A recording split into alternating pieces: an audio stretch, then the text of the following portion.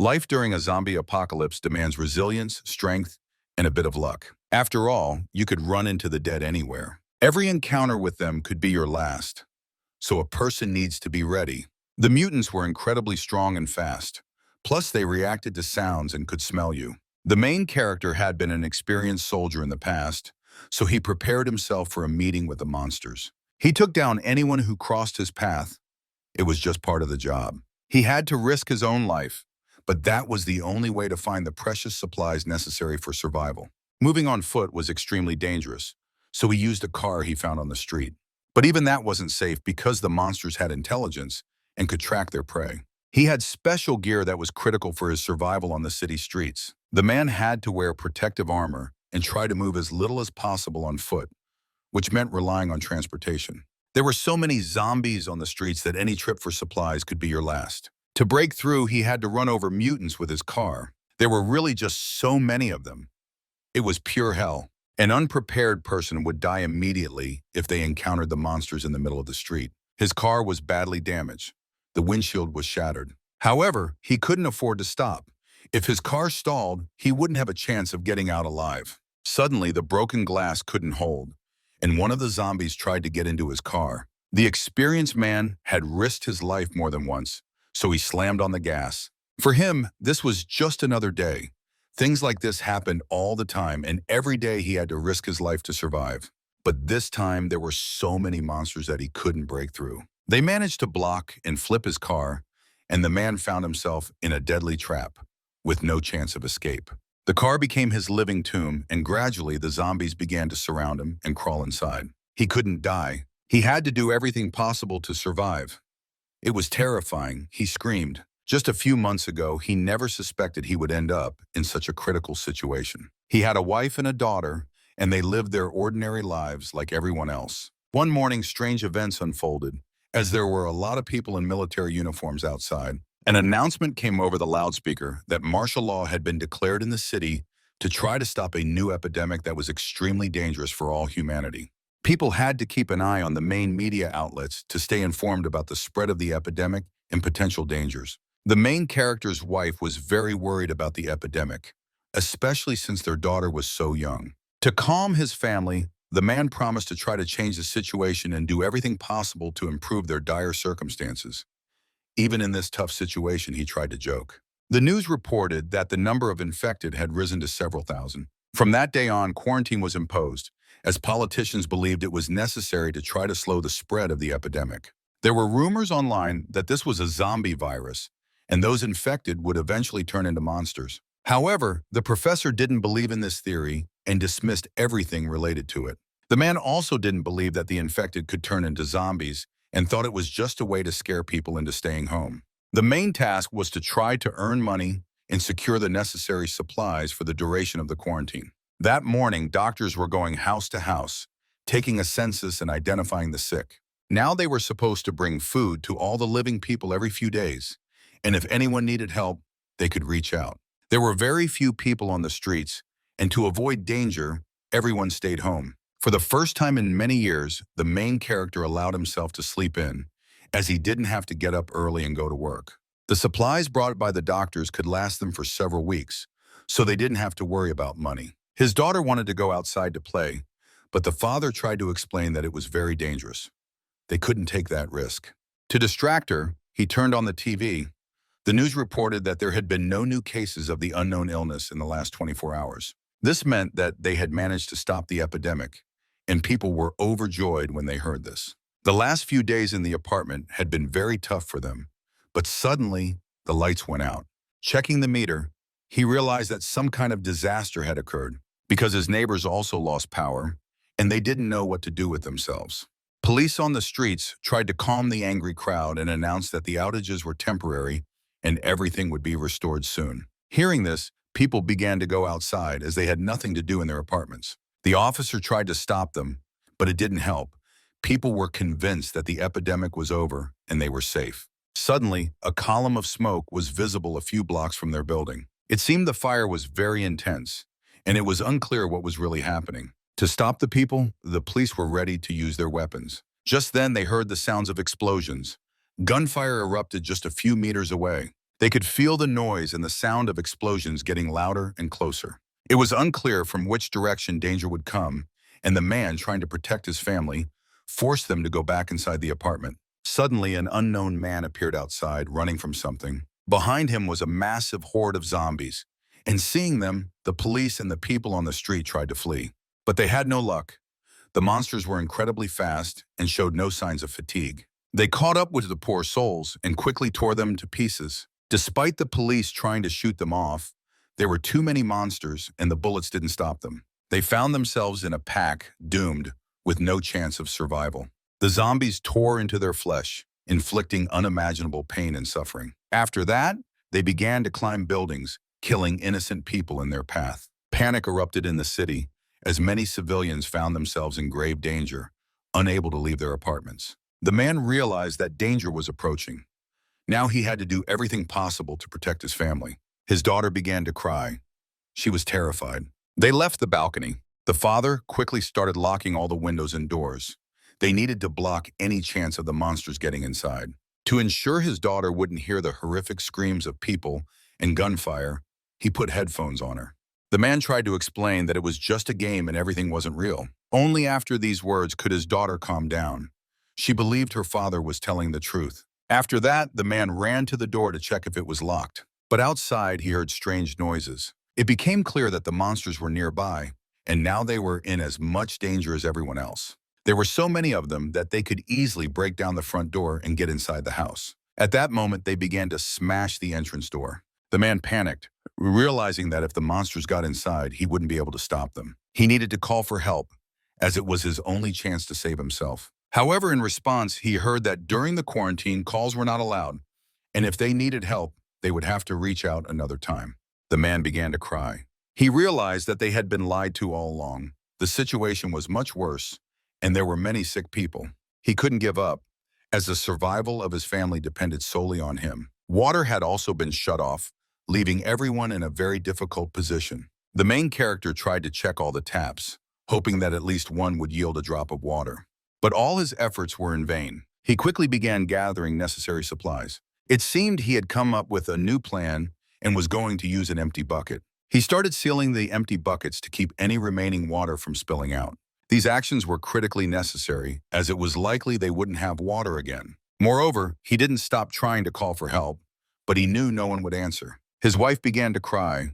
She had already said goodbye to life and believed they would perish. He promised her that they would survive and he would do everything possible to make it happen. It seemed she believed him, as she had no other choice. Neither of them could believe that this was really happening, as they hadn't even suspected how critical the situation was. It was clear that they would have to stay home for a long time, and the lack of water and food would become a serious problem for them. So they needed to count how many supplies they actually had left, and then they could plan everything and use them much more economically.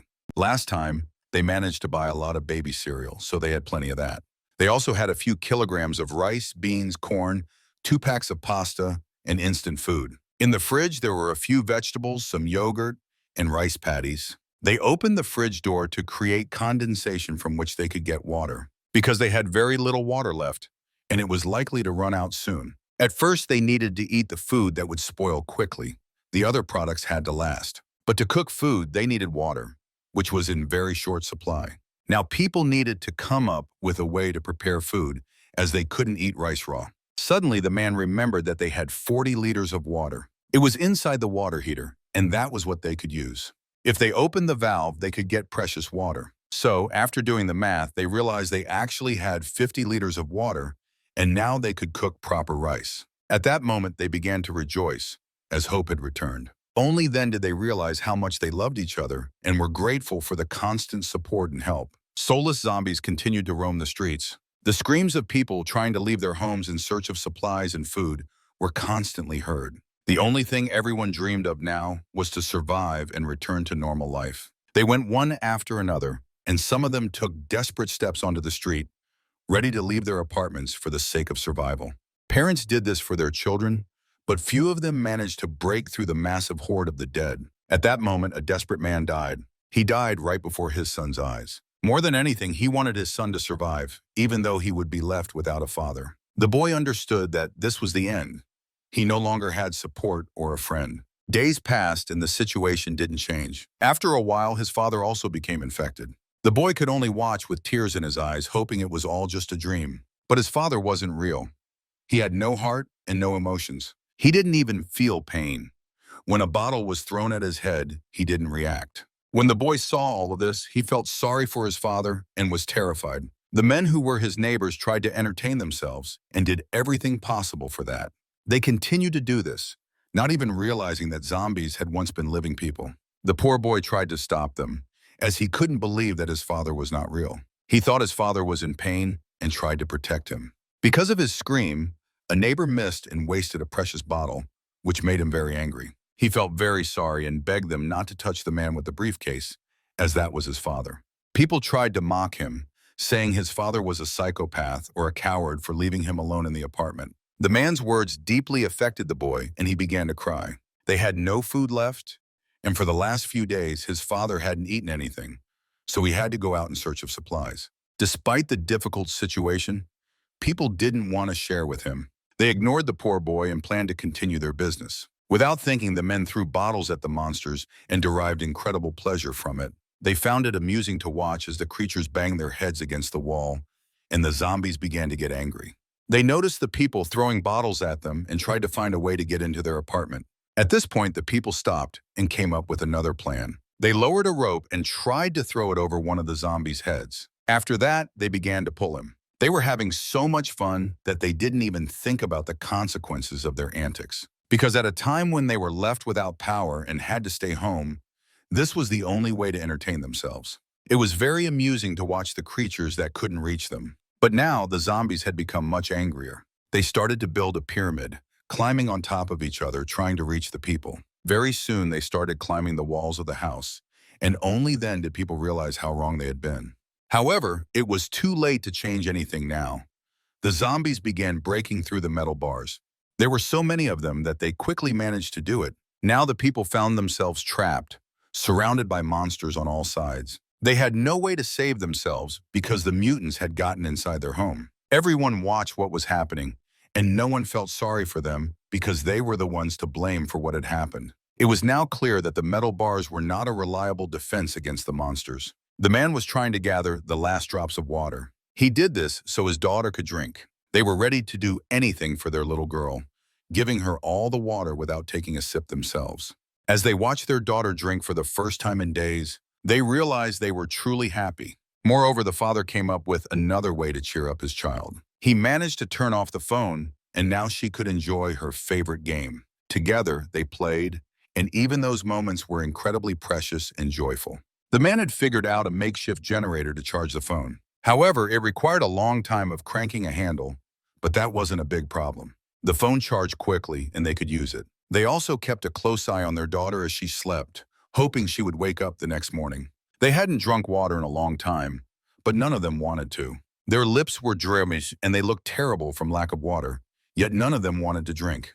But they understood that this couldn't go on forever, and sooner or later they had to drink some water. So they agreed to do it right now to avoid putting their bodies in danger. They each drank a glass of water. Immediately they felt much better because it was their first sip in days.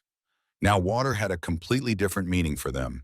They had never thought before that it was such a precious resource. The woman began to feel sad again, knowing that sooner or later their supplies would run out and they would have to leave their home to survive. However, she quickly calmed down. She didn't want her husband to see her in such a state. The man smiled. He was glad that even in such a situation his wife wasn't getting upset. They tried to joke around, as it was the only way they could comfort themselves. Suddenly they heard a strange sound. It was coming from the balcony, so they needed to check what was really happening. Carefully opening the window, they saw a strange note lying in the middle of the balcony. The man cautiously approached it and picked up the paper. It was a note from their neighbor who lived across from them. His child had a fever, and he needed to find medicine, so he was trying to ask for help from other concerned people. The man couldn't refuse him, believing that he truly needed help. Now they needed to figure out a way to get him the medicine. For this, he planned to use a rope, as throwing it would be too risky. He tied one end of the rope to the box and wanted to hold the other end in case he needed to pull it back. And when everything was ready, he threw it. First, they needed to try to connect the rope between their homes. It worked, and they managed to connect the rope between their apartments. Now they could tie the medicine and safely pass it to each other. That's exactly what they did after a while. The man had all the necessary supplies. He wanted to thank them for their help, so in return, he sent them a package. It was water, which was critically necessary for survival. Along with it, he sent a note thanking them for their assistance. Everyone was satisfied because it was a very beneficial exchange. Very quickly, some people also began using ropes to exchange essential items. But there wasn't enough food and water for everyone, and tough times began. The man hadn't drunk water since then and continued to endure despite feeling very bad. He needed to find a way to get more water. He turned his attention to the air conditioner, hoping it might contain some condensate that could help him. He needed to manually get the motor inside the unit to roll, which would allow him to collect precious water. So he started taking apart the air conditioner. He felt so weak that he couldn't focus or concentrate. However, he knew well what he needed to do and tried to find the compressor. Unfortunately, it was sealed, and it wasn't as easy to access as he had initially thought. The man felt even worse because he had spent so much energy on this, and nothing was working. His eyes began to close, and it became clear he was losing consciousness. His wife came to his rescue. She saved him and gave him a little water to drink. Realizing this, he became very angry. He hadn't even realized how he had drunk too much water at once. Moreover, it was their last bottle, and there were no more supplies left. However, she believed there was no point in saving it, as he was dying, and without that water, she wouldn't have been able to save him. Suddenly, someone knocked on their front door. They were very scared because it seemed like it was people. In reality, it was a girl who somehow managed to reach their home. However, they were in no hurry to open the door and didn't want to let her in. She showed them a bag of food and water that she had managed to save and wanted to share with them because she couldn't get to their apartment earlier due to the huge number of zombies. The woman, overjoyed, wanted to open the door, but at the last moment he stopped her, not allowing her to do so. He tried to calm her down and wanted her to be quiet and not make noise. She kept talking and tried to convince them that she had plenty of water and other resources, but the man replied that he wasn't going to open the door. After that, they saw the girl simply walk away. In fact, the woman couldn't understand her husband's behavior.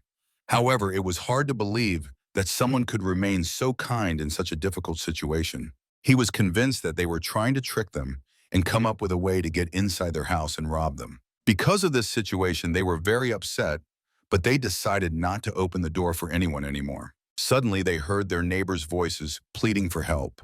They quickly realized they had made the right decision because if they had opened the door, they would have ended up in the same situation. The same woman who had offered them help was now dragging a victim's body into her home. After that, the suspicious woman returned. She approached their door again and began threatening them with a knife.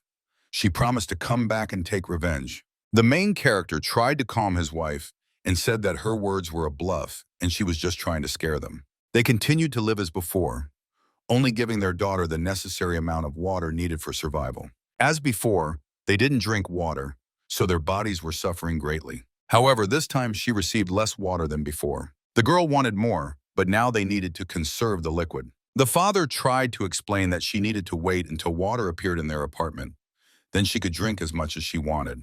The girl agreed to wait, knowing that her parents hadn't drunk anything at all. Suddenly, several gunshots and loud bangs rang out. The sounds were coming from the bathroom, and they quickly realized it was their neighbors trying to break through the wall separating their homes.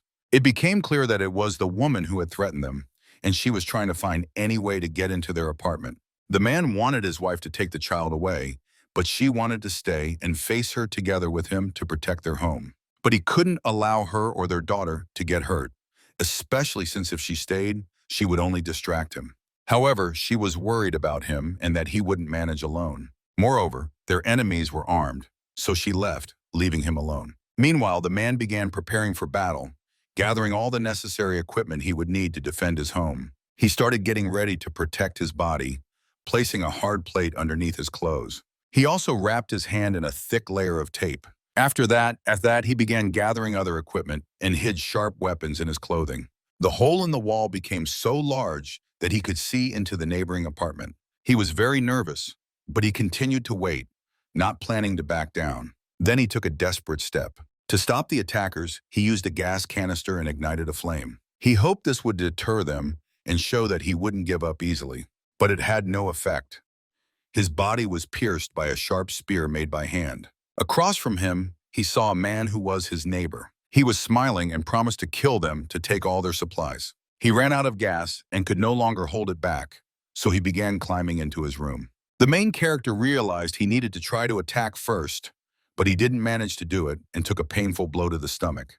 It hurt a lot, but he had to hold on for the sake of saving his family. He began to fight, ignoring the intense pain and bleeding, but the enemy managed to grab his hand and block his attack. Now they started wrestling with each other, and it all depended on physical strength. The main character took a desperate step and tried to strike with his head. It worked, as his opponent lost his balance and the man gained the upper hand. He ended up on top and tried to stab him with his own knife. For this, he pressed all his body weight onto him. But he didn't notice how the same woman who had threatened them came up behind him. Her face was burned as she had been injured by the flames. She was hungry, so despite her severe burns, she tried to stab him with the knife. But at the last moment, the hero managed to dodge her strike. Accidentally, she pierced her ally's arm, and he began to scream in intense pain. Then the main character struck again, aiming to kill her.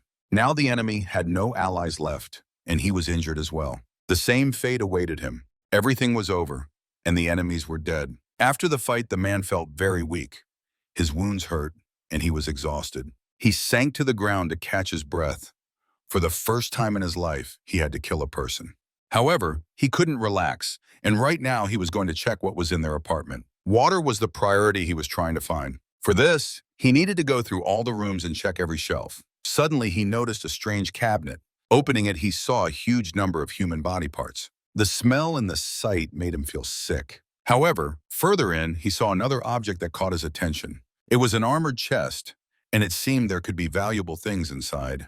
There was also a cupboard, and he tried to check what was inside. Luckily, there was water. But he didn't rush to drink it because it could be poisoned. He couldn't trust the enemies. Additionally, he saw a key on the table. His wife continued to wait for him in another room with their daughter. When she saw him, she was overjoyed. He was alive, and moreover, he had found water. His wounds were not deep, so they needed to be treated. There was no heavy bleeding, and he felt okay. Now his daughter could drink the water he had managed to find. Despite the fact that his wounds weren't serious, Jai was in a lot of pain. His daughter and wife didn't leave his side. They loved him and were scared for him. His wife sat by his bed for so long that she fell asleep.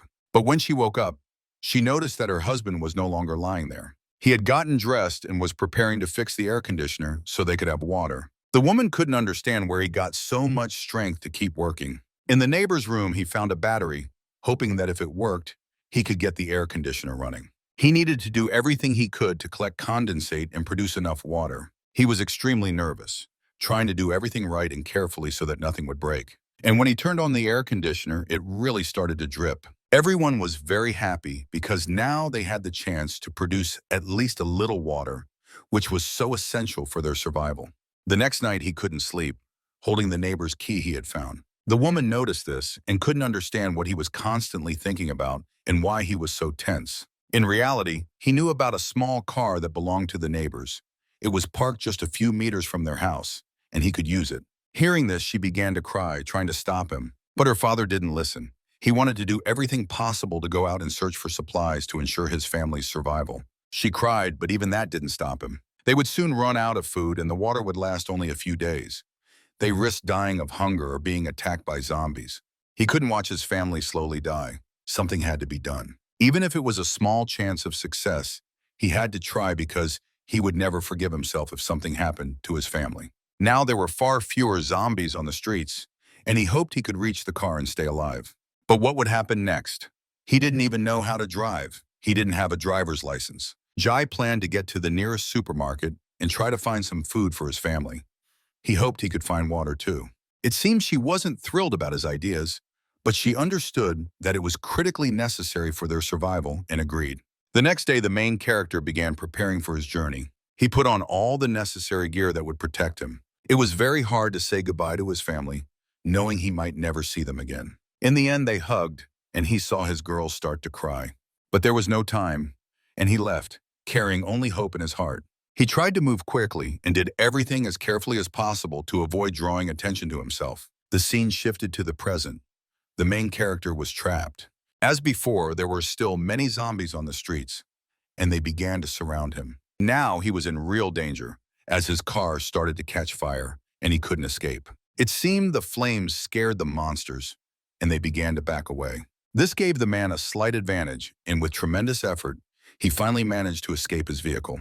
Despite his clothes being on fire, he started moving and tried to flee from them. He realized they were afraid of the flames as they couldn't get close to him at that moment. To protect himself, he needed to find a safe place, and he began trying to climb up a tower. He shed his burnt clothes and was lucky not to have sustained serious burns or injuries. After that, he started running from the monsters along the power lines. When the flames died down, the zombies began to chase the hero, not giving him a chance to break free. Now, having reached the other side, he needed to get rid of his pursuers and started cutting the power lines. Very quickly, a huge number of zombies fell to the ground. But even then, he didn't stop and kept climbing higher. He was lucky as he spotted an open car nearby and hoped it would start, allowing him to escape. There were also keys, which meant he had a new chance at salvation. He tried to carefully approach the car. After that, he was ready to jump inside. He moved so quickly that he managed to get inside and shut the door behind him. Now he could only hope that the car worked and had gas. Despite the danger, he tried to stay calm and careful, and he succeeded. Now he had a car again, and he could continue to flee. The man moved too quickly to get stuck in the crowd of the undead again. However, he didn't even notice that he wasn't alone in the car. There was a zombie right behind him, ready to bite him. Jai was lucky to see it in the rearview mirror, and he hit the brakes. The monster flew through the windshield. After that, he continued moving straight into a massive crowd of zombies. He was forced to drive through them with his own car, as he had no other choice. If he stopped, he would just die, and he wouldn't have another chance to escape the encirclement. Suddenly, he saw a weapon in his car. G was overjoyed, hoping it worked and that there were bullets. Now he could shoot at the zombies that managed to get inside his car through the broken glass. There were few bullets, so he tried not to waste them. Due to the massive number of mutants, his car started to skid.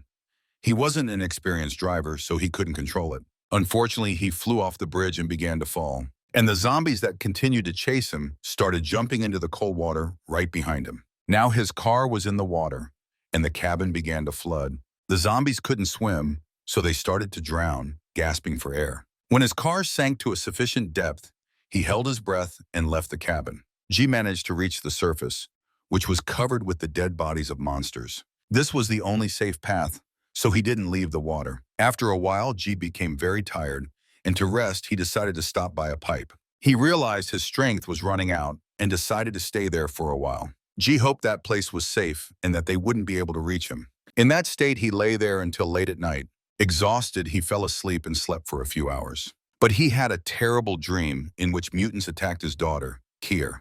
This dream jolted him awake. Now he needed to keep moving, despite the intense pain and fatigue he felt. Ahead was a dark tunnel, but that didn't stop him. There were many grotesque insects in his path, but he kept crawling. Now he found himself in the sewers, where there were many cockroaches and filth. He couldn't surface, as he had no weapon, and there were very few bullets left, so he decided to move through the sewer. He didn't know if it was safe and could only hope that the mutants hadn't reached the sewers. Moreover, besides the mutants, there were many other dangers, as everything around him was unstable and could collapse at any moment. By memory, he managed to reach a local store that wasn't too far from their house. Jai cautiously glanced at the street and realized there were too many mutants. Suddenly, one of them noticed a strange noise.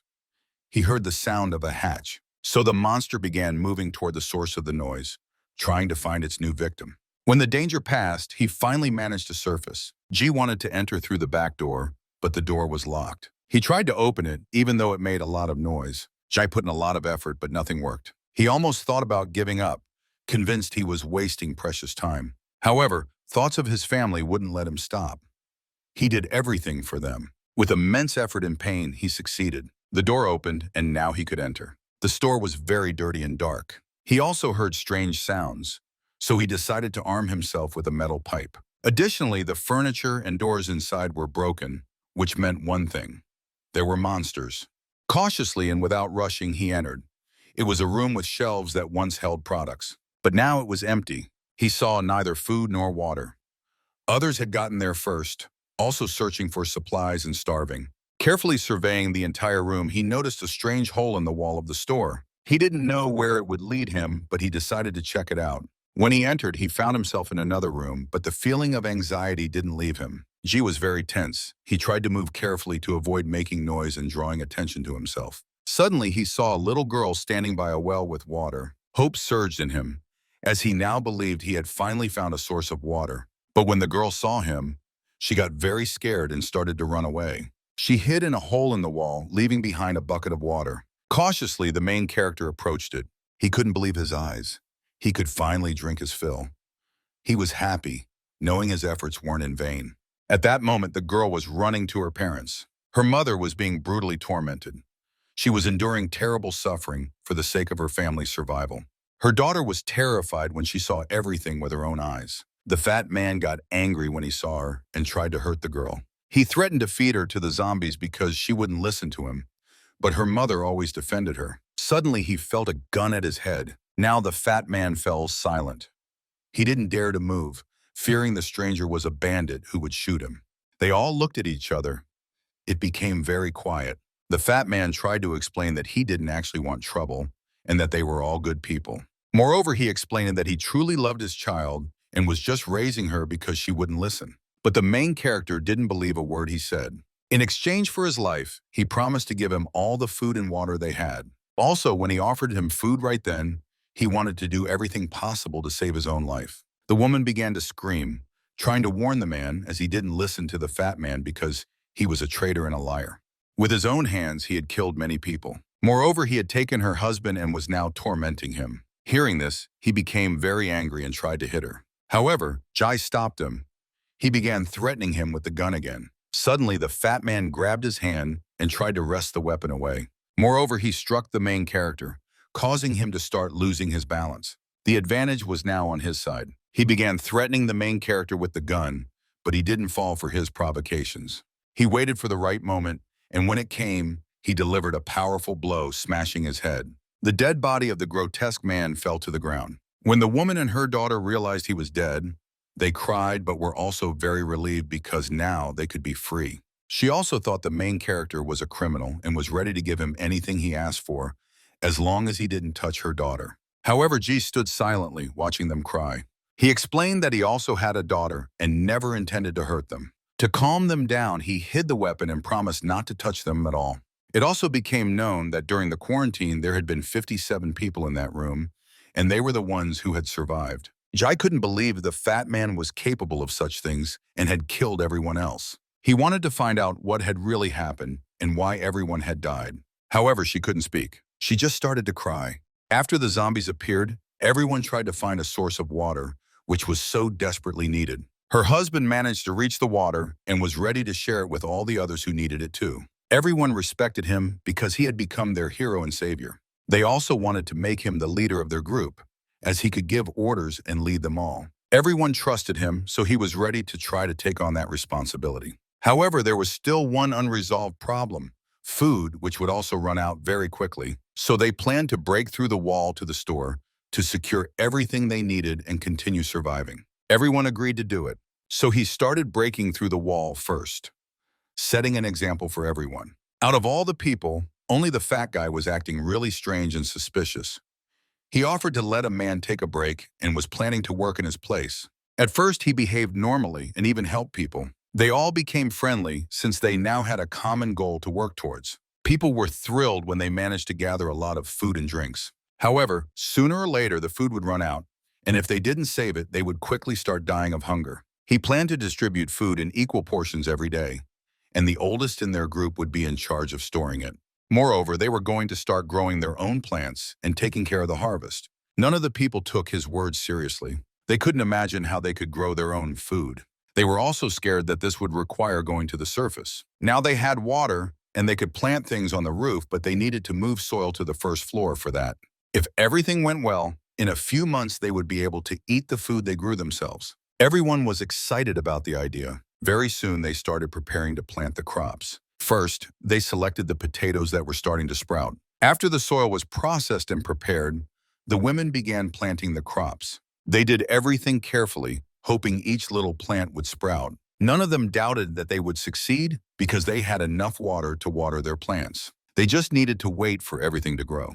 People were happy. After a while, some shoots began to sprout. Then almost all the plants took root and started growing. Thanks to the abundant water they were given, they grew very quickly. But one of the men couldn't hold back. He ripped up a crop and started eating it right out of the ground. The leader didn't like this, so he wanted to punish him. His behavior disrupted order and left many others without food. He tried to explain to the man that this was just a sprout, which could be eaten when it grew. But the man was so hungry that he was ready to endure a beating, and the leader didn't hold back. He brutally beat him for what he had done. On his way back, he ran into a grandmother and grandfather. They were waiting for him because they had a very serious conversation to have. They checked to make sure no one was eavesdropping, then took him to their room. However, the fat guy was watching everything that was happening and saw how Zhang beat the man who wanted to eat. He became very curious and wanted to listen to their conversation to find out what they were really talking about. The old couple told him that lately they had been giving people as little food as possible, which had led to a rebellion. With the amount they had left, the food would only last a few days. In reality, they had enough food for only a month, and to avoid causing panic among the crowd, they lied. Because of this, they found themselves in a critical situation. This meant they would have to starve for an entire month until the potatoes grew. Once the food ran out, everyone would have to eat the potatoes that hadn't ripened, and that would lead to everyone dying. They were also worried that a war over food could break out, and people might be willing to commit terrible crimes for it. They hoped Zhang could convince the crowd to wait and calm down, and he promised to do so. The fat guy heard their entire conversation. After a while, hunger began to spread through the camp. People refused to work because they weren't getting food and had no strength. They felt terrible and, due to hunger, couldn't even stand on their feet. Instead, they wanted to force the fat guy to work because he, with his large reserve of fat, felt much better. In response, the fat guy mocked them and called them lazy for refusing to work. He also lied to them, saying he had food, which made them immediately get up and try to make peace with him. The fat guy started asking them if the men were really that hungry. And then he told them the fat guy revealed everything he had heard from Zhang's conversation. He called the man a traitor for deceiving his people. He also claimed that it was the grandmother, grandfather, and Zhang who had eaten their food and lied about having enough. When the men heard this, they wanted revenge. Immediately they ran to Zhang, but first they gathered more people to ensure they had the advantage. They all began shouting, demanding their food back, which everyone desperately needed. They considered the old couple traitors who had deceived everyone and eaten all the supplies. Soon Zhang came to them. Everyone started telling him what had happened and accused him of lying. However, Zhang couldn't believe his ears. He didn't expect the people he had worked so hard for to start blaming him. However, many people were losing consciousness from hunger. Then Zhang explained that the supplies were much less than they had initially been told, but he clarified that he just didn't want to cause panic. All the people began to whisper. It seemed they understood. However, the fat guy couldn't accept this. He lunged at the man and tried to hit him. In response, Zhang delivered a powerful blow that stopped him. Immediately, a fight broke out. Everyone was fighting each other for food. The fight was so brutal that people were getting seriously injured. Zhang commanded everyone to stop, as this couldn't go on any longer. It pained him to see how his once friendly people had turned into savages, ready to kill each other for a piece of bread. To reconcile them, he allowed people to take their share of food, but warned that the consequences would be terrible, because they would lose everything, and the harvest they had all worked so hard for would be destroyed. His words calmed everyone down, but no one wanted to give up their food. The next night, all the men gathered on the roof of the building. The fat guy tried to convince them to stage a coup and defeat Zhang. After all, he was a thief who was stealing their food. The fat guy believed that Zhang was trying to do everything possible to let people starve to death. And instead of dying slowly, they needed to go and take their share by force. He wanted to kill anyone who disagreed with him. At that moment, he grabbed a knife, but the people remained calm. The fat guy shouted, calling them cowards. However, in reality, there weren't that many men willing to side with the fat guy. Zhang had many more people, but the fat guy considered them inexperienced and hoped they could win. Suddenly, the first man joined him, who was also hungry and considered Zhang a traitor. Then the next one joined, and gradually, almost all the men on the roof sided with him and agreed to fight for food. Suddenly, one of them stood up. His stomach hurt, so he wanted to go to the bathroom. However, the fat guy wouldn't let him do that. Instead, he simply stabbed him with his own knife. No one could believe their eyes and that the fat guy was capable of such a thing. The body of the dead man lay on the ground. He was the first victim. Now everyone had to touch his body to show their confidence and readiness to fight. The first volunteer appeared, ready to do it. He took the fat guy's knife and confidently approached the dead body. After that, he plunged the knife straight into his back. Finally, the fat guy was genuinely satisfied that he had managed to recruit allies to his side. They began to descend and intended to find the main character and his team, but instead they encountered his daughter. She had no idea that the men were evil and could harm her, so she smiled at them and wanted to give them a flower. Seeing her, the fat guy was overjoyed, realizing he could blackmail Zhang. After that, he became very angry and was going to kill the child, even though she was small and couldn't defend herself. At that moment, Zhang appeared, having rushed to her scream. When he saw what had happened, he couldn't calm down. Even though he was alone, that didn't stop him, and he continued to fight them. He managed to hold off the attackers for a while, but because there were so many of them, he sustained serious injuries. Moreover, he killed a few of them. The dead bodies of the attackers lay on the ground. Because the leader was much stronger, no one could get close to him, and they all feared dying. With his strength and bravery, despite his terrible wounds, he managed to stop the attack. At that moment, the fat guy became very scared, realizing that Zhang would want to kill him. To protect himself, he tried to shield himself with the body of his comrade. Because of that, the comrade died. After that, he pushed the men away from him. Zhang tried to convince them to stop while it was still early, as he couldn't continue fighting due to his injuries. However, they didn't want to stop, as they understood they had a huge advantage after defeating the strongest. The fat guy tried to convince the people that they were on the right path. So they continued to fight and kill everyone. They managed to destroy a huge number of people and capture everyone who tried to hide, including women, children, and the elderly.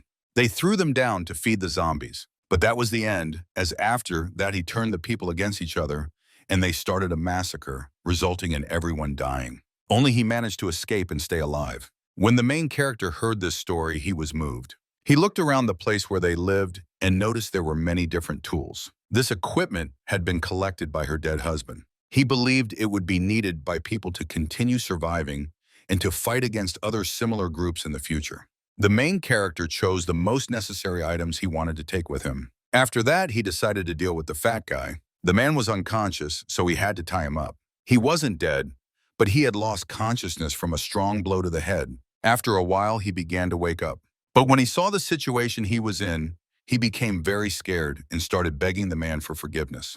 But the man had no intention of forgiving him after everything he had heard. He began to strip him, taking off all his clothes. After that, he cut him into small pieces. One of them he stuffed into his mouth to muffle his screams. Now the woman and her daughter could take revenge for the death of their husband and father. They could do whatever they wanted to get their revenge, even kill him if they wanted to. At that moment, he approached the girl and handed her a metal rod. He thought it was the right decision, as now she could avenge her father's death. However, he instructed her not to go too far and accidentally kill him, as he could be very useful. The girl agreed and took the weapon from him. She approached her victim and struck him on the head with all her might.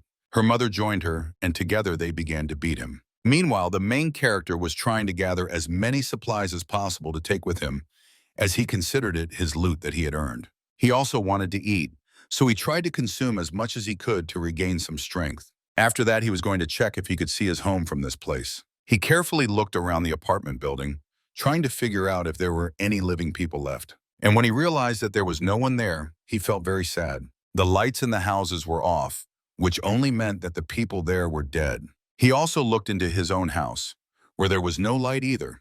Because of this, he felt very sad and tried to hold back his tears. The girl understood that he was having a hard time and offered him some water. The man happily drank the water and thanked her for it. She also asked if he had tried to find his home where his family lived. However, the man replied that his parents lived not far from here, with whom he had lost contact long ago.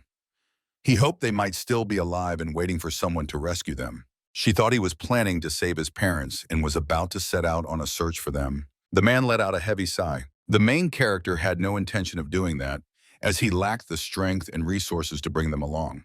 He also mentioned his daughter, who was desperately craving water and waiting for his return, which made him hesitate to leave. Suddenly, a little girl screamed. This saved the main character's life, as he noticed her mother trying to attack him. In that moment, he managed to dodge and grab her by the neck. Ji didn't understand why she did that, since he had saved her and freed her from terrible suffering. So Jai began to threaten her with a knife and was also ready to kill. At the last moment, he thought of his own little girl and felt sorry for leaving a child without parents. This made him stop and reconsider. He released the woman but kept his eyes on her. Now he couldn't tell who he should be more afraid of, the zombies or the people. The poor woman was exhausted and dropped her weapon. She regretted her actions and began to cry. Now that her husband, who always tried to help everyone, was dead, she had lost trust in people and couldn't believe she was saved just like that. She also felt very weak and couldn't continue to protect her daughter any longer. G felt sorry for her, but there was nothing he could change. After all, everyone was suffering and going through tough trials. Human kindness had become a weakness, and one had to think only of their own survival. However, he believed that they still had the right to choose and could forge their own path. He admitted that from the very beginning, he wanted to kill them both, but he chose to believe them, and that nearly cost him his life. He understood that if people didn't change, they would continue to kill each other, and he would never succeed, and the apocalypse would never end. Perhaps her dead husband thought the same way, and that's why he was dead now. Maybe he paid for his own kindness and trust in people. Hearing these words, the woman began to cry. She remembered all the moments that connected her to her beloved. Suddenly, a gunshot rang out. The sound was very close, and the main character rushed to the window to see what was happening. When he looked through the binoculars, he saw a horrifying scene. There were two groups of people fighting in the neighboring buildings. It seemed that both groups had run out of supplies and were now trying to kill each other. One of them was much stronger because they had armor and weapons. The bravest and strongest men were preparing to storm the neighboring building. They managed to break into the crowd and began to destroy everyone in their path. The battle was brutal, and neither side was ready to give up. Many people were dying, and those who were the least fortunate fell down, or zombies tore them apart. The fight was fierce, and the horrifying screams of the poor souls giving their lives for a fleeting hope echoed. The strongest had firearms and ammunition, so they shot at each other from a distance, not risking their own lives. Moreover, people had managed to invent powerful weapons, which were Molotov cocktails. They threw them into the crowd, causing terrible burns. But even that didn't stop many of them. They continued to fight despite their horrific injuries because each of them depended on the survival of the entire crowd. Suddenly, the main character saw his own parents fighting on one side. He couldn't believe his eyes as he saw how hard his father was struggling and realized they were alive. Now he understood that his parents were in real danger because the enemies had managed to throw a net over them. After that, they were in danger, and the enemies began to kick them with their feet and hit them with other objects. Jai cried, but he had no way to change anything or help them. He watched as his parents and other unfortunate people were beaten to death, while he wanted to throw them down to be devoured by mutants. Also, the main enemy leader came to their side and was preparing to kill everyone who wouldn't submit to him. The people who were captured were to be transported to the other side. In reality, they wanted to use them as slaves to work for the enemy camp. His parents were among them, and Jai saw their bodies being taken inside the building. The woman realized these were his parents. They were valuable for their knowledge of people, so they were allowed to stay alive. And then the woman understood that they would likely be prepared for something, as they knew a lot of important information about other people en routes with the fewest mutants. G begged his father to hold on. He was planning to come and help him and free him from captivity. But the woman, hearing about his plan, couldn't believe how he would manage to deal with armed and strong enemies all by himself. However, he didn't know if he would succeed or if he would even survive. But if he didn't do this, his parents would surely die. Now she realized he was very much like her husband and spoke just like him. Therefore, she had no doubt he would succeed and believed in his victory. To prepare, the man went to the garage to find the best weapons and be ready for battle. He managed to find a huge amount of different equipment. He carefully examined all the items that came his way. Then he began to craft, trying to assemble the best and most powerful gear for himself. He used absolutely everything that came to hand. After some time, he managed to create a weapon that could shoot nails. Now he wanted to test its effectiveness. He realized that it could easily penetrate a human body and cause serious injuries. He continued to prepare, and now he needed to try to make some armor for himself. Along with this, he recalled scenes from his childhood when he was a little boy. In school, he was often bullied, and he didn't have enough physical strength to defend himself. However, his father always supported him and made him stand up for himself. He knew his son wasn't respected and was beaten. He had weak arms, so when he tried to make him into a man, his father wanted his son to finally become braver and start defending himself. For that, he needed to take revenge on his enemies and make them stop bothering him. His father constantly told him that he needed to be responsible and brave. He could lose a battle, but he had to retaliate and never give up. The boy didn't take his words seriously, but he knew he was speaking the truth. He decided to heed his advice and do everything as he said. After he returned home, he had even more new wounds and bruises on his body. His father immediately noticed that something was wrong with his son. When his mother saw how he looked, she was very frightened. However, Jai didn't tell them anything. He didn't want his parents to find out what had happened. But his father noticed the bruises on his hands and understood that he had finally managed to defend himself. He smiled secretly and was genuinely proud of his son. The next day, he and his father were called to school. They were taken to the principal's office, where he was forced to apologize to the person he had beaten. Even though he wasn't guilty of what happened and was only defending himself, no one listened to him. The father of his bully was very wealthy and allowed himself to insult the main character. But Jai's father supported his son in any situation and considered him right. Now, a quarrel began between the men, and they risked fighting right in the school. Even though the opponents were significantly more numerous, the man wasn't intimidated. He was ready to take revenge on all of them for his son. He was one against the entire crowd and had to defend himself. However, he easily dealt with all of them and remained unscathed. Now he was able to take revenge for his son and became a true source of pride and an example for him. This brought them very close, and the boy remained grateful to his father for changing his life for the rest of his life. Meanwhile, he continued to craft and tried to develop deadly weapons. The room was filled with a huge number of different tools, from which he tried to create various things. One of these was a rocket launcher, which he filled with many shards and sharp nails. He believed this weapon would be truly dangerous against a massive crowd of people. Suddenly, a woman approached him. She handed him her husband's jacket since they had the same size. The main character thanked her for the gift, and she asked if he had any plans. But first, he needed to get to the neighboring house, and after that, he didn't know what to do. Now he climbed onto the roof. He took the heavy-set man with him. He intended to use him as bait, so he coldly pushed him off the roof of the building. Now the heavy-set man was doomed. He was in for terrible suffering and a slow death. Taking advantage of the moment, he tried to reach the neighboring house. The mutants began to tear his body into small pieces, and all this time he remained alive, but could do nothing. Jai watched how the mutants reacted to the food and tried to move very quickly and quietly. He had a lot of different equipment on him, so it was difficult. But still, after putting in a tremendous amount of effort, he managed to cover a great distance and end up on that very building. All the while, the woman and her daughter were watching him. She didn't believe he could defeat the massive crowd of people by himself. And the worst part was that his family was waiting for him at home. The girl believed that the main character would survive and win. Tears welled up in the woman's eyes, as she wanted that too. Now that he had filled the neighboring house, he was ready to enter the room. The very room where his parents had been taken. Despite being very scared, there was no turning back. He gathered himself and, with a surge of determination, jumped into the room. But surprisingly, it was very quiet inside. When he surveyed the entire space, he saw absolutely nothing. Once he calmed down, he quietly and cautiously began to move further. Instead, there was a huge amount of blood in the room. The trail led to some open doors, and he was determined to follow it, trying to find his family. On his way, he saw a vast number of corpses and human bodies scattered throughout the house. Many of them had died from hunger or other diseases that developed in the closed space. He understood that he needed to be extremely careful and not draw attention to himself. First and foremost, he wanted to find out which direction he needed to go and where to search for his enemies. So he began to listen. Now he had an understanding of where the cries of people were coming from, and he set off to find them.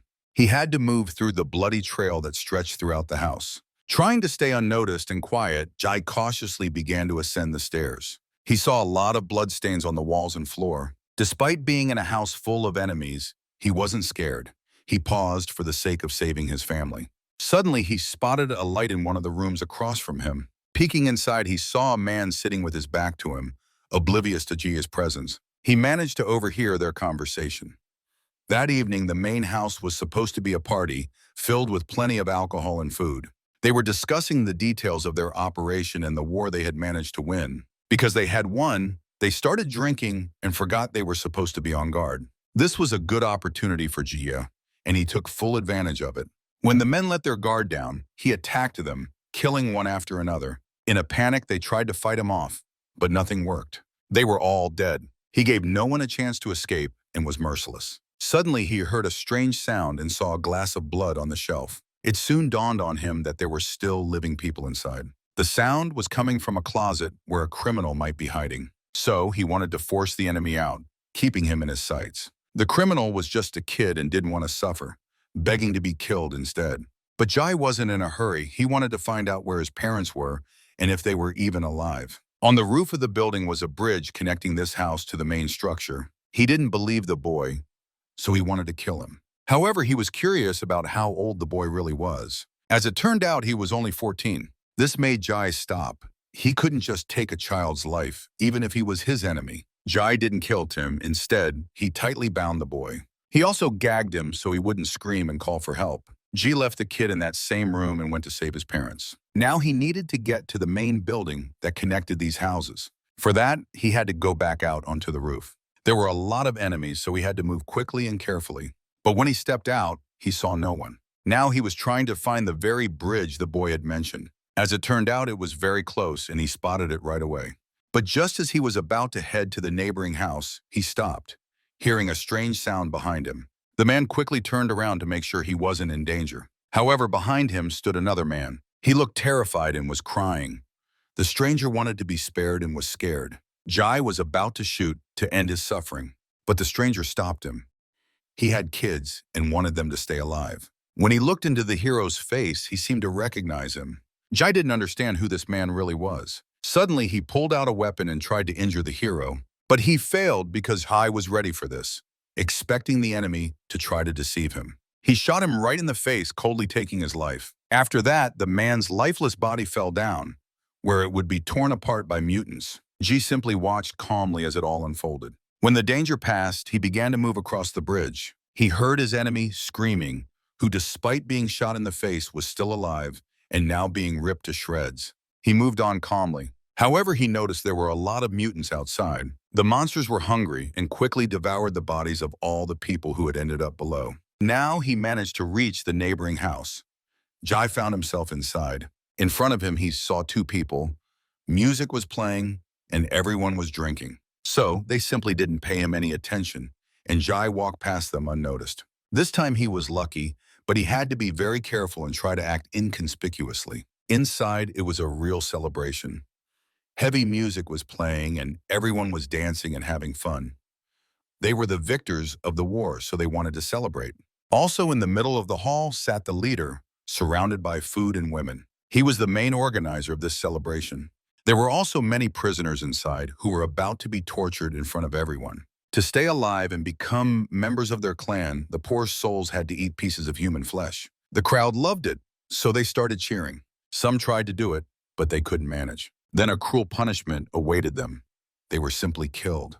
The people had no choice. They were forced to do what they were told. Otherwise, they would just be killed, and their bodies thrown to the monsters. Suddenly, the same boy appeared in the middle of the crowd. He had managed to untie himself and get inside the house. But when he tried to inform the leader about what had happened, he didn't believe him, thinking the kid was just trying to ruin the party for everyone. But it was too late because the hero had made it inside the house. He opened fire with his weapon. Now everyone inside realized that the war wasn't over. But they didn't know who the hero was or how he had managed to get inside the house. The leader wanted to eat him alive, as the unknown had caused him great harm, and many of his men were dead. Now the hero was determined to do everything possible to keep killing enemies. And to remain unnoticed, he turned off the lights, plunging the whole room into darkness. Those with flashlights were lucky, as they could see the hero. Now they tried to block the stairs to prevent the man from entering their room and shooting them all. Suddenly, the hero vanished, instead throwing an explosive mixture at the enemies. Now everything was engulfed in flames and people began to burn alive. The leader urgently ordered everyone to extinguish the fire, as they simply had no way to leave the room. Many people suffered burns while trying to put out the fire, and those who dared to flee were met by the hero, who simply shot them down. He sat in the darkness waiting for the people to come to him. The flames held them back, giving him time to try to find all the prisoners. The man was lucky, as at the end of the corridor he saw a light and in a cage sat his parents. Emotions overwhelmed him, but when he saw what was happening to all the prisoners, his heart nearly stopped. He urgently needed to do something, as he risked not being able to save them in time. Meanwhile, the enemies managed to extinguish the flames and were already trying to find him. Ji managed to hide behind the stairs and held his breath so they wouldn't hear him. Despite the danger, he began to move. He tried to descend a few floors lower, but saw mutants that had managed to break in. There were so many of them that Jia had to flee. The only way to escape was up, so he started running in that direction. And when he broke away from them, he managed to block the door. Jai didn't believe such a barrier would completely stop them, but now he had a little time. The man decided to take a risk.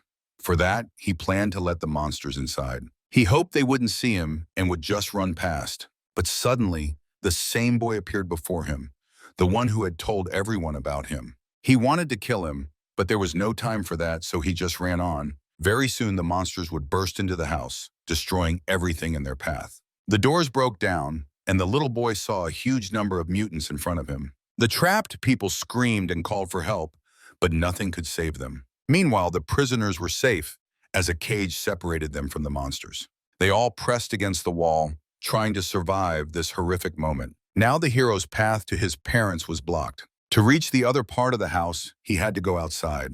He moved very carefully, trying to keep his balance. However, he saw through the window the same boy who had miraculously broken away from the zombies and locked himself in one of the rooms. But now it had become a trap for him, as the monsters would soon break down his door too. He tried to shout to the hero, begging to be saved. But the man didn't have time for that. He needed to keep moving. Despite the monsters being close, he decided to save him, as the boy was just a child. So he turned back and tried to break the net. He bent it with his own hands just enough for the boy to crawl out, but warned him never to let himself be seen again. The child's life was saved, and he continued moving forward. Above him, he saw a window and realized it was the same room where his poor parents were. He managed to reach them, and peering inside, he saw them. It was really them. They couldn't believe their eyes, as they had no idea if their son was alive. But now, he was saving them, trying to do everything to bend the heavy metal. Along with them, he managed to save all the other prisoners, and now they were moving through a narrow passage. Every step could be their last, so everyone tried to move slowly and carefully. Now the hero began to climb up. He needed to reach the bridge that connected this house to the other. But as he ascended, he saw that his enemies had managed to block the stairs and were still alive. They had closed off the passage with everything they could find. The people left there were doomed. They wouldn't let anyone in. Jai finally managed to reach the bridge, but when he was about to climb up, he saw that there were a lot of enemies waiting for him. They were all trying to escape, as it was the only way to safety, but suddenly they noticed Jai and stopped. Many people, along with the hero, remained inside, but soon their defenses would break, so they needed to retreat. They all quickly made it to the surface. However, the bridge was broken. The enemies were in deadly danger, but they saw Ji. He was moving along the ropes, trying to get to the other side. The hero knew he had been spotted. Now Jai realized he was in real danger. He and his parents froze, waiting for something terrible to happen. And what they feared the most happened. The enemies had weapons, because one of the enemies shot straight at the man. A blood stain appeared on his face. Moreover, he felt such intense pain that he could barely hold on to the rope.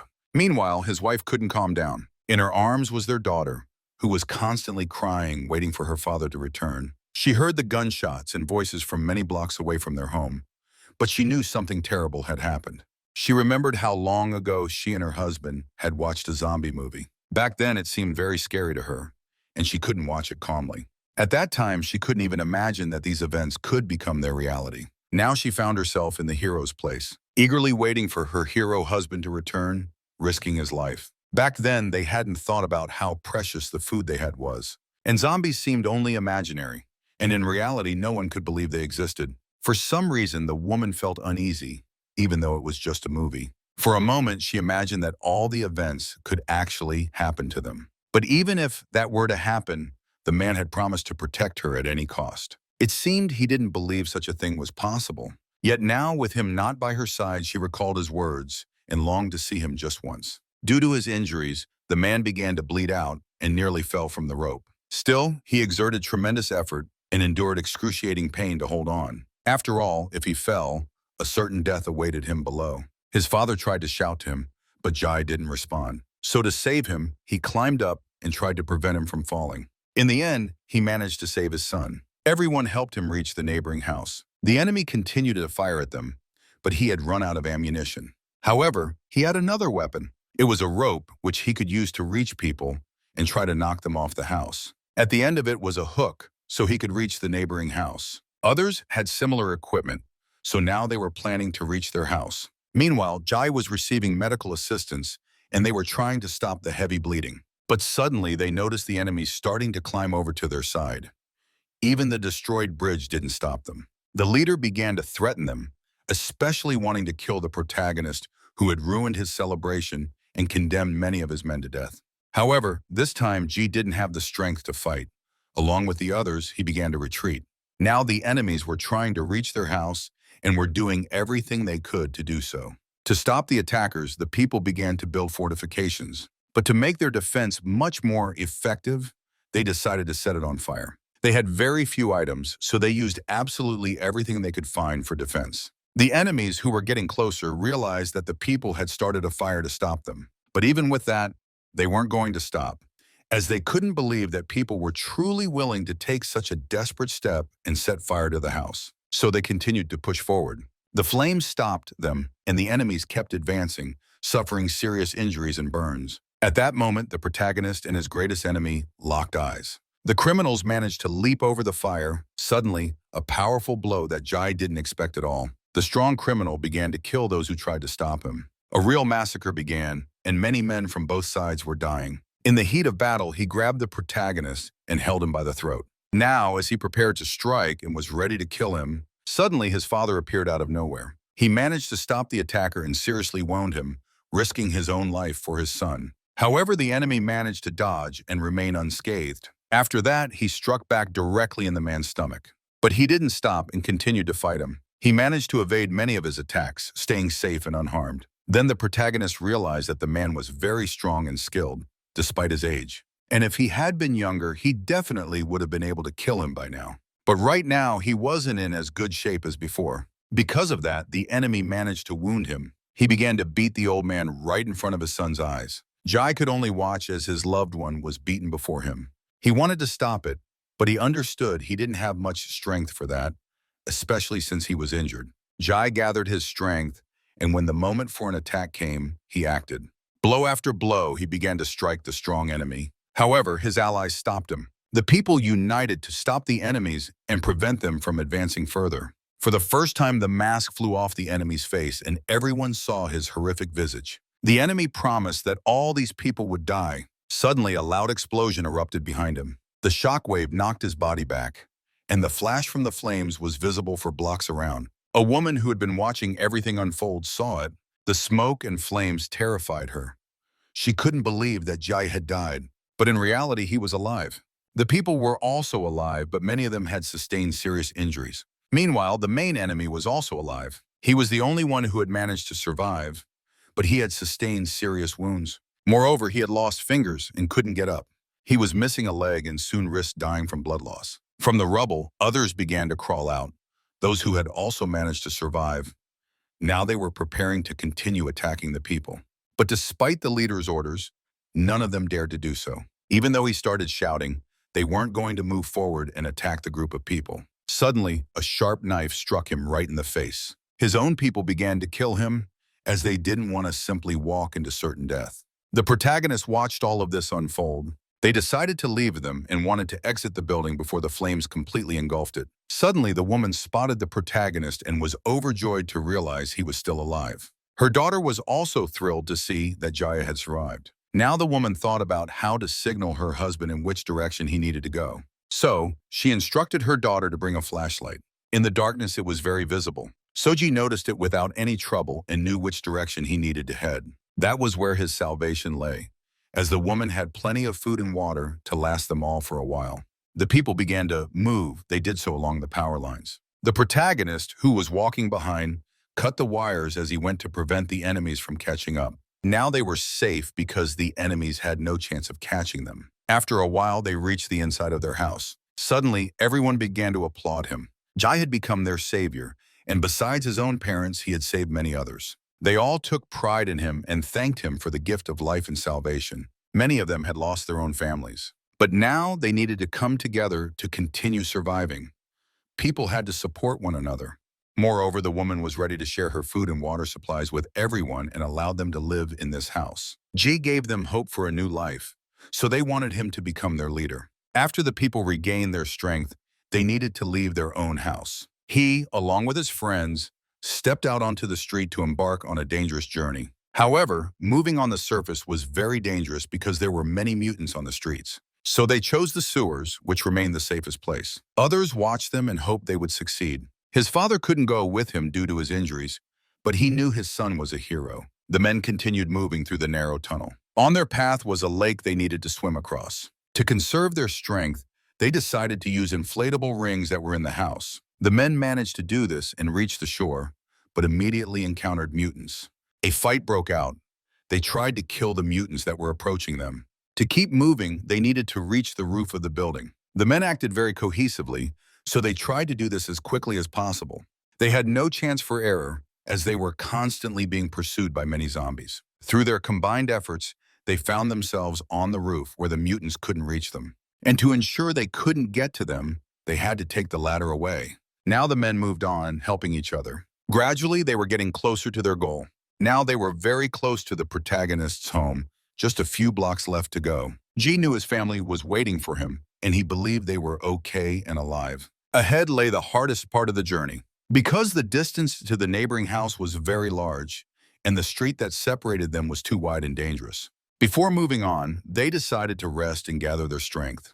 The zombies on the street were very strong and fast. Also, one of the men knew that even they couldn't do without water and some food. He had seen with his own eyes how the dead drank water from the ditch, ate cats, digs, and other corpses. Moreover, they attacked each other. Additionally, it became clear that zombies couldn't swim and were afraid of fire. The virus attacked the human brain, and a person infected with it lost control over their emotions and couldn't control themselves. Also, people lost part of their physical sensations. Their sense of pain and fatigue dulled, and practically, they felt almost nothing. It was also noticeable that zombies experienced epileptic seizures, which occurred because the virus destroyed brain cells. Perhaps they became aggressive precisely when they saw people, and then their coordination improved. Moreover, their hearts were beating and alive because blood was flowing from their bodies. The corpses didn't rot and didn't get infected. This meant that the virus could spread not only through a bite or the blood of the infected. But no one knew this. It was likely that there were also other ways to contract the virus. The places in the city were very familiar to the men. On one of the playgrounds they had played when they were children. Suddenly they remembered that there was a factory nearby for making feed. This meant there was a lot of food there. They were so preoccupied that they didn't even notice a group of people had appeared behind them. These were factory workers who didn't want to share their food, so they advised them to leave. Immediately, Jai thought these people were cannibals. But when he looked closely into the eyes of their leader, he realized that wasn't the case. He tried to explain that they weren't looking for shelter, but had just stopped on their territory to rest. The old man told them about the road that was below. He agreed to help them. The men didn't trust him, but they had no other choice. They decided to go with him since they had nothing to lose. G explained that he wanted to save his family, which he had left in the apartment, and the men who were going with him were his friends, so they agreed to help. Additionally, the protagonist noticed that many doors were locked. Inside the closed rooms, there were many mutants, and the old man was trying to conduct experiments on the infected. He wanted to try to understand the nature of the disease and find a cure. Now they had come to the same place and began to descend. The men found themselves inside a narrow underground tunnel. For added security, there were metal bars and guards inside. Here, the old man was going to stay until they had to move on their own. He promised that at any moment they could return and use their passage. When the men reached the surface, they stretched the rope and began to move toward Jaya's house. They were almost there, just a little bit further to go. Jai could almost see his house, and now he felt as if he hadn't been home for a whole year. So he wanted to see his loved ones as soon as possible. However, the cage on the roof was open, which meant there could be many mutants inside. Suddenly, they spotted the first one. A zombie lunged at the men without warning. There were so many mutants that the people had no choice but to run for their lives. The chase continued, and they urgently needed to find a safe place. Just then, they found themselves at the edge of a building surrounded by mutants. It seemed like there was no chance of escape, and in the panic, Jia slipped. The man began to fall. However, he got incredibly lucky. G managed to catch his foot on a metal grate, so he stayed alive. Now they were trapped, unable to return to the roof where the mutants awaited them. The only way to escape was to break through the grates and get inside through someone's apartment. But that wasn't easy, as there were plenty of mutants inside. One of them nearly bit the man's arm, but he managed to shove it away. More monsters began to descend toward them. They had to flee, and they had to do it fast. So the men started to climb down as the zombies pursued them. There were so many that the men made a desperate decision. To survive, they wanted to reach the neighboring house. Fortunately, they managed to do it just in time. A few more seconds, and they would have been done for. Ji started shouting, hoping Feng Yun would hear him. She recognized his familiar voice and couldn't believe it was her savior. Feng Yun stepped out onto the balcony and saw her husband not far away. Tears welled up on her face. He was alive. Emotions overwhelmed them both, and he started to cry too. Finally, after a long time apart, he got to see his family again. He tried to reassure his wife as he had returned safe and sound, just as he promised. His daughter had missed him terribly and was overjoyed to finally see him. She was also thrilled to see his childhood friends by his side. The men intended to take his family and move them to a safe place where all the survivors could live. Moreover, his friends were ready to risk everything for him, as the main character was their savior. However, Jai remained very humble. Just then, they spotted a zombie. The mutants managed to reach them, and now everyone was in real danger. Jai quickly ushered his family inside the house. He stayed on the balcony with the others and began to fight back. A strike! The first monster was taken down. Another one came, just as strong. The man smashed its face with a sharp knife. That wasn't enough. They couldn't handle the sheer number of mutants. The zombies managed to topple over onto their building and started getting inside. Now there were too many. At this rate, they wouldn't last long, as the grate wouldn't hold against such pressure. The only way to escape was to get out of the apartment through the back window. Meanwhile, the grate began to break, and some zombies could get inside. Ji tried to stop them, but all his efforts were in vain. The grate was broken, and now the zombies could come in. However, his family was already starting to climb down from the window, so he needed to hold on for a while and try to delay the mutants. That was the only way his family could escape. For him, saving them was the most important thing. Jai could no longer hold them back. The grate was broken, so he began to run. At the last moment, he managed to leap out the window and save himself. Now he found himself on the ground, next to his family.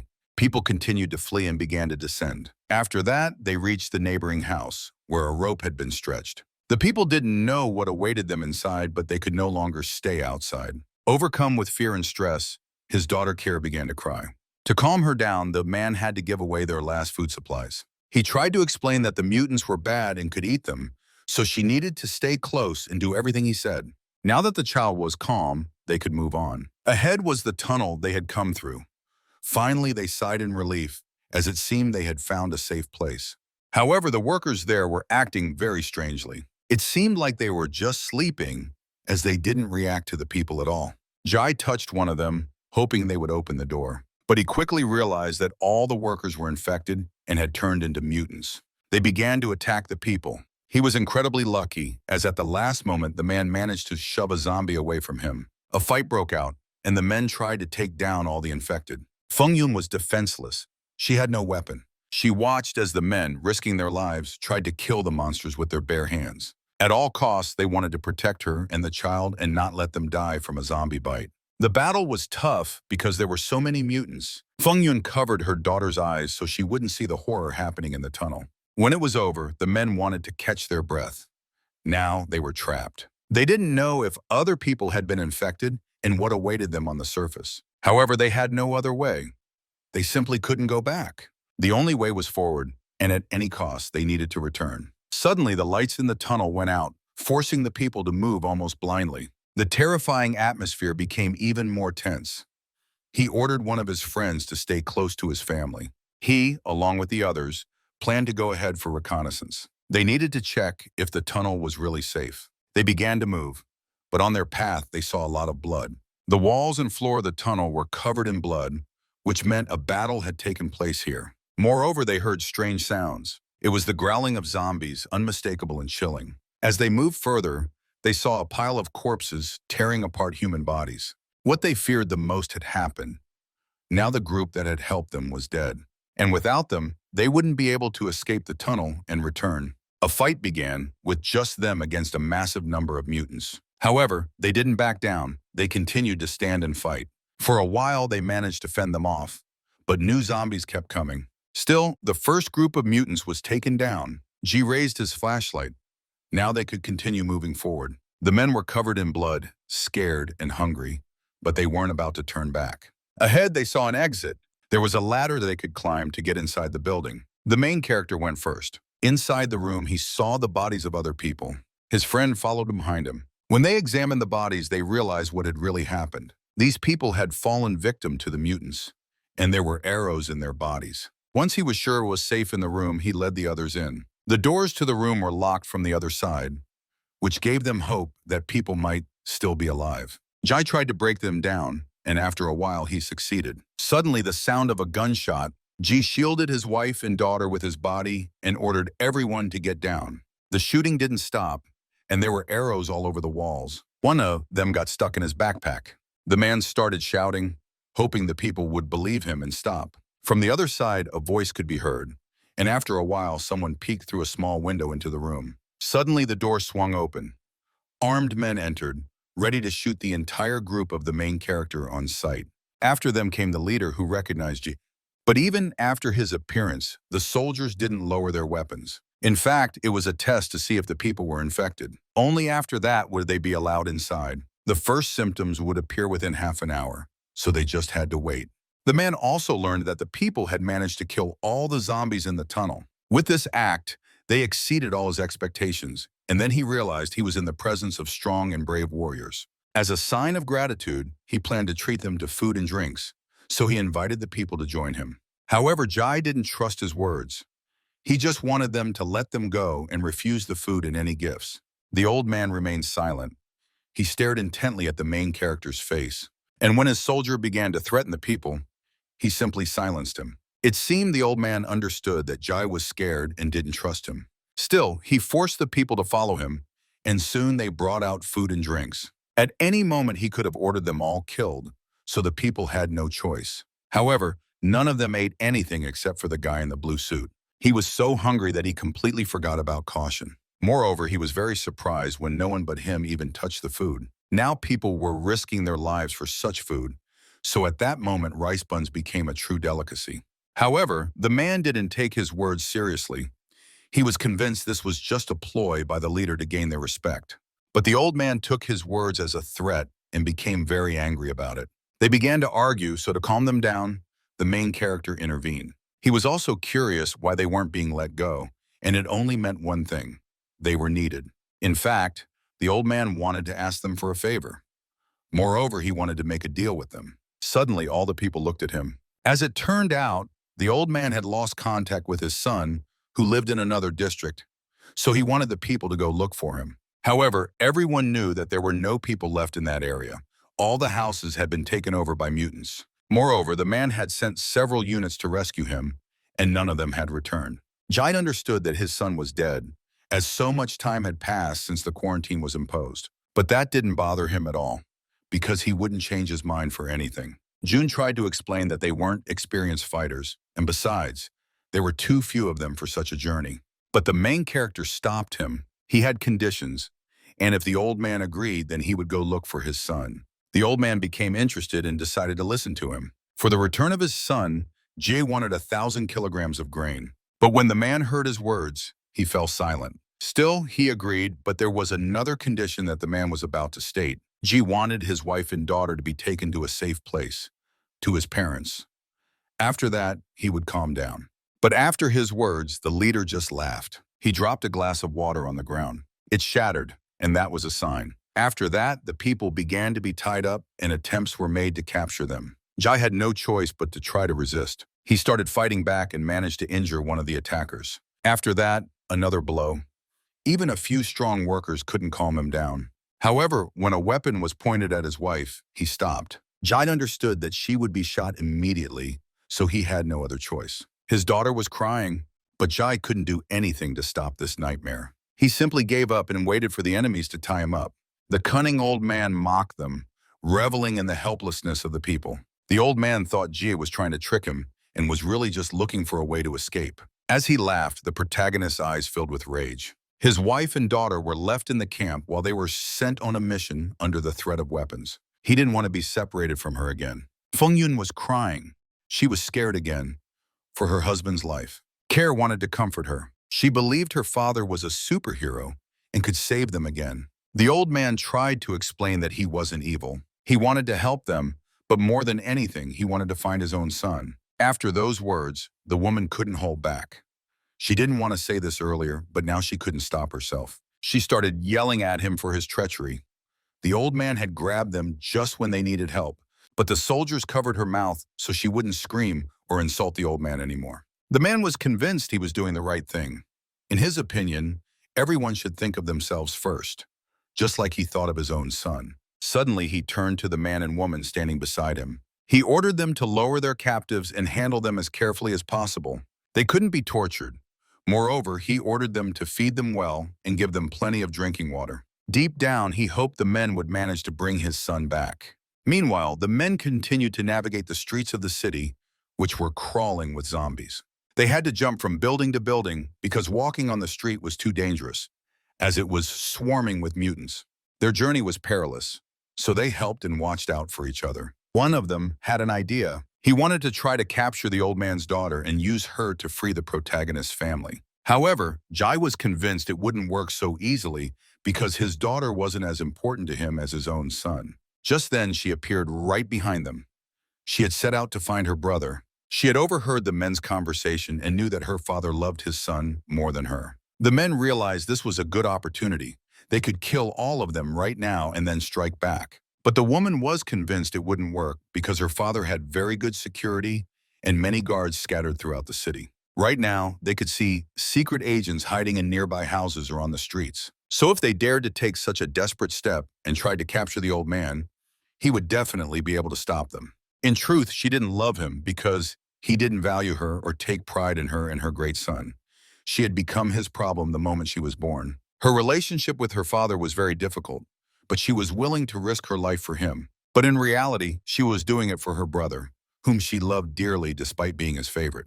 Instead of wasting time, it was better to think about the next plan. She pulled out a map, where a green dot marked a safe place to stop. It became clear that they needed to cover a great distance, making this a very dangerous operation. There were many large buildings in that area. The streets were wide. Also, there was a public park, where there would likely be many mutants. The map marked another area with many tall buildings. Additionally, there was the old town center, the scariest place they could end up, with a large square packed with mutants. The map also showed a yellow line, which was the subway route. However, the woman reported that it was incomplete and construction had not been finished. In any case, they needed to pass through the city center, so they had to try to devise a plan. Time was running out, so they kept moving. They didn't notice the large number of people who had managed to survive, hiding in their homes without food or water. But they couldn't help any of them. Each time, they had to walk past people who were dying. One woman, who hadn't left her apartment for months, begged for a little food and water. The girl stopped, feeling sorry for the old woman, so she gave her a bit of their food supplies. The old woman was overjoyed. However, the protagonist stopped her. He knew the old woman was a cannibal, so there was no need to waste time on her. At that moment, she pulled out a knife. She tried to attack the girl with it. At the last moment, the girl managed to dodge and avoid the attack. In reality, it was a trap that had caught many people. Now, real danger threatened them as armed people began to attack. One of the guards who was with them was injured. She managed to wound one of the attackers, but the fight was far from over. The doors to the apartment burst open and armed people started rushing out, right at them. There were a lot of them, and they were heading straight for the protagonists. Additionally, an armed group began running from the other side. Now they were surrounded and had serious problems. She had no other choice, so she tried to blackmail them, promising to blow up the building along with herself. This made the men stop, as none of them wanted to die. G had one of them in his sights, but the man was afraid the woman might actually blow up the building, so he didn't want to take the risk and halted. Suddenly, a strange scream came from inside the building. Out came the very woman from whom it all began. The old woman looked very frail, but when all the soldiers saw her, they were terrified. It seemed they all feared her.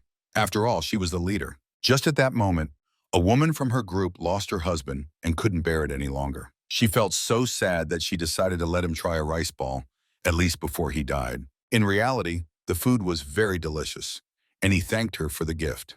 But now he was dead. People began to cry because he had been a very good soldier. The old woman also cried deeply and began to regret trying to attack those armed men.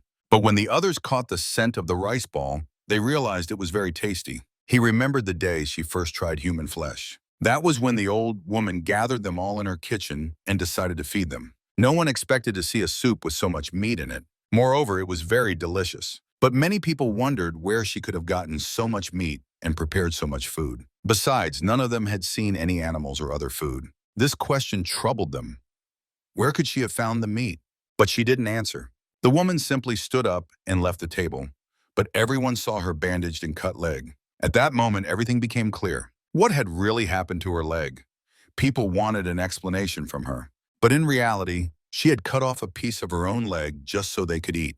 None of them could understand why she did it, and they wanted to repay her for the kindness she had shown them. They cried, but the woman insisted that she was fine. She did it because she was old and could die at any moment. All the people were very young, and she hoped this would benefit them. The boy who cried was her favorite, and she remembered that he had been a very good boy in childhood. Now the boy who was her favorite was dead. Now his dead body could become food to be shared among the other people.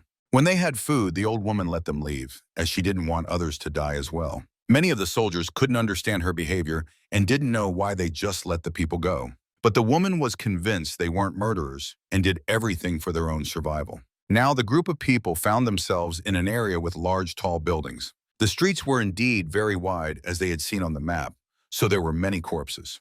Now the protagonist needed to gather all the necessary equipment. They wanted to move to the neighboring building, but a wide street separated them. He had prepared very well, so he had a special gun that he wanted to throw a rope to the other building. It was a rifle he had managed to assemble from all the items he found under the rubble. He fired, but on the first try, he missed. The range was too short. Jai tried again, but this time he failed too. Each time he failed, and he had to start all over again. The people had already lost hope of crossing the wide street and wanted to turn back. However, they had another plan as they saw through the binoculars a tree that was very tall and grew right where the rifle could reach. The rope they had might be enough, but to reach the tree, they needed to descend to the square. Despite the danger, G began to descend. When he reached the ground, all the mutants around him started running. The protagonist began to run because there were too many monsters, and he wouldn't be able to handle them all. The people on the roof started protecting him and tried to shoot the mutants that were chasing him. They threw Molotov cocktails at them and set them on fire. They also pretended to shoot with bows and aimed precisely at the target. This allowed the protagonist to gain an advantage, and gradually he got closer to his goal. Now he was very close to the red car and the tree. G picked up speed and jumped onto the car. Then he grabbed a branch of the tree and tried to climb it. When he reached the tree, he tried to pull the rope that the people were holding from the other end. From the tree, he managed to reach the neighboring building, which was what he had been trying to do. He succeeded, and very quickly he found himself on the neighboring building. Now he needed to pull the rope so that the other people could reach him and continue their journey. He was so focused that he didn't even notice a mutant appearing behind him, starting to chase him. To prevent it from biting him, the man flipped over and threw himself down. The people couldn't help him as the distance was too great, and their arrows simply didn't reach him. So now he was face to face with a strong mutant that wanted to eat him. The giant creature was right in front of him. The protagonist prepared to fight it, but the hero realized the mutant was on the glass, so he could outsmart it. And he did, and to avoid risking his life, he simply destroyed the glass beneath it. However, the mutant managed to grab the edge of the metal support with its paw. The man simply chopped off its fingers. Now it seemed the danger had passed, as the mutant was on the ground. The height wasn't very great, so the creature landed on the ground and remained alive.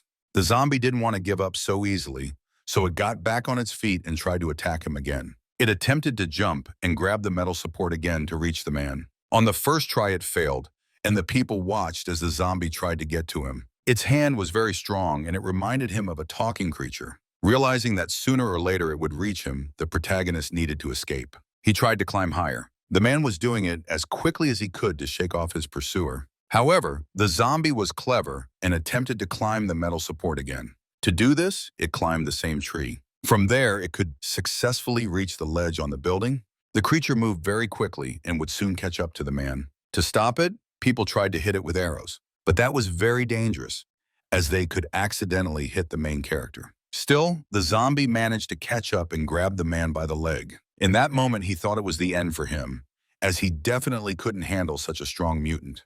He was just incredibly lucky, as a woman practically saved his life. With her own arrow, she shot it right in the arm, stopping it. This made the creature very angry. It saw that it was being shot at from the neighboring building. At that moment, she aimed at it again. Suddenly, the arrow hit it directly and struck it right in the back. Meanwhile, the main character managed to reach the roof of the building. He exhaled in relief, glad to be alive and to have completed the dangerous task. But then he saw that despite the numerous arrows, the monster was still alive and continued to pursue him relentlessly.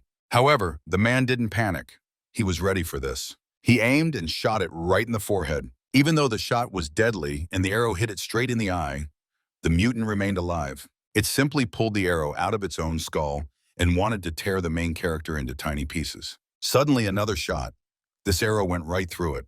But even that didn't stop it, and it continued to stay alive. The main character had no other choice, so he tried to chop it with his own axe. But when he swung, the zombie caught his arm and stopped the blow. Now they began to fall to the ground. But he managed to push the creature away from him. He got back on his feet and tried to attack the main character again. G realized that defeating it wasn't going to be easy, so he chose a different tactic. He moved very quickly, not allowing the zombie to surround him. Because of this, he managed to bind the creature. But that wasn't the end. To restrain such a strong mutant, he needed much more rope, so he kept tying it up. Finally, he managed to secure it tightly and hoped it would work. Others noticed that the main character was in the game and had managed to defeat the strong mutant. And while the creature hadn't escaped, they needed to pull the rope as quickly as possible to reach it. Despite the fact that there were many mutants below and the rope was very low over them, they had to move forward. One by one, people began to do just that.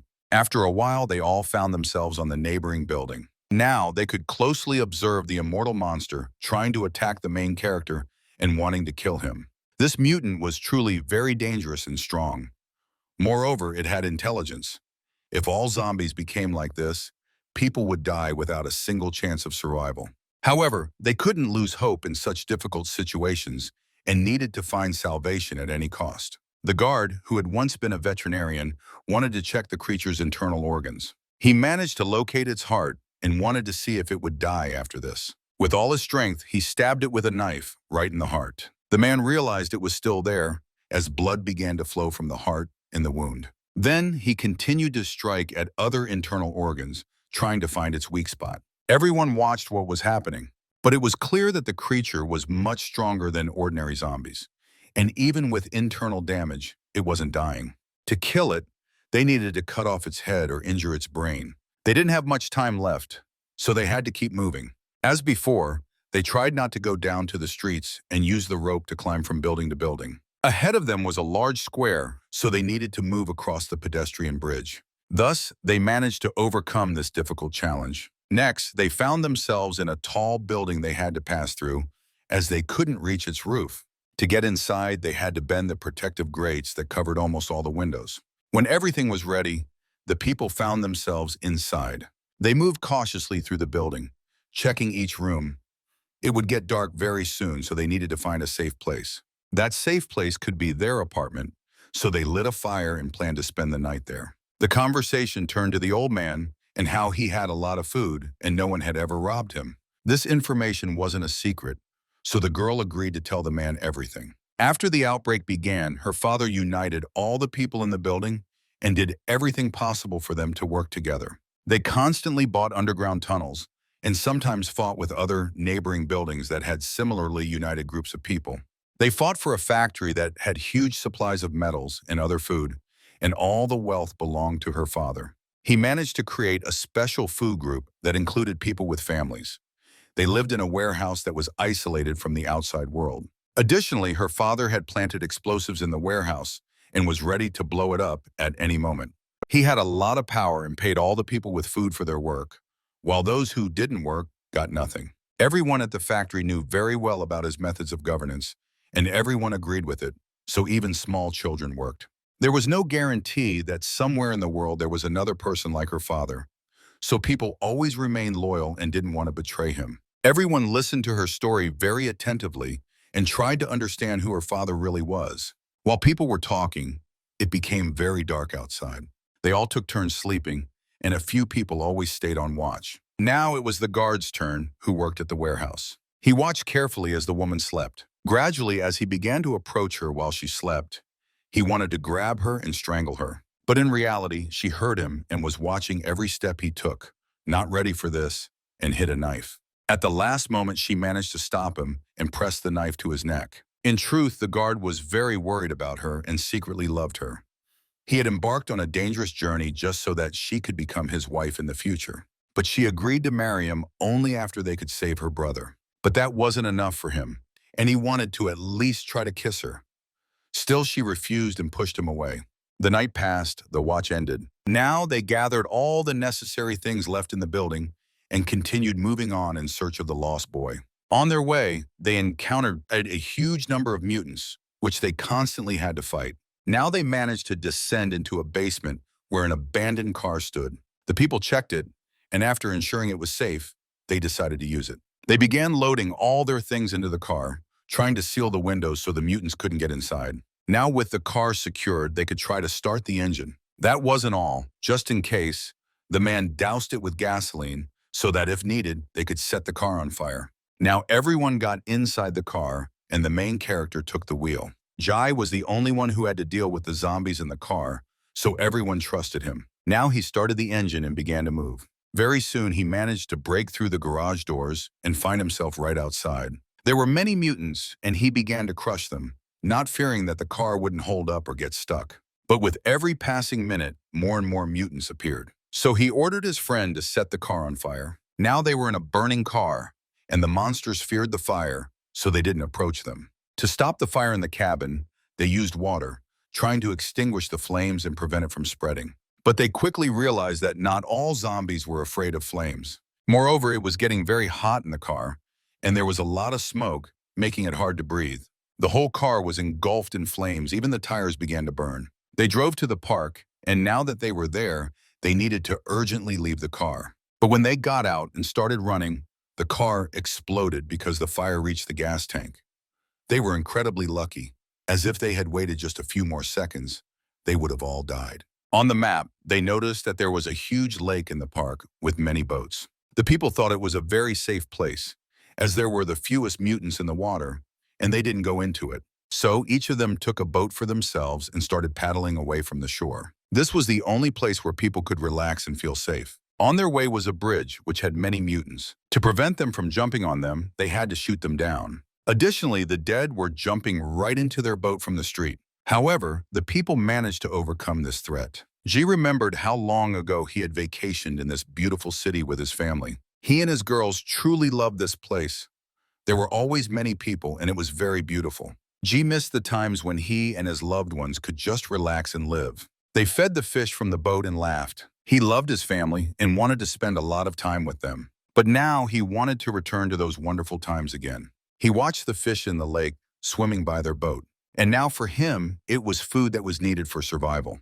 The people were very happy, as they understood that now they couldn't eat normal food, and fish on the table was a real salvation for them. But there was no time to waste, as they soon needed to reach the shore, where there were many mutants. First of all, they tried to clear a path for themselves to safely get to land and keep moving. But when they reached the shore, they had no idea what danger awaited them. At first, everything was very calm, and they didn't hear anything suspicious. To shorten their path, they decided to walk through the thick bushes. However, the people couldn't even imagine that a huge danger awaited them. Suddenly, a massive number of mutants charged at them. A real bloodbath began, and none of them expected there would be so many zombies. They started to surround the people and attack from all sides. One of them even managed to bite a girl on the arm. Now she realized that her journey had come to an end, as strange things began happening to her body. At times, another mutant tried to bite her arm, but at the last moment, someone shot it right in the face, saving the girl. To prevent the infection from spreading throughout her body,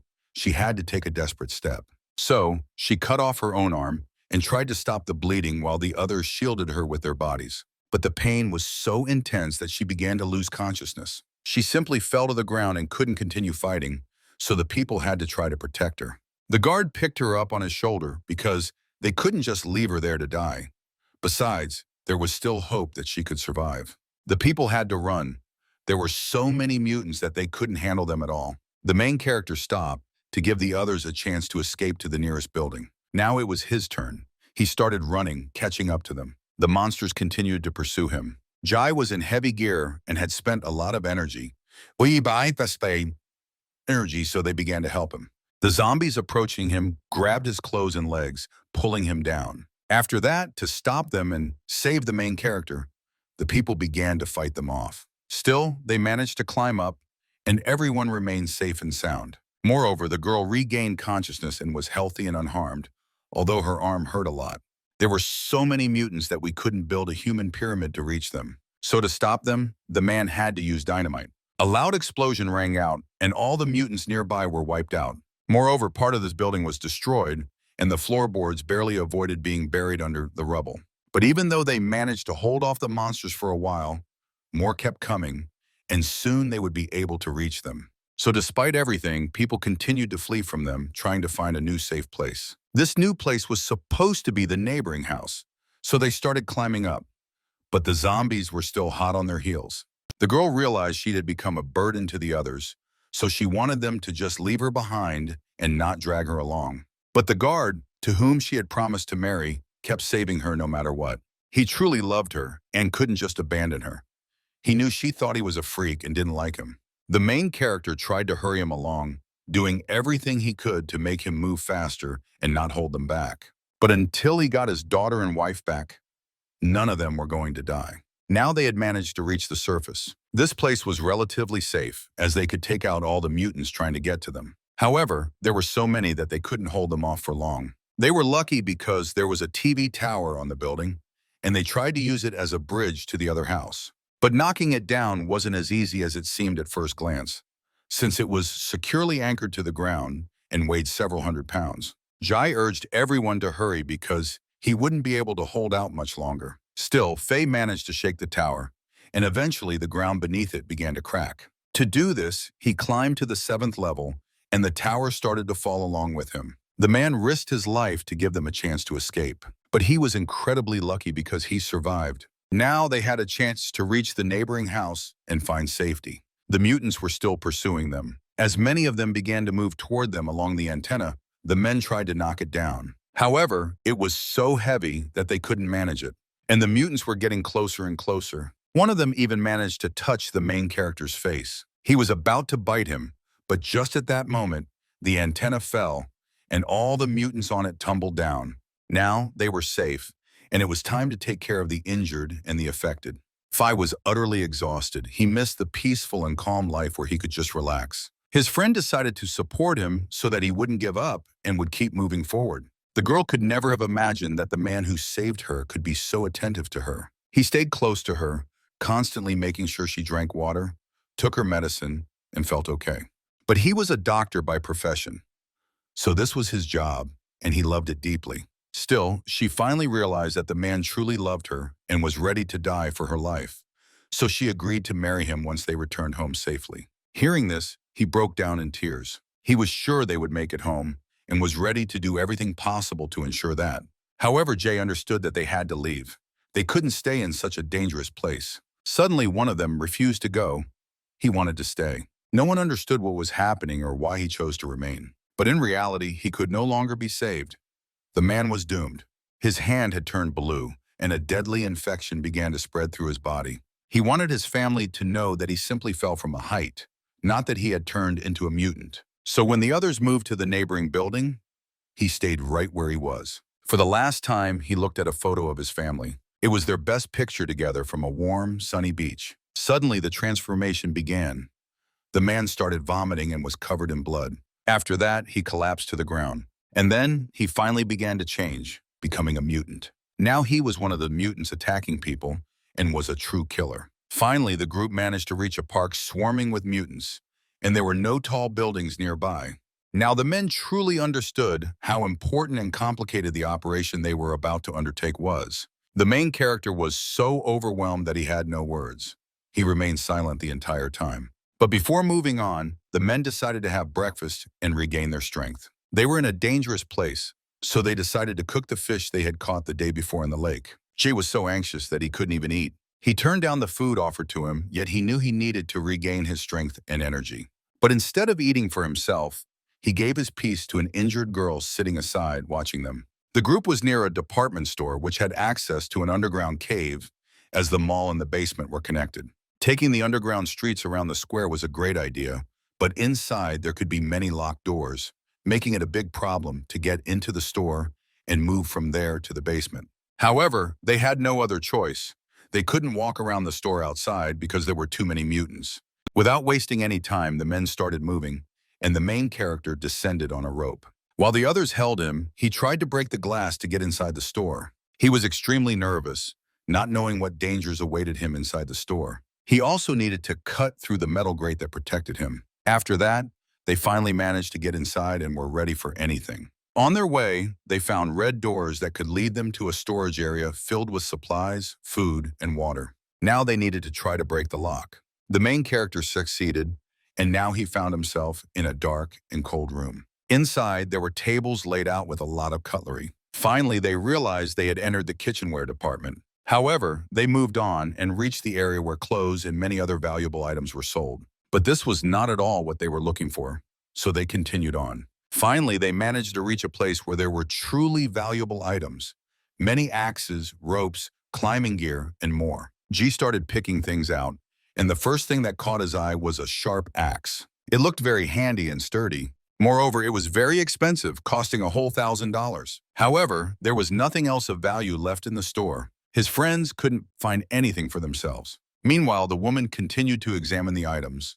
Her attention was drawn to a mannequin, specifically its plastic arm, which she could use as a prosthetic for herself. Now the group faced a new challenge. They needed to go down further, but the escalators weren't working. G led the way, carefully looking around and listening to every rustle. Suddenly, they entered a special section, and he spotted a ring. It reminded him of the past when he and his wife were preparing for their wedding. The ring on his beloved's finger was incredibly beautiful and suited her perfectly. He recalled how he promised to buy his wife a much better ring with a big diamond. Back then, she had cried because his goals seemed so far-fetched. But now he had this opportunity, yet he turned down such temptation and placed the ring back. Because he was convinced that a true gentleman should achieve his goals on his own. However, June thought differently. He decided to take the ring with him. The diamond in it was very strong, and it could help in a critical situation since it could cut glass. After that, they continued moving through the store. The main character was ahead, lighting the way for everyone with his flashlight.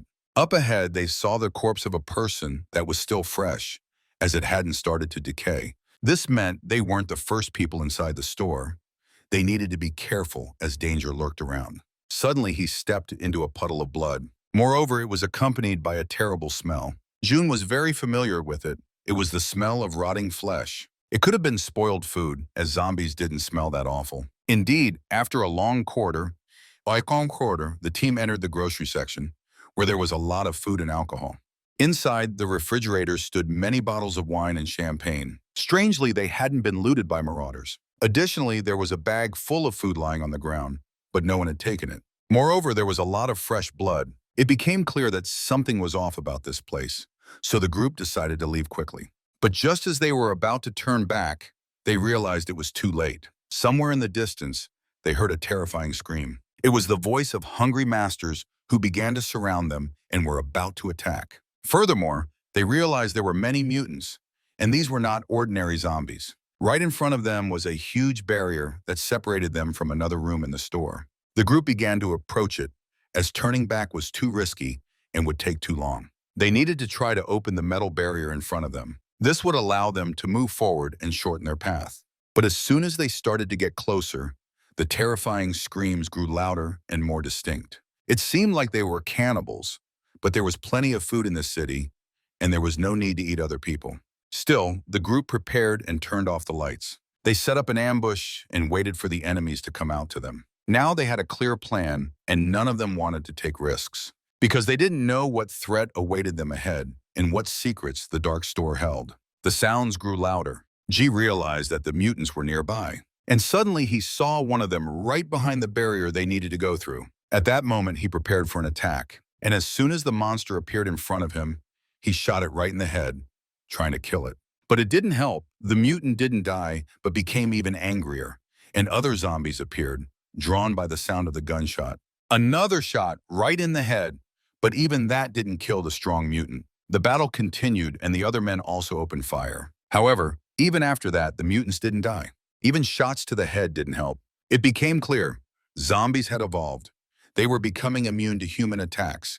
The only way to defeat them was to decapitate them. The men began to flee, as the barrier would soon break.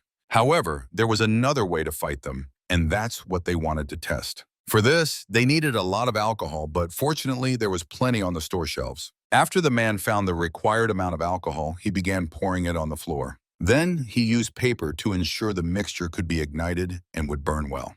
Now, he needed to mix the alcohol content and use the paper to ignite the bottle. He had created a Molotov cocktail. Now, they were in a long maze of boxes and crates, not knowing from which side the zombies would attack them. But the metal grate was right in front of them, and Jai just waited for the mutants to break it and start attacking. After a while, he heard a characteristic sound. The gate opened. Now, a huge army of mutants was searching for them and was ready to attack and tear the people apart in a matter of minutes. These mutants were different from the others. They could think, so they began searching for the humans. To do this, they looked for traces and tried to catch the characteristic scent of human flesh. Jai understood that they would be found soon, so there was no time to waste, and he stepped out to face the mutants. When the zombies saw him, they started running straight for the people. But the men were ready for this. They ignited the cocktail and threw it right into the crowd. An explosion occurred, and a fierce fire broke out. As a result, the boxes and cardboard ignited, and the mutants began to burn. But that wasn't all. After the fire, to finish off the zombies, the group opened fire. They had a basket full of alcohol, and they sent it into the crowd of still living dead. Then, a shot. Another explosion rang out, much stronger than the previous one. Everything around burst into flames, and very soon the entire floor of the building was engulfed in fire. However, it wasn't that simple, because many mutants didn't die. Suddenly, one of them lunged at the main character and nearly hit him. G managed to dodge at the last moment. Despite the injuries, the monster remained alive and even attacked the people. The men began to fight, but the main character understood he needed to decapitate it, and that's what he tried to do. Meanwhile, they managed to open the security doors. It was their only chance to escape the burning room. So without hesitation, the group headed that way. But even there were many dangerous mutants that the doors didn't stop. This path was blocked, so they had to quickly turn back and close the door behind them. But suddenly, the noise stopped. It became very quiet. The people were frightened, as what could that mean? Suddenly, a powerful blow shattered the heavy metal doors. It was an axe. Now all the men together tried to block the door to prevent the mutants from breaking through and slaughtering them all. The zombies continued to smash the door, but it was securely blocked. This gave the men a little time, so they decided to head back. But there was no way back either, as the clothes began to burn, and due to the intense fire, they simply couldn't pass. Another possible escape was the entrance to the underground mall. But the doors there were also blocked, so the group tried to open them. With combined efforts, they managed to do it, and finally the passage opened. Now they needed to break through the metal grate. After a while, everything was ready, and the path to the dark underground tunnel opened up for them. They began to descend the stairs, but as soon as they started going lower, they realized everything was underwater. Now they found themselves knee-deep in water, and their movements slowed down. The water had started to accumulate because the store's plumbing wasn't working. Suddenly, they felt strong jolts and strange sounds. Those were doors that couldn't hold up. The mutants managed to push them open, so the people had to move as fast as they could. They started to run. At that moment, the zombies sensed their fear and began chasing after them. Now the men had to shoot at them to fend them off. The water ahead was getting deeper, so they needed to use inflatable rings to avoid drowning. In fact, the deep water became their salvation. Zombies couldn't swim, so they stopped. But not for long, because soon they started climbing the walls and were on their tails again. Moreover, they moved much faster than the people could swim. However, there was nowhere left to run, as they had reached a dead end with no way out. They had no choice but to dive into the water. One man held his breath and then dove in. Once they were underwater, they realized that surfacing was extremely dangerous, as zombies were already waiting for them above. They couldn't swim, so they didn't dive in with them. Holding their breath, the people tried to swim back and move in the opposite direction. This way, they could at least gain a little distance from them. To avoid suffocating, they breathed air from the inflatable rings, allowing them to stay underwater longer. Additionally, there were many mutants who had fallen into the water and couldn't swim. Along with that, There were many corpses of other people who had once hoped to find safety in the water, but had ended up in a dead end. Now they found themselves at the entrance to a dark corridor from which they had come. Only now, when they had distanced themselves enough from the zombies, could they take a breath. The people quickly began to climb the stairs. However, they couldn't relax, as the zombies could continue to chase them once they realized what had really happened. Now they managed to get into a fishing store. It was a place filled with nets and other equipment, exactly what they needed. It didn't take long for the mutants to catch their scent. They started chasing the people again, but now the men could use the nets to catch them. A few zombies got trapped and stuck, but others kept running. They had to fight them off. These mutants weren't ordinary, and even a blow to the head wouldn't stop them. The men defended each other, risking their lives when suddenly one of them got bitten. He saved the main character's life, but received a fatal wound. He was bitten on the arm. Yet he didn't stop and wasn't about to give up. The man bravely continued to fight, blow after blow. Still, he managed to turn back, and in the meantime, June arrived. He had found a motorcycle in the parking lot. In fact, his arm was protected by a huge number of watches, so he was unharmed. However, the monster didn't die. It got back on its feet and just watched the people. After that, it simply ran off in another direction. Very soon, a new monster appeared in its place, much stronger and larger. Moreover, it was armed and charged at the people right away. Together, they started fighting it. They needed to kill it as quickly as possible. But as soon as the people began to attack it, something strange happened. The mutant just ran away. For a moment, it became very quiet and calm. However, thinking that everything had settled down was a huge mistake. Suddenly, the walls of the store began to crack, as a massive number of zombies had rushed in, drawn by the scent of blood and the sounds of battle. They quickly flooded the entire store and began climbing right on top of the people. Hungry mutants were searching for their prey and were very ravenous. Now the people had to flee. They moved in an unknown direction, trying to shake off their pursuers. Ahead lay the motorcycle they had found earlier. With no other choice, they decided to set it on fire. The flames managed to slow the mutants down a bit. Luckily, they weren't like the others. They lacked intelligence. From the powerful explosion that went off, the people's clothes caught fire. Jai tried to extinguish the flames and wanted to save his friend. However, very soon the fire would die down, and the people had nowhere to run. Ahead stood the strongest and smartest mutant. It seemed to be their leader. They needed to escape urgently. Time was running out. As soon as the fire died down, the zombies began to chase them again. The people were lucky. They found an exit to the roof of the building, and the door was open. But what had happened to the city shocked them all. Buildings and entire neighborhoods were destroyed. There was no life. Now, the hope of finding the man and saving the main character's family seemed ghostly. However, there was no time to waste. Using whatever items they could find, they managed to barricade the door. Now they needed to get down from the roof and run. That's exactly what they did, and they started running. The people ran in an unknown direction, seeing only human corpses and ruins in their path. They tried to search the bodies of soldiers in hopes of finding weapons or other valuable items. They got lucky, as one of them found an assault rifle and a few rounds for it. But now the mutants broke through. They managed to open the door and were chasing the people again. Despite the fact that the people were constantly fleeing, they couldn't completely escape. They kept running, while a whole horde of zombies continued to pursue them. A woman felt very weak. She couldn't go on and wanted to stay behind. But her husband couldn't allow that. He agreed to carry her just so she wouldn't die. Ahead was a plane, which was their only chance for salvation. Its tail was high up, so it could be the only safe place for them. When the people made it to the surface, they started shooting. It wasn't enough. All they had left were a few bottles of alcohol, which they could also set on fire. To avoid catching fire themselves, they moved to the very end of the tail. After that, the fire began. Now the mutants didn't rush into the flames. They simply adopted the same tactic and waited for it all to end. G realized they wouldn't be able to leave until they tried to kill the main zombie. He understood that it was the one who kept finding them, while the other zombies just followed its lead. He had a gun, but the ammo didn't fit. They needed to take a risk and try to physically reduce their numbers to the right size. The worst happened as the main mutant began to extinguish the fire. Jai panicked. He had one last hope that this would work. If not, they would all inevitably die. Suddenly, a shot, then another, and another. He managed to hit the zombie right in the head, and it fell to the ground. For a long time, it showed no signs of life. and it seemed they had managed to kill it. However, that wasn't the case. The mutant was still alive. It became even angrier and started to rise to continue attacking the people. They needed to take a few more shots, but the shell got stuck and the man couldn't get it out. However, they tried to do it. They succeeded. They hit it right in the head, and it seemed this time they had killed it.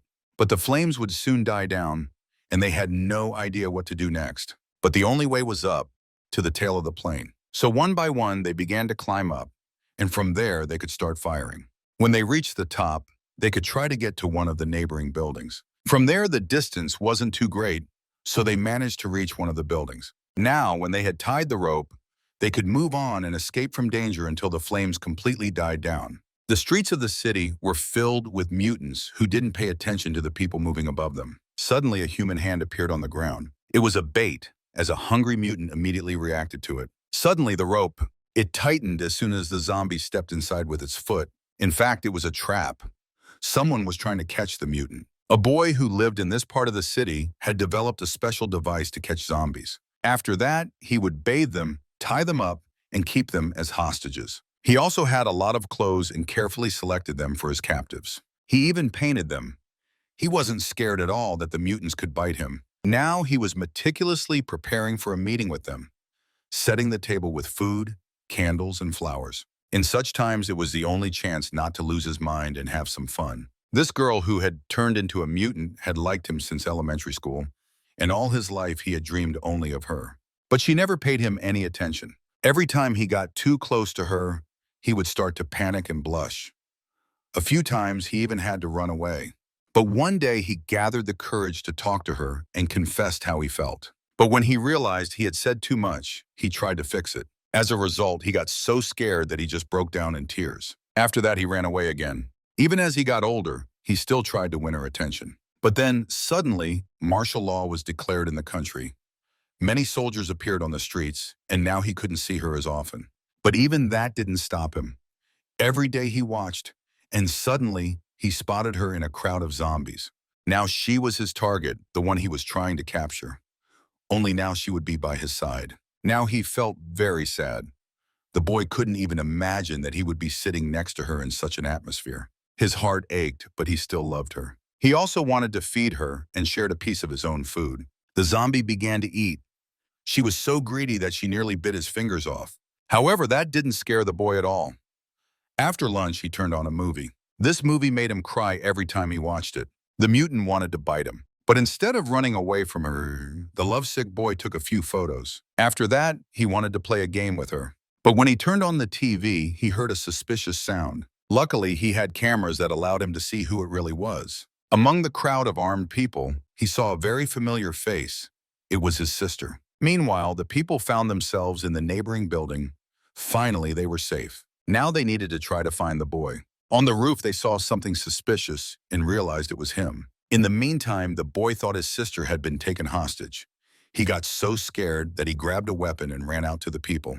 She was very happy to see him alive and stopped him when he wanted to start shooting. Now, he broke down in tears, realizing that his sister had sacrificed her own arm and risked her life to save him. He couldn't calm down, but he had already made his choice. In fact, he didn't want to go anywhere and planned to stay in his house. His sister didn't understand his behavior. The other men who had nearly died saving him were also very surprised. In fact, he had special reasons for wanting to stay. Very quickly, everyone understood what was really happening, as his captive managed to free herself and was now trying to attack the people. But when one of the men swung at her, the boy stopped him and shielded the zombie with his own body. He didn't think at all about the fact that the monster could bite him and kill him. Fortunately, that didn't happen. Jai managed to react and saved his life. The man grabbed the mutant and threw it away from him. After that, his sister struck and killed the creature, cleaving its head in two. The poor guy just couldn't accept this loss, so he rushed to her lifeless body. Despite her being a mutant, he loved her and wanted to stay. However, G knew there were many other people in the house, but now they had all vanished. In the old house, there were people who served his father, and when the epidemic started, they all banded together to work as a team. The boy became their leader because he discovered a stash of food, quickly winning their favor. But things didn't go as he thought right away, because he himself had to become an outcast. People took everything from him. He had to flee just to stay alive. But then he grew tired of that life, so he decided to fight, no matter what. He had to kill everyone just to survive. Each of them wanted him dead. However, time was running out, so the boy gathered all the food and supplies he had and decided to leave with them. But new mutants appeared on the street, starting to attack them. They had to fight back, so the people battled. When the threat was eliminated, they could continue moving forward. The boy knew the area well, so he led them to a military supply store. There was a ton of powerful weapons, ammo, and gear. After that, they looted a few abandoned vans in hopes of finding more valuable resources or weapons. They got lucky and found a van filled with gasoline. The men began checking it out. Everything was intact, but they needed to prepare the vehicle for a zombie encounter. As before, they planned to cover the vulnerable spots with mattresses and blankets. They also wanted to camouflage it and tried to load all the gear they could find inside. After that, they could head home. They opened the gates, but there were so many zombies that hope of getting through was almost gone. However, the mutants ran past, and none of them paid attention to the vehicle just sitting in the middle of the street. They waited for the mutants to calm down and stop. And when that happened, he started to drive out as slowly as he could. They managed to move slowly but surely. Moreover, they tried to move very carefully so as not to accidentally crush anyone or make noise. Did they really make it? They drove through the city streets, avoiding all the mutants in their path. The driver was so nervous that his legs were shaking. It was crucial to do everything carefully and correctly. But there were so many mutants around that the road was blocked, and they couldn't move any further. Suddenly, Faye cautiously peeked out of the car and took a shot, then another, and several shots fell at the feet of the mutants. One of them had a phone attached with a timer. When it started ringing, all the mutants ran toward the noise. Now the road was clear of mutants, and the people began to move forward. The man carefully pressed the gas, and the car rolled down the city street. Now he was going to do the same to try to distract the mutants that had gathered and blocked their path. Thus, they slowly but surely drove down the city street, getting closer to salvation. Now the boy confessed why he had really left his father. His old man had always been good to him, but treated others poorly. He wanted to apologize to his friends for him and for the fact that they had to risk their lives. Now they had to survive in the time of the greatest catastrophe that had ever befallen humanity. And the people under his father's rule were those who couldn't find his weaknesses and continued to live in fear. And what they were doing now was merely following a dangerous order. But now they were all in the same boat, and their survival depended solely on working together. Suddenly, the car came to a screeching halt. In fact, he had run over a corpse and it fell to the ground. Now he was so scared that his heart nearly stopped. Immediately, the zombies began to roar and attack the car. Mutants surrounded it from all sides, trying to smash the glass to get inside. With all his might, he pressed the gas to break through, and he started crushing all the mutants in his path. Now they needed to push through. At high speed, the car became uncontrollable, so the main character helped steer to keep them from veering off the road. Now they were passing under a bridge, and the mutants on it could jump onto the car. And that's exactly what happened. Now they could get inside through the hatch on the roof. To stop them, Faye tried to climb onto the roof. From there, he began shooting at the mutants closing in on them. He shot the last one right in the head, causing its skull to explode into tiny pieces. There were no more mutants on the roof. But the further they moved down the street, the more mutants there were. So now he needed to fry them. From time to time, he threw cocktails at them, causing a massive number of zombies to catch fire. However, he quickly ran out of supplies, and now they were practically defenseless. The only hope was that the car wouldn't stop. However, now they had significantly slowed down. There were so many mutants that they couldn't break through. Because of this, the man tried to do everything possible to keep them moving, even at a slower speed. After all, if the car stopped, they would be doomed. Faye continued to sit on the roof, shooting at anyone who approached them. But very soon, he would run out of ammo. There were so many zombies that he could no longer keep it up. He had to climb back inside. The mutants surrounded the car and tried to flip it over. Now the people were stuck. The engine stalled, and they couldn't get it started again. Suddenly, the car began to tip over. There were so many mutants that they could easily do it all together. They were lucky because the vehicle was armored. They could hold out like this for a while, but they needed to rest. While the others slept, someone had to keep watch, and the rookie wanted to be the first to do it. But no one trusted him, so June was the first to stay on guard. Everyone else was asleep, and now they had to think about how to escape this deadly trap. Meanwhile, everything was calm at the house of his father. None of the people knew if the main character would return alive and save the main son. However, they needed to take care of his family. At that moment, they were being brought food. But the girl didn't want to eat anything. The food they gave her was tasteless. Besides, she was used to her mom cooking, and she didn't want anything but her food. Moreover, she didn't like the suspicious woman. However, in the end, she left the food and walked away, fearing she might get angry and lash out at them. After her, Uncle Wu came into the room and brought rice buns. That was exactly what Kier liked. So she started eating. And the man was pleased, talking about how hard it was to get such food in their times. Then he promised to give her as much as she wanted, on the condition that she would just go with him. But the woman kicked him out, even smashing a plate over his head. She wouldn't be accepting such gifts from him anymore. Silently, he turned away and began cleaning up the shards of glass. After that, they quietly left their room and walked away. Feng Yun was so scared that she started crying and trembling. All the while, she held a piece of sharp glass in her hand, which had cut her, but she was ready to fight and defend herself if necessary. At night, the man returned. He hoped the women were asleep and wanted to sneak into the room very quietly so as not to wake them. Wu began to approach her bed, but he didn't notice that Feng Yun wasn't there. She wasn't sleeping. She was waiting for him to return. And now she struck and wounded him with the sharp piece of glass right in the chest. His body began to bleed, but she kept hitting him. Wu couldn't handle her, plus he had received many wounds. He begged for mercy, but she didn't stop. Feng Yun kept cutting him, and then he began to scream and call for help. Feng Yun wasn't even going to let him go, so she just covered his mouth and kept hitting him until he died and stopped breathing. Finally, he stopped resisting. The whole room was covered in blood. Feng Yun looked at his dead body and realized that now she would have big problems. But she did it for her own protection. Together with her daughter, they began packing food and all their things. She had been preparing to flee for a long time. She knew that the body of the dead man had already been found, so she tried to leave the house and escape as quickly as possible. But they were already being searched for, and panic began among the workers. She hid, but one of the workers noticed her and found her. After what happened, she was taken to the boss, who tried to make them talk, but the girls remained silent.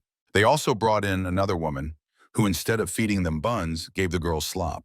As it turned out, she was taking the best food for herself, just like Wu did, because remnants of food were found in his stomach. After everyone learned the truth, she was taken away and promised to be thrown to the mutants as food. The old man offered the woman to stay and live in his house, as he didn't believe in her husband's return. But she didn't believe that and planned to wait for him as long as it took. Meanwhile, his parents were sitting in the new house. They were also waiting for their son's return, as they hadn't heard any news from him for a long time. Soon they would also run out of food and supplies, so they weren't eating properly. They also knew that the zombie king had disappeared, and most likely, he had gone in search of his son Jai. Trouble was waiting for them. Meanwhile, the people had to sit in the car until dawn. It was very hot inside, but they noticed that there weren't many zombies left outside. But the woman felt very unwell. She couldn't even speak. In fact, she needed to use the bathroom, but she had to hold it in because they couldn't get out of the car. The men offered her a bucket, and they turned away so she could do it properly. Each of them was planning to do the same, as they had been sitting in the car for a long time, and everyone needed to use the bathroom. However, the main character remained very serious. He wanted to try to flip the car back onto its wheels so they could drive away and escape alive. But to do that, they needed to go outside, which was too risky. However, there was space between the car and the road, and they could use it to try to push off. They were still a few kilometers from the nearest bay, and covering that distance on foot would be very dangerous. And when a new wave of zombies appeared, they would just park the car against the wall to avoid being flipped again. Now Ji began preparing to implement his new plan. He needed to push a special inflatable wheel to start pumping it up. When everything was ready, he began to pump. Surprisingly, everything started going just as he thought it would. The others were thrilled when they realized they had a new hope for salvation. So now everyone took turns helping the hero. Slowly their vehicle began to rise. In addition, they needed to try to rock the car. So on the count of 3, they all ran to the other side of the van, trying to shake it. It started to work, but the first push wasn't enough. However, on another attempt, they succeeded, and now they were on wheels and could keep moving. With all his strength, the man slammed on the brakes. They made a lot of noise, and the zombies couldn't help but notice. While there weren't too many of them yet, the men needed to escape. Suddenly, one of the mutants got a face full of a bag of urine. Before long, their car was surrounded. Now the men had to slow down again. They had to wait for the wave of zombies to die down before moving on. But this time it wasn't as easy as before, because much stronger mutants appeared, armed and trying to smash the windows. With each heavy blow, the windshield started to crack, and now the people were in danger. It turned out these zombies were much smarter than the ones they had seen before. The main character grabbed his weapon and waited. He pushed the barrel through a crack and fired, hitting the strongest of the mutants trying to attack the car. Now they needed to start the car and try to move on. They also had to get rid of the zombies on the roof who posed a threat and could get inside. The guys got to work. They shot at the zombies and tried to break free from the deadly trap. They also tried to rock the car, shifting gears to crush the mutants and knock them off their feet.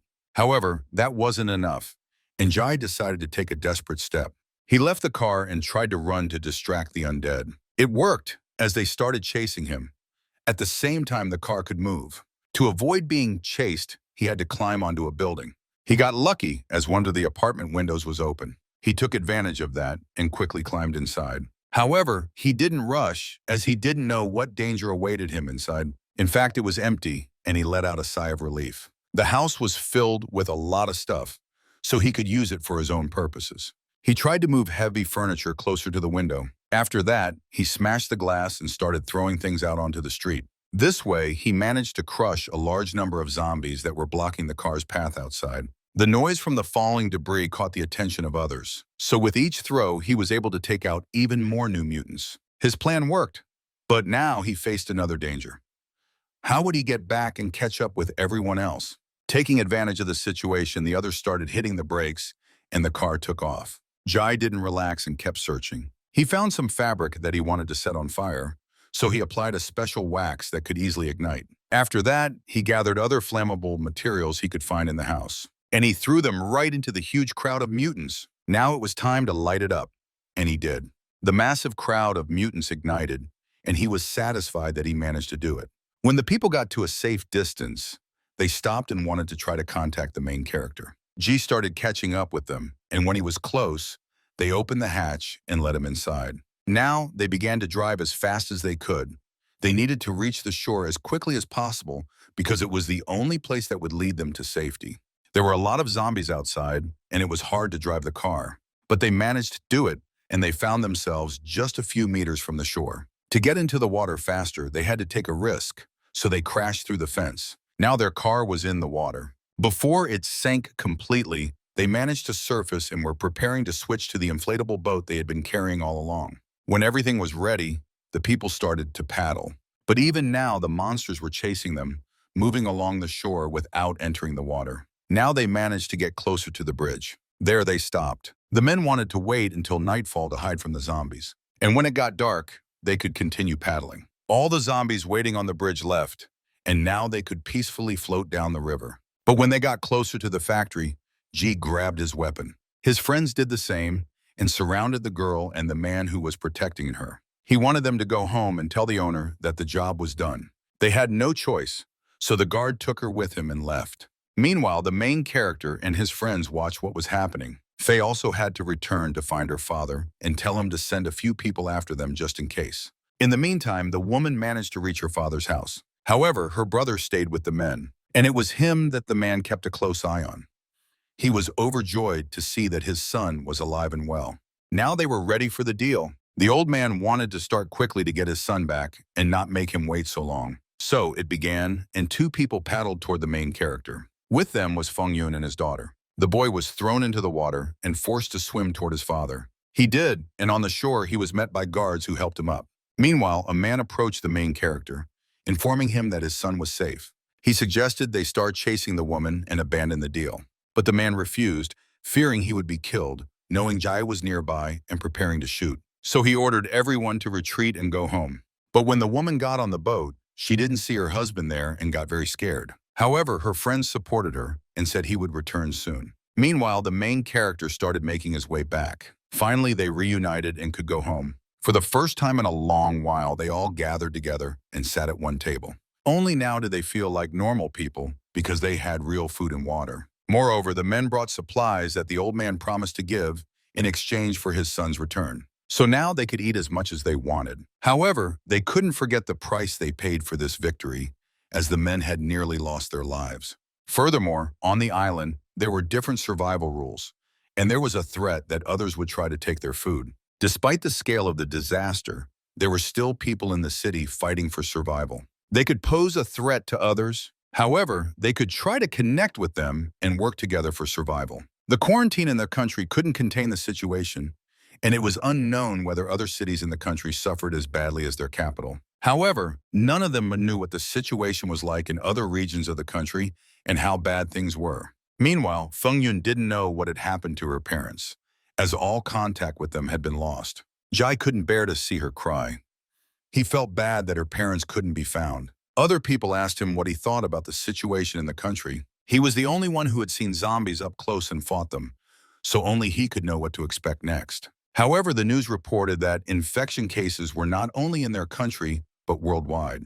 This indicated that the situation could be much worse, but they weren't receiving news from the outside world. In their house, there was a radio, and they could try to catch a signal. Moreover, during their journey, Jai realized that the zombies were becoming more dangerous. Many of them could think and had intelligence, making it much harder to fight them than the others. The man even came up with his own name for them, because these creatures were vastly different. It seemed they were monsters that had gained knowledge. The basic intelligence they possessed likely came from the outside world, but they still fed on and hunted people. During his journey, he managed to encounter a few of them. The main zombie had a very high level of intelligence, and it was very difficult to fight against beings like him, because even the mutants could learn, and that seemed almost fantastical.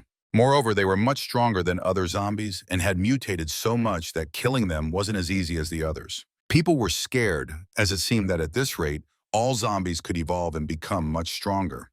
Then, everyone would be in deadly danger. Jai tried to calm them down, as despite how terrifying the zombies were, the people were safe and in a secure place. However, the house needed repairs. Now they were all one family and had to work as a whole. Suddenly, the man managed to find a radio that was broadcasting some kind of Chinese announcement live. The government was asking citizens to take care of themselves and their families during the pandemic, as times were very tough right now. People were urged to look out for one another and, if possible, not to leave safe spaces. The virus was very dangerous, especially since there were dozens of other strains of the same deadly virus that spread through the air and constantly mutated. People needed to try to grow food in their own homes and stock up on enough water. Those who could survive in coastal areas would be able to receive shelter from the government and necessary supplies. People living deeper in the country had to survive on their own and seek supplies by their own means. Then, the announcement talked about knowledge and self-defense skills that might be needed on the streets and in battles against the undead. Not far from them was an island, and the main character had been there several times on vacation with his family. Moreover, there were few people there, and it was truly beautiful. But now they were very far from there, and going there was too dangerous. No one knew if they had the strength to reach the island, where it might be safe. However, the hero believed they needed a backup plan, even though they currently had plenty of food. As before, there were many problems, and sooner or later, food and even water could run out. He was convinced they needed to go, but not now. At that moment, they needed to think about defense and how to protect themselves from attacks by other people. Moreover, getting to the sea was very difficult because they had no transportation. Traveling the road was very hard, as the last trip showed that there were many mutants blocking the car. There was another good idea that he thought might work, as they could try to reach the sea via the river, but they needed a boat for that.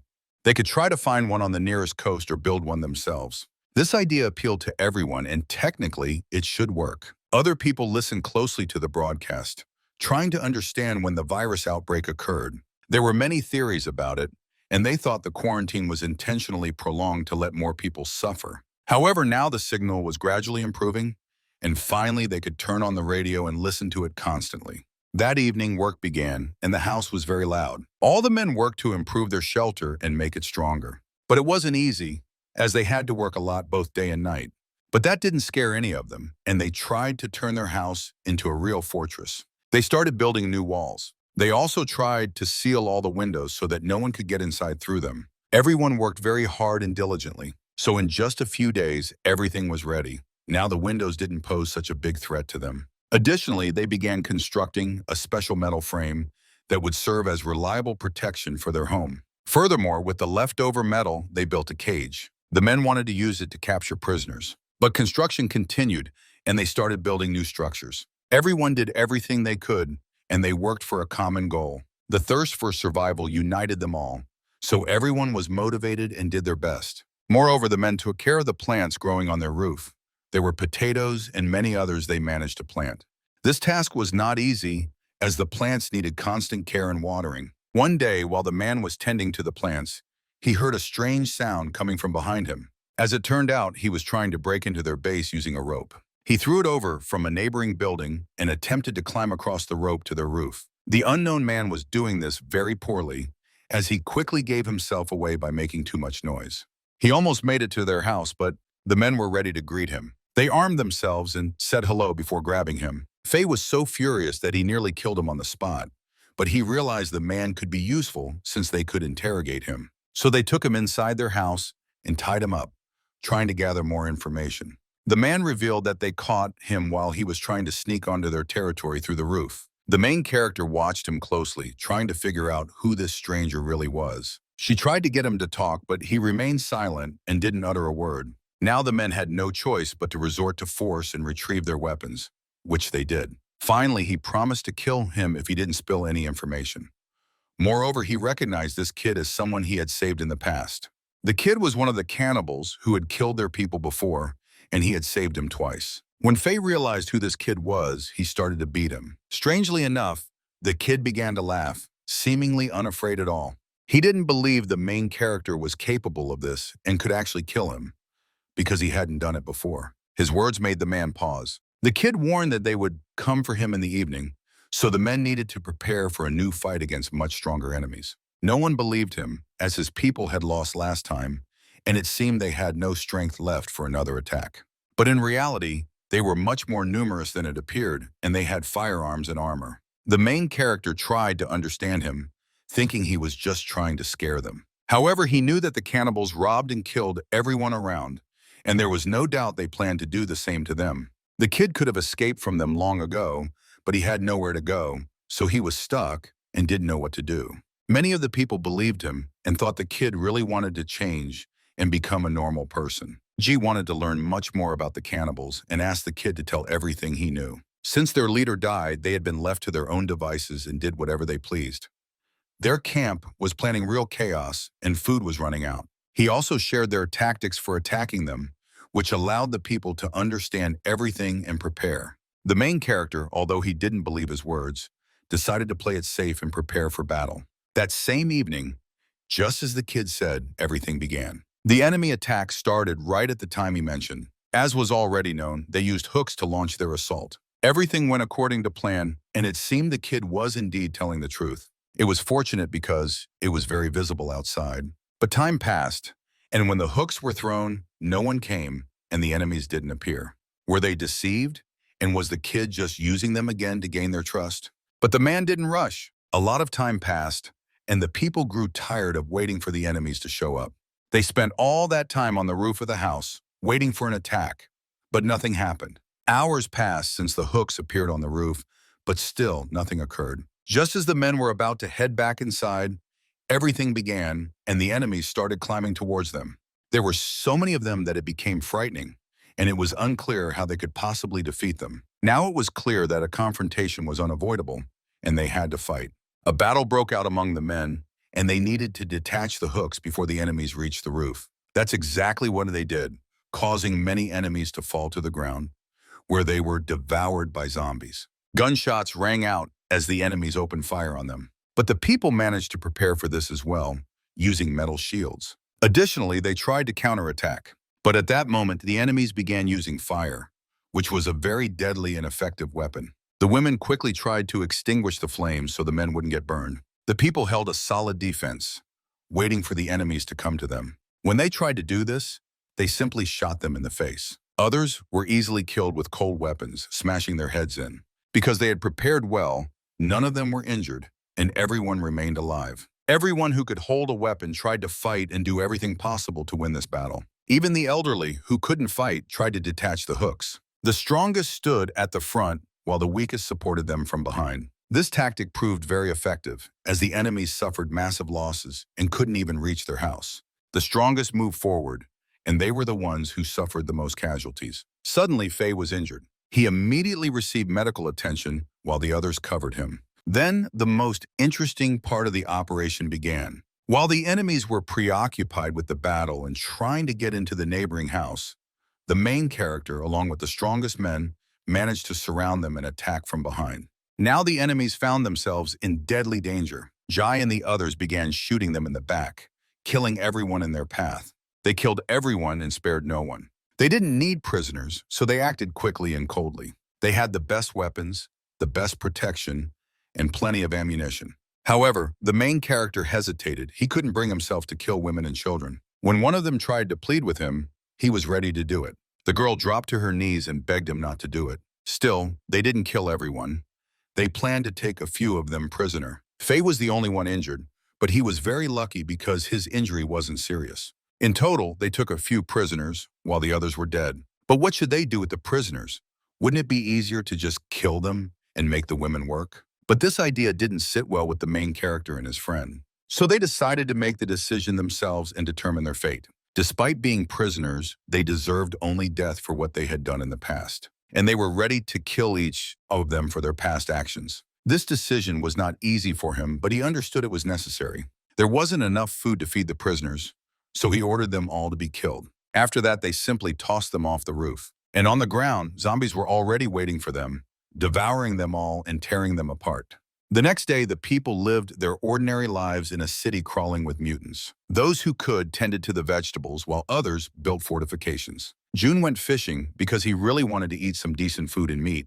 He managed to catch a fat fish and was satisfied. After a successful hunt, he decided to head back. In fact, he brought food for his injured friend, as he wanted him to recover quickly. Seeing this, the man was overjoyed as he loved that food and was grateful for such a gift. But he was also very upset that he had become incapacitated for a while. He felt bad that he was being cared for like a little child. Although, on the other hand, he understood it was necessary and no one wanted to risk his life. Meanwhile, the main character set off on a special mission. He personally tried to explore the city and find a way to save his team. And when no one was watching, he simply cried, as only he knew how hard it really was for him and how much effort he put in to make sure everyone was okay.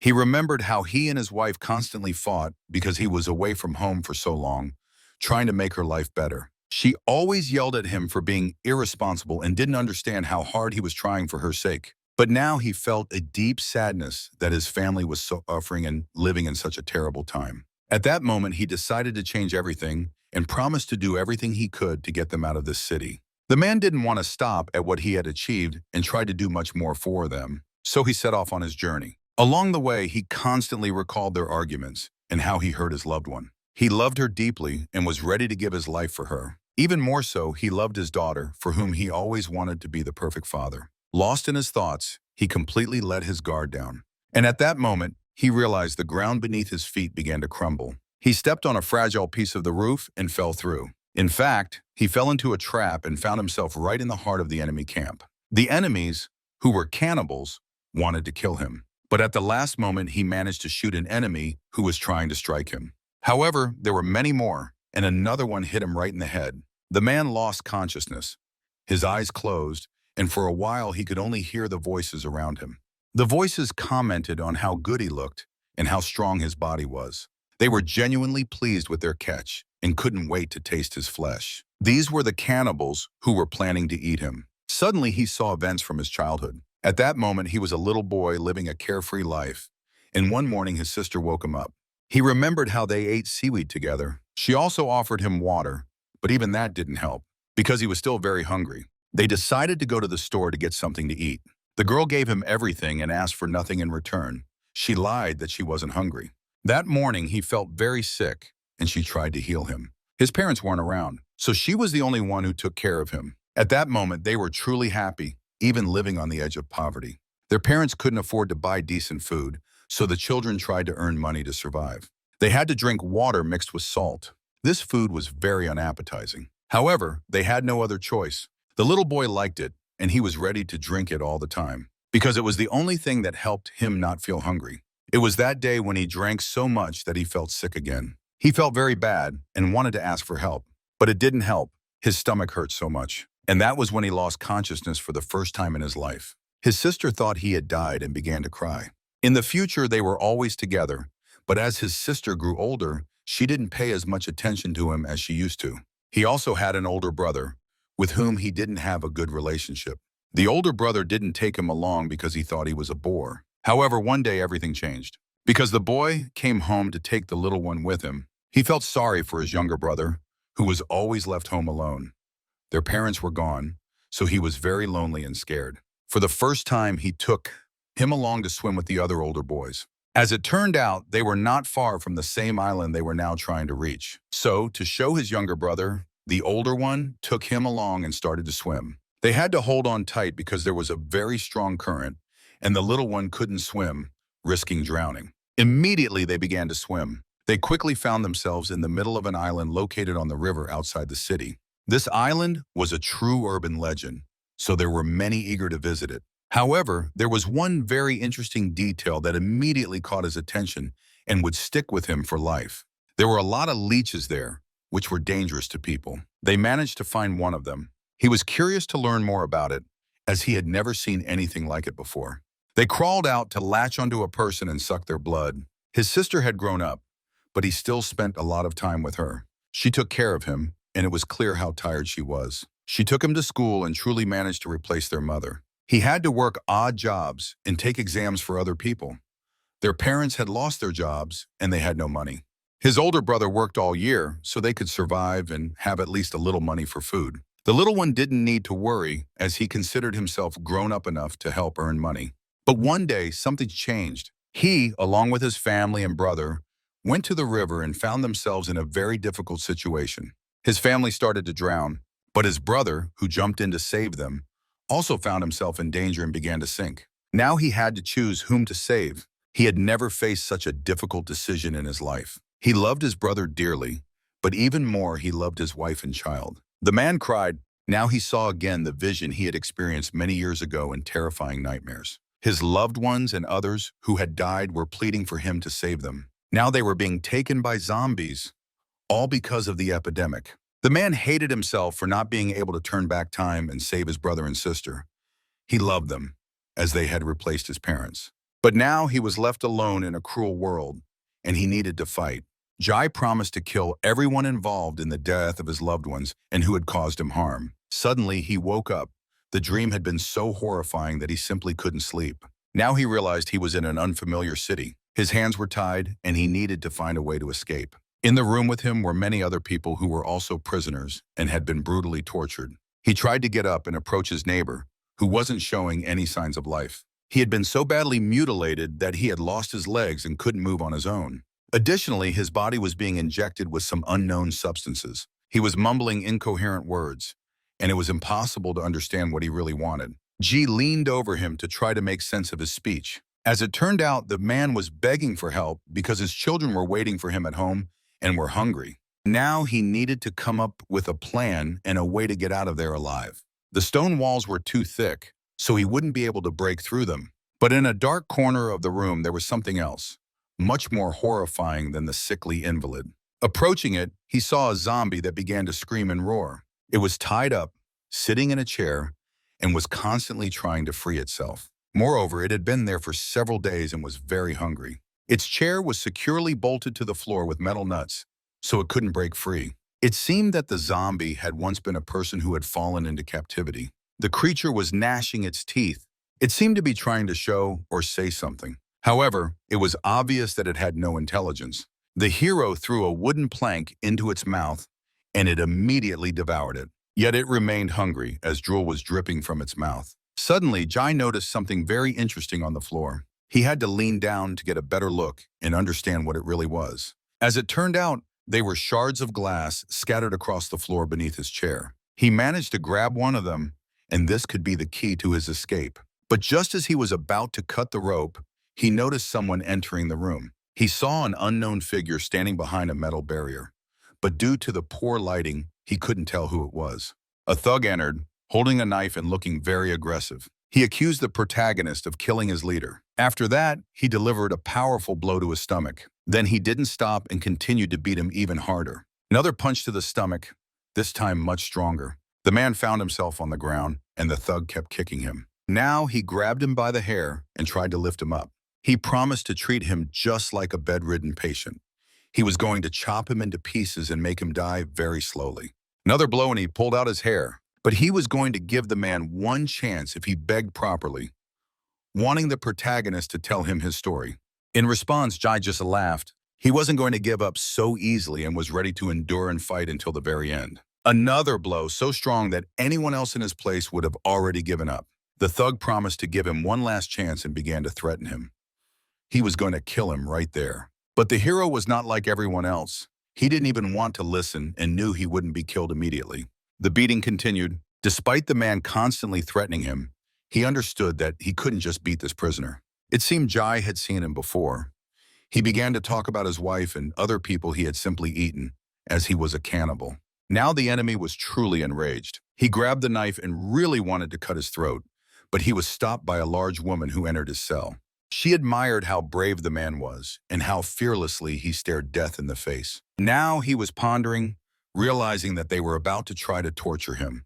However, the woman approached the mutant with pieces of human flesh. She tried to feed him, and he ate everything she gave him. Now it was the protagonist's turn, and she was also going to feed him. She referred to all her prisoners as family, and even if one of them turned into a zombie, they still continued to watch over and care for them. But her idea of family was misguided. She also didn't notice how badly the protagonist had been beaten, as his face was covered in bruises and injuries. She tried to calm him down and promised that he wouldn't be killed because there were other plans for him. However, the man had one question. He wanted to know what had made them become cannibals and why they chose this path. But in reality, she didn't see her actions as anything wrong because they were just trying to survive, like everyone else. However, they could simply grow plants and stock up. What really made them start eating people? But they weren't farmers and had never known how to grow plants properly. They allowed themselves to harm other people, kill families, and eat them. In fact, they considered it a true struggle for survival and believed that only the strong had the right to live in such a world. But how would they feel if they were in the place of those people they kidnapped? The enemy replied calmly, saying that in such a situation he would simply accept it. Moreover, he still wanted to kill him because he was very hungry. But his colleague thought that the protagonist wasn't open enough and that more time was needed for him to speak. She tried to convince him and make him talk because she wanted to gather information about the other people living with him. But the man remained silent, so she had to just leave. Suddenly, he stopped her because their conversation wasn't finished. Now he got up and simply grabbed her by the hair. After she was on the ground, he ran toward his enemy and tried to kill him. But he had a knife. With the first strike, he managed to dodge, and the enemy missed. Now they were on the ground and began to fight. At the last moment, when the knife nearly pierced Jai, an old sick man who had been waiting for his time came to the rescue. With all his strength, he bit the thug's hand, the one holding the knife. After that, he jumped onto his neck and tried to throw him off. In the horrific struggle, the enemy began to bite him, managing to bite off a finger from the old man. But he didn't stop and kept biting even more. Now, in the heat of battle, Ji took the knife from him and freed himself. The advantage was on his side, and now he could kill his tormentor with his own weapon. Moreover, he saw that the woman had fallen right onto the monster, and he began to bite her. Now she was infected with a deadly disease and would soon also turn into a mutant. The zombie gnawed at her thick neck. After that, her lifeless body fell at his feet. But suddenly, she began to rise. Now she had become the same kind of mutant as he was and was ready to tear apart anyone in her path. Ji wasn't scared. He was just ready for anything. And he cut off her head. Now all his enemies were dead. He killed the mutant that had tried to attack him. He lifted the poor man who had saved his life, as without the old man, it was unclear how their confrontation would have ended. After that, he tied up the living enemy because he didn't want to kill him. Such a death would be too easy for him. He began to cut into his body with the sharp piece of glass, inflicting incredible pain. After that, he beat him, just like he had done to him. Blow after blow, but Ji didn't stop.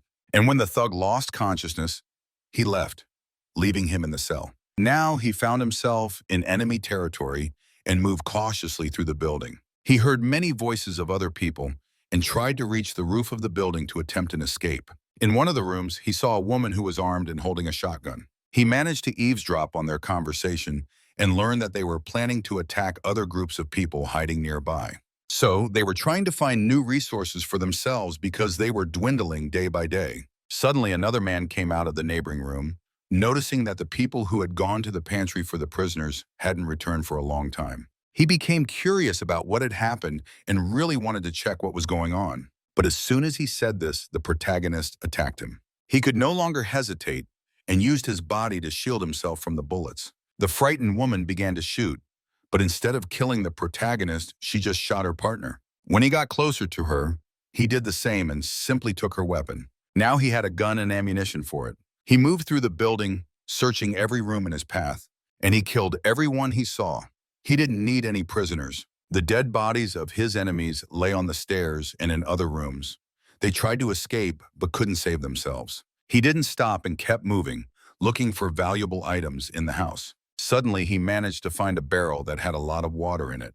Now he could drink to his heart's content. Moreover, he decided to wash off all the dirt and blood that had covered his body. After he cleaned himself up, he planned to return to his prisoner. The beaten man had already regained his senses and was trying to crawl. But Jai stopped him right at the exit of the cage. He grabbed him by the hair and threw him back. Now that he started pulling his hair out, just like they had done to him. He kept repeating the words about survival of the fittest and was planning to do the same thing to him that he had to endure. The enemy began to cry and begged to be let go and spared because he wanted to live and was trying to change everything. However, the man didn't believe a word he said and had no intention of letting him go. Realizing what fate awaited him, he started to cry, calling himself a coward. Now he had pulled out a knife and was about to kill him. He began to cut him into pieces, initially wanting to do to him what he had done to the poor old man. He wanted to cut off his legs and sell him into the same life. He sliced off a piece of flesh from his legs and was planning to cook it for his enemy. But he didn't want to do that and begged him again to let him go.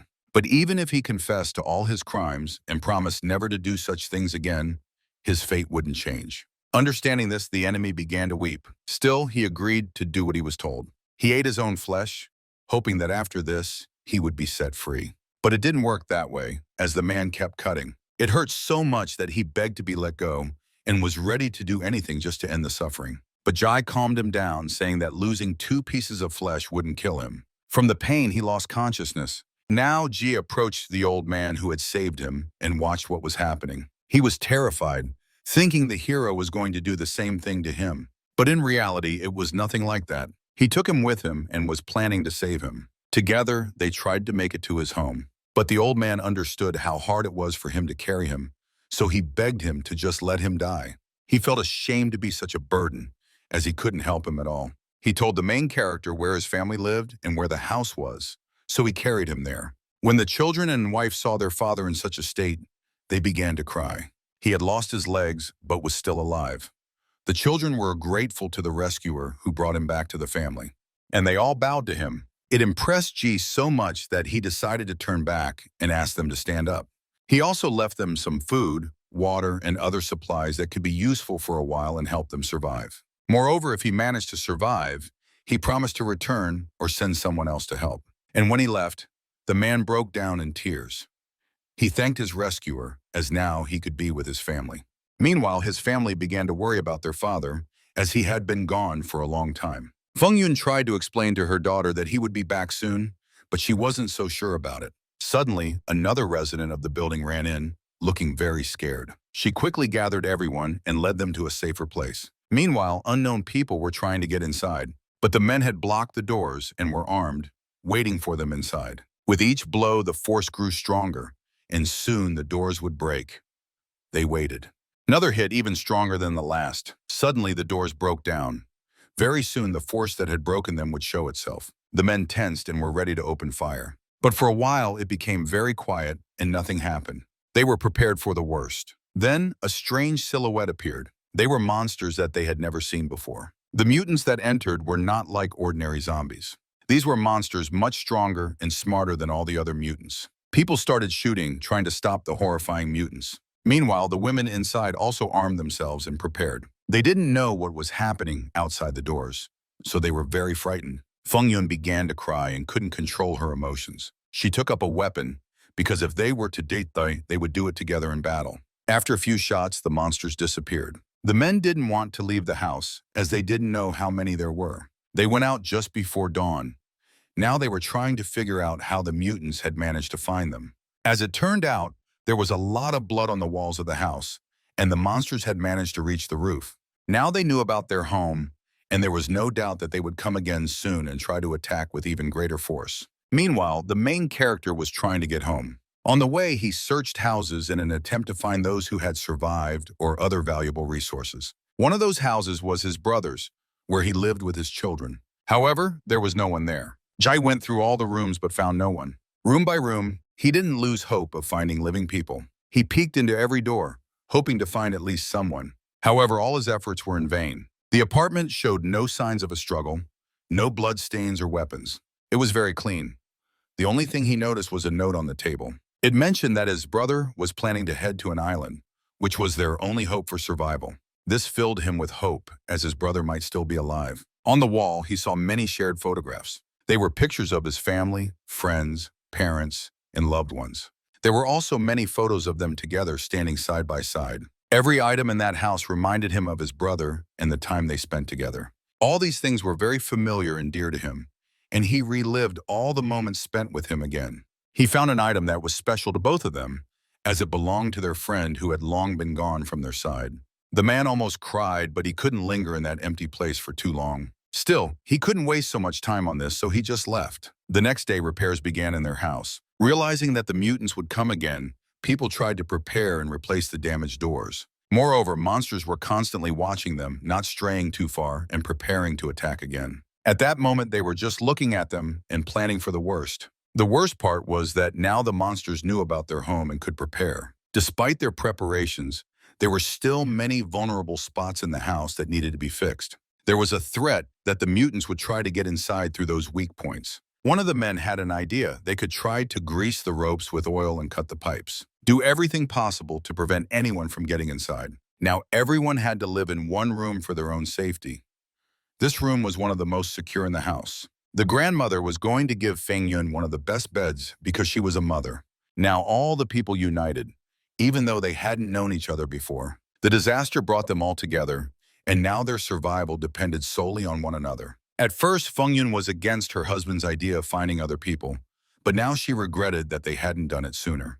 After all, if they had stayed in the apartment, they would have been dead long ago. Her words touched the grandmother so much that she almost cried. In fact, everyone was very scared, so the women hugged each other. They supported and comforted one another, and only this way could they overcome the fear and doubts that arose within them. So they sat together until evening, alone in the room. Meanwhile, the men were preparing for a new attack. In the hallway, the guards began to walk around, equipped with radios and weapons. The men checked every spot in the house, trying to anticipate the attack. Security was on every floor. Surveillance of the house was constant. Other men sat by the doors leading to the roof of the house. They warmed themselves with hot drinks. Everyone was on alert. Soon, everything would begin. Even in these tough times, they supported one another and tried not to lose hope. In such a difficult situation, it was necessary for them. Being together, they began to talk for the first time and could learn more about each other. The father didn't know his son's friends at all, but he understood that these guys were very brave and were ready to give their lives for him. As it turned out, the old man knew his parents because they had been friends in the past and spent a lot of time together. Every time Faye woke up, he hoped that the disaster was over and that everyone could return to normal life. In fact, he had a girlfriend whom he loved dearly, but when everything started, he lost contact with her and now didn't know where she was. And then the old man told him that the main character had gone in search of his lost brother and sister. Meanwhile, Jai continued to search. He moved through the dark subway tunnel. It was a safe place because there were many mutants outside, especially at night. He lit his way and followed the call of his heart. The man didn't know what awaited him ahead and what dangers the dark tunnel concealed. However, the call of his heart and the desire to uncover the truth drove him forward. He was doing this not for himself. He had long stopped caring about himself. Suddenly, he saw a huge number of hungry mutants in front of him. But how did all these zombies end up here? Now the monsters noticed him and began to attack. It became clear that he was in great danger, so he had to run. He fled from them as fast as he could. If the monsters came from the other side, he definitely wouldn't have a chance to escape. So he needed to do it faster than them to have a chance to get out alive and return. Suddenly, the man fell. He started rolling, and his gear and supplies began to fall to the ground. He also lost the only source of light he had. His flashlight fell out. He couldn't find it, so now he was in complete darkness. The man had already prepared to die when suddenly he noticed that the monsters began to avoid him and ran toward the flashlight. Then he didn't understand at all how that was possible and why the zombies didn't pay attention to him. G just watched as the monsters tried to find his flashlight and started fighting over it. After that, they simply moved on. Now the man understood everything. He suspected that the zombies couldn't see in the dark. But he wanted to test this, so he hit another flashlight he had. There was a small stone under his feet that he was going to throw at one of the mutants. The man just wanted to test his theory in practice. He had nothing to lose, so he did it. He managed to hit the mutant right in the head, causing it to turn toward him immediately. But it didn't attack. It seemed like it just couldn't see him. But suddenly it began to scream and roar. It seemed that this didn't work. However, the man patiently waited. Suddenly he turned on the light and shone it right in its face, causing it to stop for a second. The mutant approached and soon was just a few meters away from him. When it attacked, the hero had to dodge it or he could die. He kept it in his sights, but didn't pull the trigger. Now the zombie began to circle, trying to catch him. It seemed like it really couldn't see him and was only reacting to noise and other sounds. Now he had no doubt left. The monsters truly couldn't see in the dark, so if he moved very quietly, he could trick them. He watched the crowd of the undead behind him, but he decided it was safe to move on. Carefully and very quietly, he stepped into the abandoned train. It was just as dark and terrifying inside. There was a lot of blood and dead bodies in the cars. He kept walking without stopping. Out of fear, his legs began to tremble, and he tried to move very slowly and quietly. Suddenly, he spotted a gun on the ground. It belonged to a dead passenger and seemed to be functional. Its owner, a poor tourist, was dead. Moreover, the corpse had a lot of other useful gear that could come in handy. So the hero carefully searched him. Nearby, he found ammo for both the pistol and shotgun. Additionally, there was something else interesting on the corpse that caught his eye. It was a camera, so he carefully started to take it off the dead man's neck. Then he wanted to check out the photos and videos that might be on it. But to avoid drawing attention, he covered himself with a tablecloth. Now he was safe. The camera had a folder full of photos. There were also many videos. He wanted to watch and listen to them all. Only then could he understand what had really happened to its owner and why he was dead now. He also adjusted the flash. He waited and set this camera in a good spot to make the flash really bright. The countdown began and he got ready. He knew there were a lot of monsters in the next car, and before heading there, he needed to make sure it was safe. Suddenly, the flashlight turned on. He started to wait, but nothing happened for a while. Then he slowly began to count, thinking that there was no threat and it was okay to move on. He even started to walk, but stopped when he saw what was really happening. In the neighboring car, there were a ton of zombies that had just started running in his direction. They quickly noticed the source of light, which drew their attention. The hero had to open fire to stop them. He had no other choice. He shot without holding back, wanting to kill anyone who could stop him from finding his family. After everything went very quiet, he began to move on. However, as soon as the flash went off, the mutants reappeared. There were so many of them that he couldn't kill them all fast enough. He had to hide. Luckily, there was space between the seats and the floor where he could stay. The mutants really didn't notice him, so they wandered around the car. Suddenly, the camera flashed again, drawing their attention once more. Using that, Jai started shooting again. The sounds of gunfire and flashes caught the attention of other zombies. One got very close to him, but Jai didn't panic. He just opened fire. Suddenly, he noticed that the zombies had managed to grab the camera and were now holding it in their hands, but it kept taking pictures. The bright light caught the attention of other mutants far away in the subway. They quickly realized what was happening. The light irritated them. He raised the camera above his head as it emitted a bright light that attracted all the other mutants. Taking advantage of this, the guy seized the best opportunities to try to escape. He tried to move quickly, but he knew they were trying to catch up with him. Along the way, he had to shoot back. Suddenly, he managed to get into a new car where it seemed there were no mutants. He heard the camera flash and saw the light approaching him. The mutants had ended up in the same car and were trying to find him. Now they were only trying to orient themselves by sound. The man managed to hide from them, covering himself with the tablecloth. The zombie was so close that he could feel its breath. He also began to count, knowing that soon the camera would take a picture, and when the light appeared, they would definitely see him. But just before the flash was about to go off, he shot and killed the mutant in front of him. After that, he started taking out the others, shooting them down. When he ran out of ammo, he dodged them and started to run. But one of the zombies managed to grab him by the backpack. So the man turned around and shot it right in the face. After that, he used the same tactic to hide from the new approaching mutants, managing to crawl under a seat. It was a very safe spot, so he waited calmly for them to appear. He also had the chance to reload his weapon to prepare for more shots. Luckily, he had plenty of ammo since he had been fortunate enough to find some. However, the camera wouldn't help him anymore, so he planned to use his flashlight instead. He was scared as this operation was very risky. He understood that any mistake could lead to death. When he closed his eyes for a second, he saw a vision of his daughter wanting to play with him and calling him over.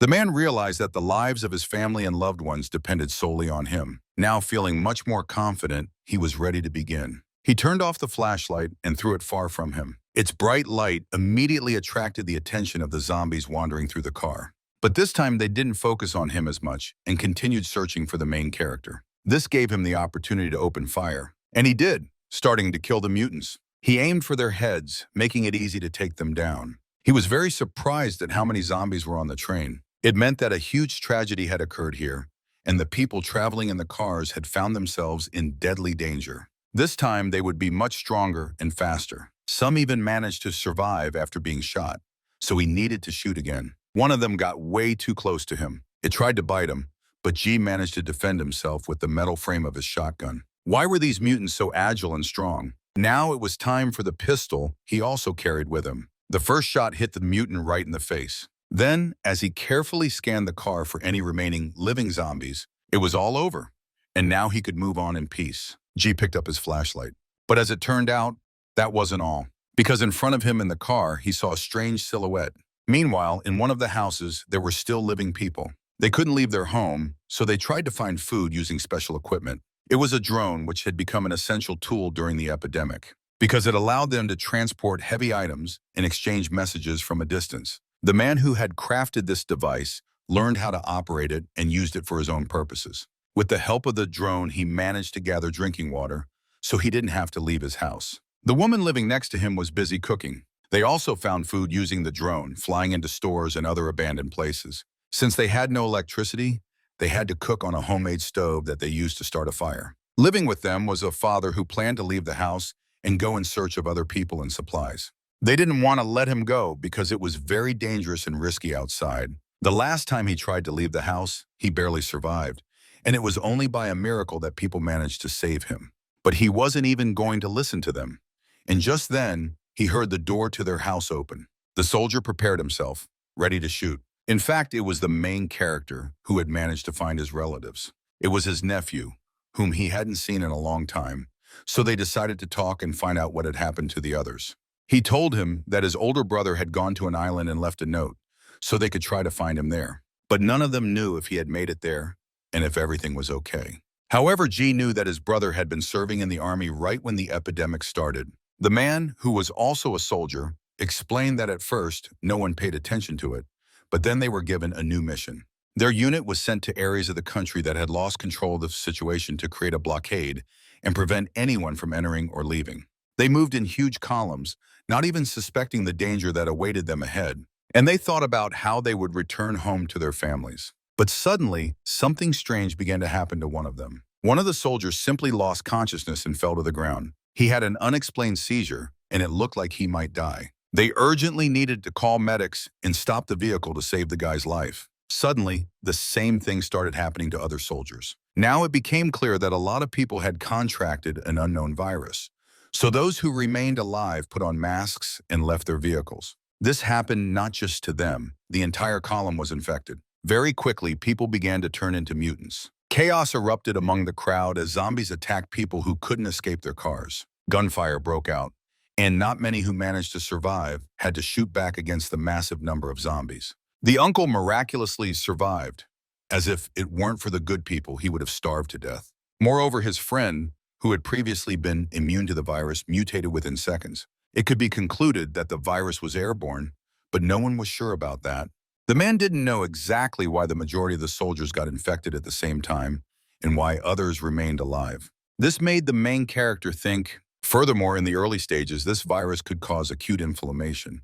So how did the soldiers manage to predict and find out that most people were infected? But from the very beginning, they had been in much closer contact with it than everyone else. Yet this information was still insufficient. Despite warnings, they never believed the talk about zombies and couldn't even imagine that the epidemic and all its horrors would become real. At that time, this information was very secretive and no one was allowed to discuss it with outsiders. The soldiers also didn't want to leave everything behind for work and couldn't abandon their families. The authorities tried to hide the fact of the impending disaster. But how bad could it get? And was this disaster global? However, there were islands where large groups of living people existed, so there was a chance to return to normal life. The soldier simply had no choice, so he couldn't tell people about the impending disaster. He was just doing his job. However, the main character wasn't even going to blame him for what had happened. He just wanted to gather more information for himself. The soldier understood that his family was in danger, but they all thought they could contain the virus and prevent its spread. But they failed, and now all of humanity was on the brink of extinction. The next evening, everything only got worse. Now the terrifying mutants were trying to break in, not through the roof, but from another room in the house. It was locked, so when they tried to kick down the door to get into the hallway, the men were ready, and suddenly the door swung open. The head of a horrific mutant peeked out again. After that, furniture started tumbling out of the room, which people had tried to use to barricade the door. They had to open fire to stop the zombies, but even that wasn't enough because the furniture was so heavy that the bullets couldn't penetrate it. They were just wasting ammo, so they had to wait for the mutants to show themselves. And if they set the place on fire, it would be a huge problem because they wouldn't be able to handle a blaze that would quickly spread through the house. They didn't even notice when the main character returned home to help them defend. He brought along his new buddy, who was ready to pitch in. He had effective weaponry and was an experienced soldier, so he knew what to do. The man started shooting. His weapon was so powerful that it easily pierced the wood and took down enemies. The zombies began to flee, as some of them were mortally wounded and fell. Now everything was calm, and the horrifying sounds had ceased. After that, they dared to peek inside the room to see what had really happened. Inside, there were many bloody stains, but they didn't see anyone. It became clear that the mutants had managed to break through the stone wall they had built for so long. Now from the window, they could see the mutants starting to flee. This was the second attack, and it was likely that the mutants had figured out the humans' tactics and learned about their house. They needed to think about this situation and reinforce the house much more for next time. But as it turned out, their captive boy had escaped.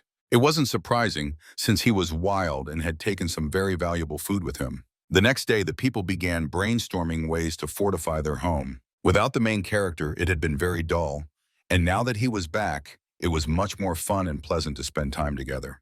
During his absence, the men had come up with a new plan and wanted to find a way to cheer themselves up.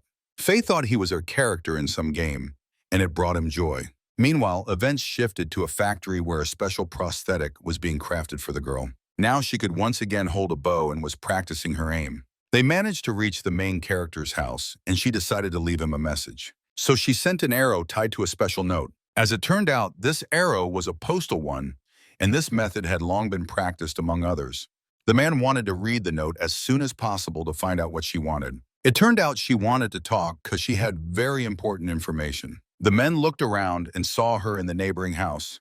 They immediately recognized her as an old acquaintance. Moreover, they noticed that her hand was back in place and realized that Tanya had made a special prosthetic. Jai wanted to meet her in person to find out what she really wanted. So they headed to the neighboring house to talk. Jai was surprised that the girl had managed to find him, but how did she do it? As it turned out, she had been following him since last night when he traded her brother for his family.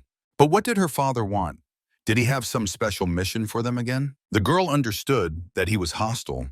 Her father had ordered her to find them because the main character and his friends were talented and capable soldiers. Now, Jai wanted to learn about the group of zombies that had intelligence. He hoped that the opponents might have some information about these creatures and had figured out a way to defeat them. As it turned out, they were also suffering from their attacks because the creatures managed to get close enough to their shelters.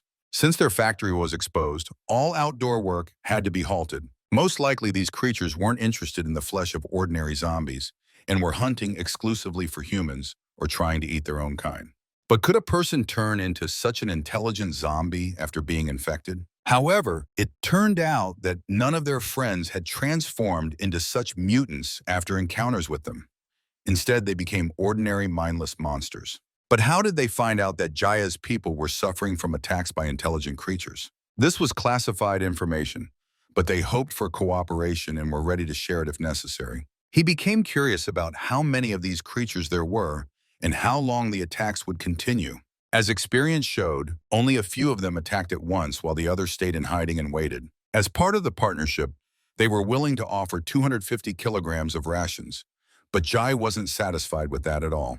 Before making a decision, he needed to talk to the others. So when he returned to his house, they gathered in one room and began discussing the upcoming proposal. The rations were barely enough for a few weeks, but they couldn't keep living in fear, suffering from attacks by intelligent mutants. One soldier who had recently joined them had a different opinion. He didn't know the state of their shelter, but after hearing that their defense was weaker than theirs, they were all in the same boat and could equally suffer from the creatures, so he decided to agree. The other men were trying to make a decision. Because they didn't trust people, they didn't want to put themselves in danger. It seemed that reaching a final decision was very difficult. There were so many different opinions, and no one wanted to die for nothing. On the other hand, the atmosphere was becoming very tense, so they needed to come to a collective decision and try to solve the problem. Jai, being the leader, had to make the final call. In fact, he agreed with the soldier and knew that only together could they defeat the strong enemies, so he wanted to unite with him. The next day, they met with the opponents to discuss the details of their cooperation. Now that everything was settled, they headed to the location where the intelligent creatures were. Nathan had built a real fortress for himself where they were hiding. They usually appeared at night and rarely left their shelters during the day. These creatures were very cunning, and killing them was extremely difficult. If people just attacked, it could end badly. Besides, they could try to burn the place down, but there were too many entrances and exits in their shelter. Jai had a different plan because he analyzed the situation. The hero decided to set an ambush and take them out one by one as they left their hideout. And when only a few mutants were left, then they could attack their base and eliminate the rest. So with nightfall, the people began preparing for the ambush. One desperate soul had to climb a tower from which he could observe their base. He used a thermal imager, so he knew about their presence even when they were inside the building. At midnight, the mutants finally left their hideout and went hunting. He realized that they were very aggressive and wanted to kill anyone in their path. There were only 6 of them, and now he was relaying information about their movements. They walked down the street, heading toward the girl with the bow. So now the people prepared for the ambush and were ready to strike at the most opportune moment. When the mutants got close, they opened fire. The people used melee weapons and spears, trying to hit them in the head. It started to work, but surprisingly, the zombies remained alive. They didn't die even after a massive amount of weaponry was unleashed on them. And now, when the zombies realized they had walked into an ambush, they began to flee. But it wasn't that simple, because the main character was searching for them in their hideout along with the strongest warriors. He was preparing to engage them in open combat, using the best weapons and equipment. The people began to fight. Very soon, all sides were destroyed, but they needed to hurry because they didn't want to attract the attention of other zombies. The next night, they did the same thing, but this time they managed to kill only 4. On the 3rd day, only 2 mutants went out for reconnaissance, and they were also killed. On the 4th day, things changed. Because the man saw no one to get home, that night no one left the mutants' hideout. But they had to keep watching, and if anything happened, they needed to relay the information immediately. The people were preparing to attack their base and wanted to rest before doing so. They planned to launch the attack in the morning, right after the sun rose. So the people began to rest, getting ready for a serious confrontation. They were trying to regain their strength before the tough battle. Additionally, new guards were stationed to watch over their base and were ready to wake everyone if necessary. Suddenly, one of them noticed something strange. Suddenly, his body was pierced by a sharp spear. He fell from the high building, where hungry mutants were waiting for him below. The girl woke up from his scream and realized they were under attack. Behind her, she saw the intelligent mutants who had found them and learned about their plan. Moreover, there were so many creatures that they began to surround the people. In a panic, everyone woke up, realizing they had now walked into an ambush. Besides, the mutants were everywhere, and there were just so many of them. A real army of hungry creatures was facing the people. Now a brutal battle began, but the people weren't ready for this, and they were vastly outnumbered. So as many of them began to die trying to stop the mutants, the main character and his friends managed to survive and reach the house. They tried to hold them off, but the monsters quickly took over the entire house and got inside. Now they had to flee, and they tried to kill all the enemies in their path. They left the house and tried to move along the narrow roadside, but the mutants were falling behind and began to pursue them. Suddenly, one of them managed to grab Faye's bag. Because of this, he lost his balance and began to fall to the ground. Jai couldn't lose him, but now the situation had become very complicated. Faye could die, and Jai couldn't allow that. The man fell painfully from the height. The mutants were everywhere, so they began to chase him even there. The impact was so strong that he couldn't get up, and he started bleeding. Now he was left defenseless. The zombies began to approach him, and when they found his body, they started dragging him back to their hideout. The main character began shouting at him, trying to wake him up. He wanted to jump to him, but he realized it was too dangerous and he couldn't help him. Meanwhile, the other mutants were catching up to them. As before, they shot at them, but it didn't help. These creatures were very hard to kill, but the only thing they could do was knock them down. Now they needed to climb as high as possible. They hurried to do this to see in which direction they were taking their friend. Immediately, the men began to pursue them and tried to catch up. They jumped from building to building, trying to catch up with them. However, on their way, they noticed that the man who had been watching everything had been brutally killed, and his body lay on the ground. However, he took his telescope with the night vision device, and he quickly ran to the edge of the building to see everything with his own eyes. He began to observe. The main mutant house was located in a former hospital building, so that's where they dragged all the people. The people were still alive, so they could try to save them. But going there alone was very risky, and now they had a very difficult task ahead of them. The men couldn't leave their friend behind because they had been friends since childhood. They had always done things together and helped each other in the toughest situations. Even that day when they met, he remembered for the rest of his life, because on that day they fought for each other. It was the first moment in their lives when they had to protect each other and help. Back then, the boys had a conflict with much older boys who overpowered them in strength. The older boys accused the younger ones of trespassing on their territory, but they didn't agree with that, so the older kids laughed at them. They couldn't believe that the little ones were brave and desperate enough to stand their ground. At that moment, he pulled out a knife, thinking he was a real gangster. He was planning to give them tattoos to commemorate their first meeting. Just as he was about to stab them, the main character appeared and ordered everyone to stop. He bravely stepped forward and forced the older kids to back off. They were stunned when they saw him, because they realized the main character wouldn't back down and was determined to protect the little ones. Plus, he was prepared. He had a rock in his back pocket that he planned to use for defense. He didn't know if he could win against two strong enemies, but he promised himself he would try to protect those kids. They were his brothers, and he wouldn't let anyone hurt them. His bold behavior infuriated his opponent, who then ordered his friends to attack. He himself was planning to stab the main character, but the main character was quicker and threw the rocks right at his head. A fight broke out. It was so brutal that the little ones had to bite to defend themselves. I tried to do everything possible to come out on top and punish those arrogant monsters. Now that they had won, they finally got to know each other and became true friends. From that moment on, they started hanging out together all the time. They helped each other and protected one another whenever danger arose. During that time, the main character became their leader, and together they tackled all their missions. He remembered all the events, so even in tough situations, he decided to try to save them. He knew the mutants were like zombies, but it was strange that they hadn't bitten his friend. It was clear they wanted to use him as bait. Meanwhile, other survivors managed to find them. They wanted to take his weapon because they believed their friends had also been captured and taken to the police station, which was the mutants' base. But they needed to come up with a new plan because they couldn't just barge in and take out all the enemies. It was a huge risk since these mutants were incredibly strong and smart. They could use unknown tactics and attack again when people were vulnerable. In despair, the men were scared and started to cry. But at that moment, they needed to pull themselves together to save the others. Now he decided to check on his dead friend's body. He noticed that the mutants had learned to use metal weapons, which were very effective. They had a lot of Molotov cocktails that they could use to burn the mutants' hideout to the ground. For convenience, they divided them into separate bottles and could attack right away. After some preparation, the people were ready to battle them. One desperate man tried to attract the mutants' attention, hoping they would come for him and take him captive. He banged on a metal can, trying to draw them in. If they ate him, the mutants would become immortal. His flesh was so fatty that they could go without food for years, making him a valuable prize. They would love it, and with those words, he tried to get their attention. Hearing this, the dangerous mutants left their hideout and started running toward him. Then he relayed the information to the others that the zombies were on the move and leaving their home. He managed to distract them, And now that he had hidden in a building, the other survivors took the opportunity to try to break into the hospital.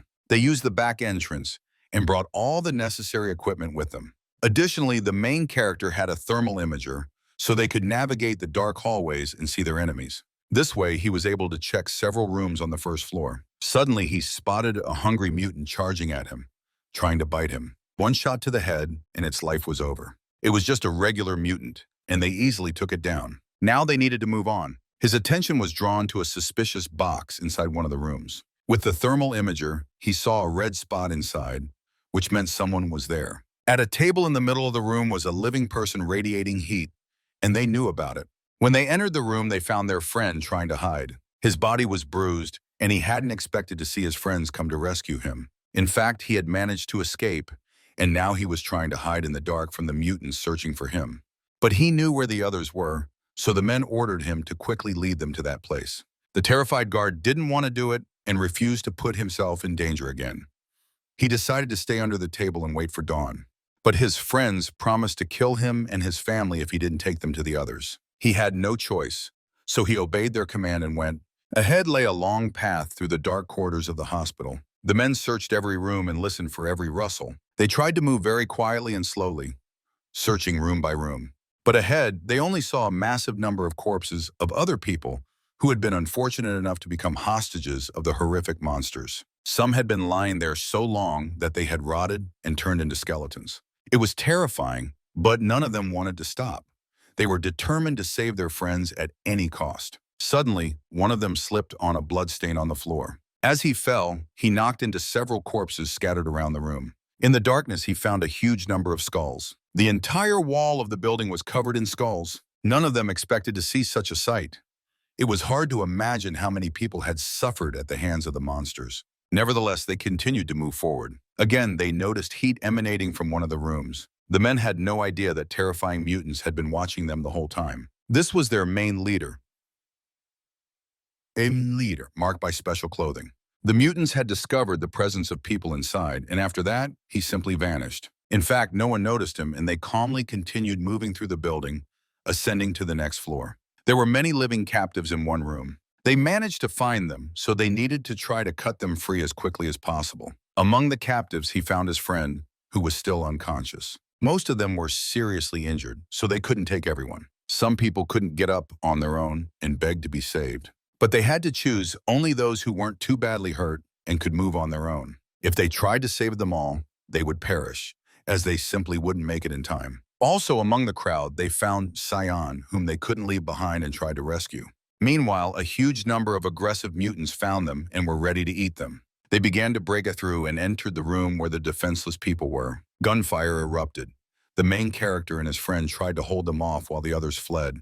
However, there were so many mutants that they couldn't handle them alone. They had to retreat, and the guys tried to do it as quickly as possible.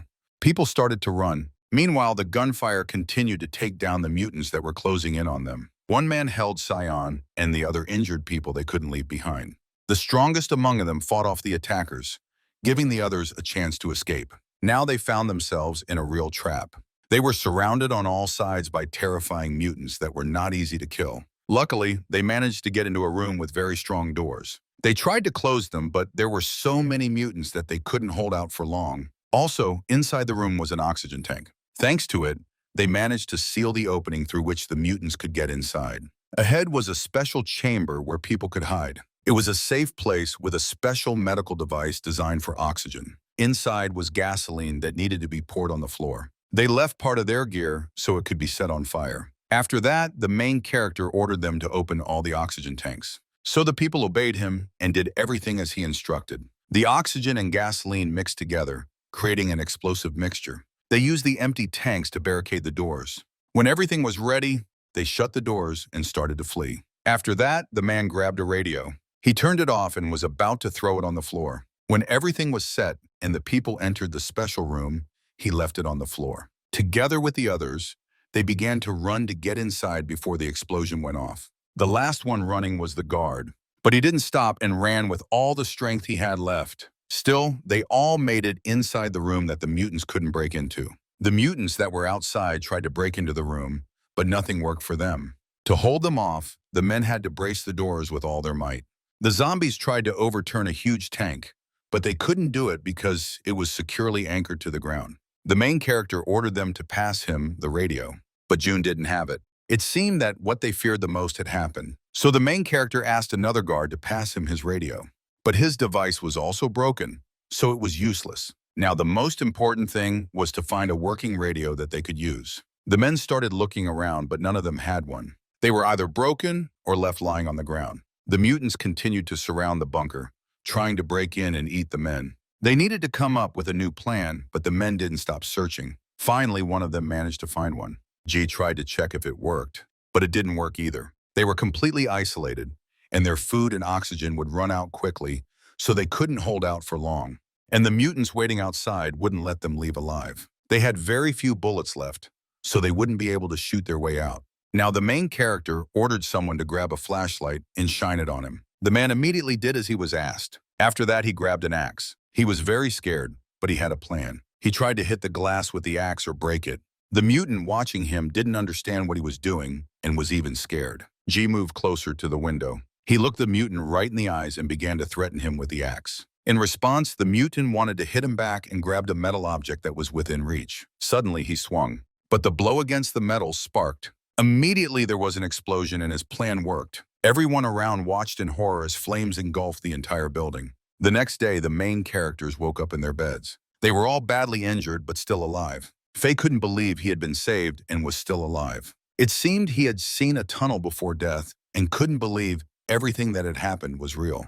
But when he heard the voices of his friends, he realized it wasn't a dream.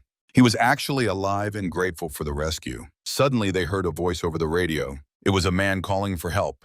And it was also their old enemy, a cannibal who ate people.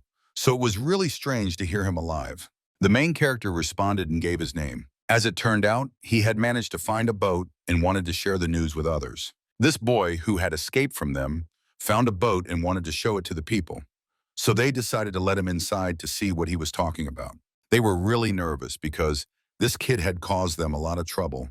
And who knew what he had cooked up this time? They were ready to shoot him since they didn't know if he was telling the truth or trying to trick them again. But the kid ordered them to drop their weapons. Moreover, he was accompanied by two people wearing masks that completely covered their faces. So it was impossible to tell who they really were. But when they took off the masks, it became clear that these people were disfigured and resembled zombies. They wanted to shoot them right away, but the kids stopped them and warned that they were healthy. In fact, they were suffering from a rare disease that wasn't contagious because he had lived with them for a long time. These people had been eating ants and mice to survive, so they wanted to seek medical help. The main character believed him again and decided to help. So when they lowered their weapons, they let the people inside their home. Any information about the boat was crucial for him, so when he fed and watered them, the boy had gone through a lot of trouble to return and find the boat. They managed to bring it upstream where they hadn't been. The boat they discovered had been used for illegal fishing and was confiscated by the lake authorities. But if that boat had been operational, they would have probably used it and been long gone by now. The boat was quite large, so they could fit a lot of people in it. This made the people think. A few days later, they set out for the place where the boat was found, and the kid really showed it to them. Inside was a huge engine that needed repairs. For that, they needed to find special equipment and take the engine home to figure it out. Inside, it seemed very small, but that wasn't the case. They could build small boats for people and supplies that could be delivered to a larger ship. After such a journey, they returned home. Now they needed to prepare to try to leave the city and head to the island to live. For that, they needed to prepare thoroughly and gather everything necessary. But first, they had to fix the boat. Everyone was trying to discuss the new plan, but it turned out that one of the men had caught a cold and was feeling really bad. Others thought it was just because of the cold climate, because even on the radio, they were saying that the weather was starting to change and winter would soon arrive. Moreover, zombies from the north were heading south because they preferred the warmth. It would take a long time, but sooner or later they would come, and there would be many more of them. In fact, the intelligent zombies were injured. Even a strong explosion couldn't completely destroy them. Suddenly, he noticed that the old man was starting to transform, and in a few minutes, the irreversible happened. He turned into a zombie and began attacking people. He lunged at his father. However, Jai managed to save him and knocked out the infected one. His body fell to the ground, but the mutant, even after a strong blow, remained alive. The man wanted to shoot him, but another person stopped him. He hesitated a lot because just a few seconds ago he was still a normal person. But now he simply had no other choice. His son started crying because he didn't understand what had really happened to his father. He couldn't believe that now he was a monster who would never be a normal person again. He lost his mind and it turned into a true hungry beast. His son begged the man not to do it because he didn't want his father to die. He just didn't leave him a choice and couldn't come to terms with it. Instead, they could just let him out on the street with the other mutants. That's exactly what they did to avoid traumatizing the boy, who was very upset. From the house, they watched the mutant. It was very sad to say goodbye to him, but they had no other choice. Now they wanted even more to reach the islands, where it was much safer and there were no horrible mutants. None of the people wanted to turn into a zombie and become one because that was terrifying. They used to think only about survival, but none of them wanted to spend their lives within the walls of that house. So they firmly decided to start preparing. First, they needed to gather all the equipment necessary for the repairs. They tried to prepare well and take everything they needed with them. Next, they had to load huge bags. After that, they planned to ferry them across the river. The main character, who was on an inflatable boat, had to build a small boat for the other people. Together, they worked hard to achieve a common goal. Very soon, they started making progress. And through their combined efforts, they managed to build a large and sturdy boat that could hold many people. The construction continued until evening. Then they gathered for dinner and thanked each other for their hard work, along with the little boy and the two sick people. Everything was ready, so now when they were about to leave their home, the closer that moment came, the more they started to miss it.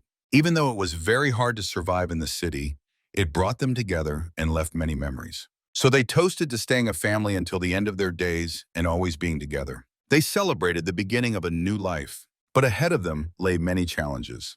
The people gathered all the necessary gear, armed themselves, and began preparing for departure. And when everything was ready, they set sail. They didn't know what awaited them ahead, but they were determined to see this through and reach their dream island. The journey was perilous, so they stayed alert, keeping an eye out for mutants using their thermal goggles. Suddenly, they spotted suspicious figures on a bridge, ready to attack. They had to open fire, and to protect the civilians, they needed to take cover. Women and children were shielded in a wooden crate that blocked most of the enemy fire. The men remained on the wooden raft, trying to fend off the attacks. Out of nowhere, one of the metal spears struck a barrel of fuel and water. This caused it to start leaking, and to make matters worse, the inflatable boat was punctured. People on it began to sink and scrambled to reach safety. At that moment, the enemies were positioned above them, making them easy targets. It became clear that they needed a new plan. It was tough to break through such heavy fire, and the women and children began to cry in panic. They had no time to waste. They needed to hurry because the noise from the battle was attracting zombies. Faye suggested they reach the shore and tried to defeat the mutants on the bridge. These were smart zombies, and there were so many of them. Moreover, they were the wounded dead who had survived a massive explosion. Suddenly, something incredible happened. They began to drop one by one. Enemy arrows and spears flew overhead. It was unclear who would open fire and save the main character's team. Now their lifeless bodies were scattered across the stone bridge. And then, there he was, the old man with his army, arriving just in time to save them. Now that it was safe outside, Jai and his people could emerge. But when they saw it was Mr. Huang, they were utterly shocked. Hearing a familiar voice and seeing old friends, they stepped out of hiding. Now Huang had repaid Ji and they were even. He wanted them to inform the government that many survivors remained in the city. And when they reached the island, they promised to do that for him. Now they continued moving forward. The old man had a lot of weapons and soldiers, so he could easily take control of the city. There wasn't a single person who would dare attack him, as it would mean death. Meanwhile, they managed to reach the boat. The men began repairing it and tried to move all the equipment. All right, they needed to try starting the engine. After a while, Faye managed to fix it. They had a chance to get a decent boat that could withstand even a storm. But during the repairs, they lost a lot of fuel, so they would have to conserve it. Now was the crucial moment, as they needed to start it, which would show if the engine actually worked. The engine roared to life. The motor was running. Now they began to drift away, towing their old dinghy behind them. After a few days, they managed to get out of the city, but they continued on their planned route. They found themselves in a beautiful place, surrounded by nature and stunning views. At that moment, they felt happy, finally able to feel safe. But ahead, they noticed a horrifying sight. Jai approached them to see everything with his own eyes. They reached a settlement that had been flooded, with almost all the houses underwater. They moved directly toward it, unable to understand what had really happened there. They had their suspicions. It could have been a barrier lake. Recently, a disaster might have struck this place, causing the city to be submerged. They cautiously navigated between the houses, but suddenly the boat began to rock. They crashed into a part of a house that was very close to the surface. To avoid damaging the boat, they quickly stopped it. To check what had really happened and if the boat was damaged, the main character had to dive to the bottom of the lake. This place used to be a huge city, now submerged. They were lucky. The boat wasn't damaged and wasn't leaking. However, it needed repairs, and after that, they continued moving forward. When they finally reached open sea, a fierce storm hit. It couldn't move on its own, so they had to paddle. While the men struggled against the elements, the women and children waited inside. Ahead of them, something was in the water. The men tried to see what it was, shining a flashlight. It turned out to be a corpse, long dead and floating in the water. Ahead was a massive number of human bodies, and everyone watched in horror at what had happened here. Why were all these people dead? When the storm calmed, the men finally got a chance to rest. The next day, they had to use a drone. Thanks to this, the men planned to check what lay ahead. Ahead was a small waterfall, and the land had collapsed into the lake. It was very dangerous in that city, and it was unclear if they could pass through. But they had no other way and needed to push through somehow and keep moving. Besides, the water was very shallow, so the boat risked getting stuck. Despite this, the people continued toward the waterfall. They had to stop near it to check if it was safe. They tried to measure the height of the cliff to see if the boat would survive. But luckily, it was deep enough. At first, they decided to try launching a small boat to see if it could handle it. But for that, they needed to clear the rocks in the water. After all, those could hinder the boat's passage and damage it. When everything was ready, the people continued working, trying to chop down as many trees as possible. This way, they could build a dam. When everything was set, they started the engine and picked up speed. They all prepared and carefully began lowering the ship. They did it as slowly as they could. The men didn't have enough strength, so the women helped them. This moment was very tense for all of them, as losing the boat would mean death. Suddenly, the boat began to fall. After that, it tilted and started rolling. Thanks to the men using the trees, its bottom remained intact. But they couldn't relax just yet. Now came the thrilling moment, as the ship would soon be nearing the water. And when that happened, huge waves rose. Still, they succeeded, and the people were overjoyed when they realized they would survive. A massive number of human bodies began to float downstream. All of them ended up too close to the boat. They felt pity for the unfortunate souls who perished in the natural disaster. So the heroes decided to honor their memory. They lit a candle and prayed for every lost soul they encountered along the way. After doing that, they went to sleep, as the day had been very tough. The next day, they continued their journey. As it turned out, they were moving too slowly. As per their plan, they should have been nearing the lake. Moreover, the water was very yellow, which was concerning. And even with fishing nets, they couldn't catch anything. Throughout their time in the Yellow Lake, they hadn't seen a single living creature. But they didn't lose hope and kept fishing, as food was desperately needed for all of them. When Faye pulled up the net next time, he thought he had caught something. He smiled as it seemed the fish was quite large. As it turned out, there was indeed a fish, but it was so small that even a child wouldn't be able to fill up on it. But they needed to wrap up fishing, as the engine stalled again. Fixing the engine and continuing their journey would take several hours. Suddenly, they noticed several boats approaching them. Giant understood that a battle was imminent, so everyone needed to prepare. When the boats arrived, it became clear that they were just ordinary fishermen. They wanted to trade valuable items with the men. But what would they want to trade? The fishermen were interested in gasoline and essential supplies. The main character agreed and offered them potatoes.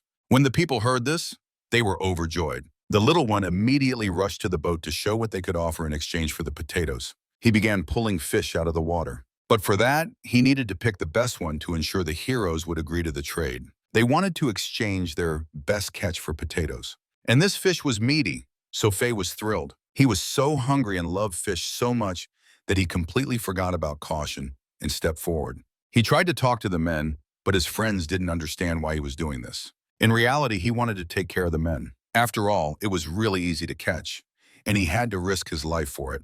The fisherman thought for a moment and then offered to trade potatoes for a few kilograms of fish and vital information. This information was truly valuable, as it could save the men's lives. They pondered and were ready to make the deal. After a while, they exchanged the necessary goods. Now the fisherman lit a cigarette. He prepared to tell his story. And since he wasn't in a hurry, the men began to get nervous, thinking he was trying to trick them. However, the fishermen were very honest people, and he told them about pirates located a few kilometers away. The pirates were robbing ships, killing people, and assaulting women.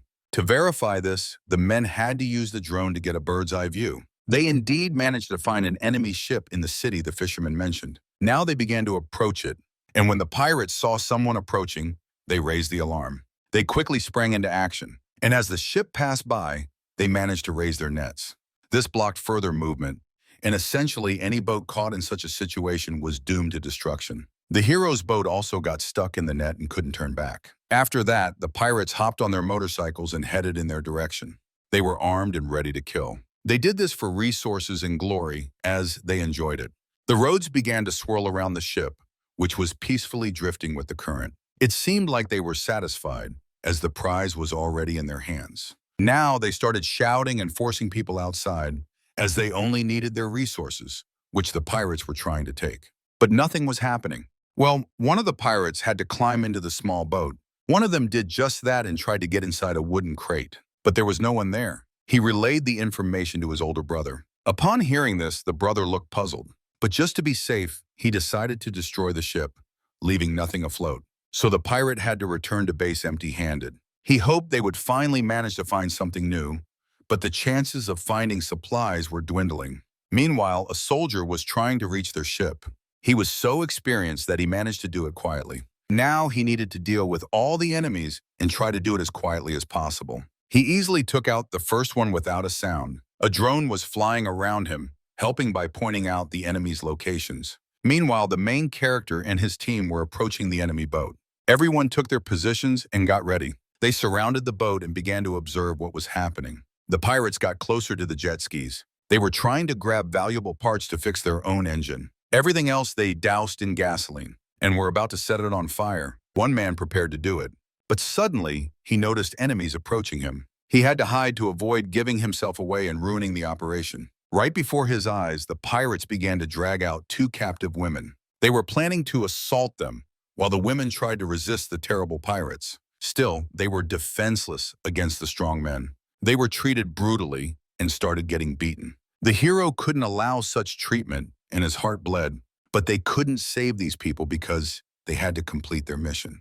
Understanding this, the man became furious and tried not to look at what was happening. Meanwhile, the pirates continued to torment the innocent women. His son tried to explain that they couldn't take such a big risk because, in any case, the women would die.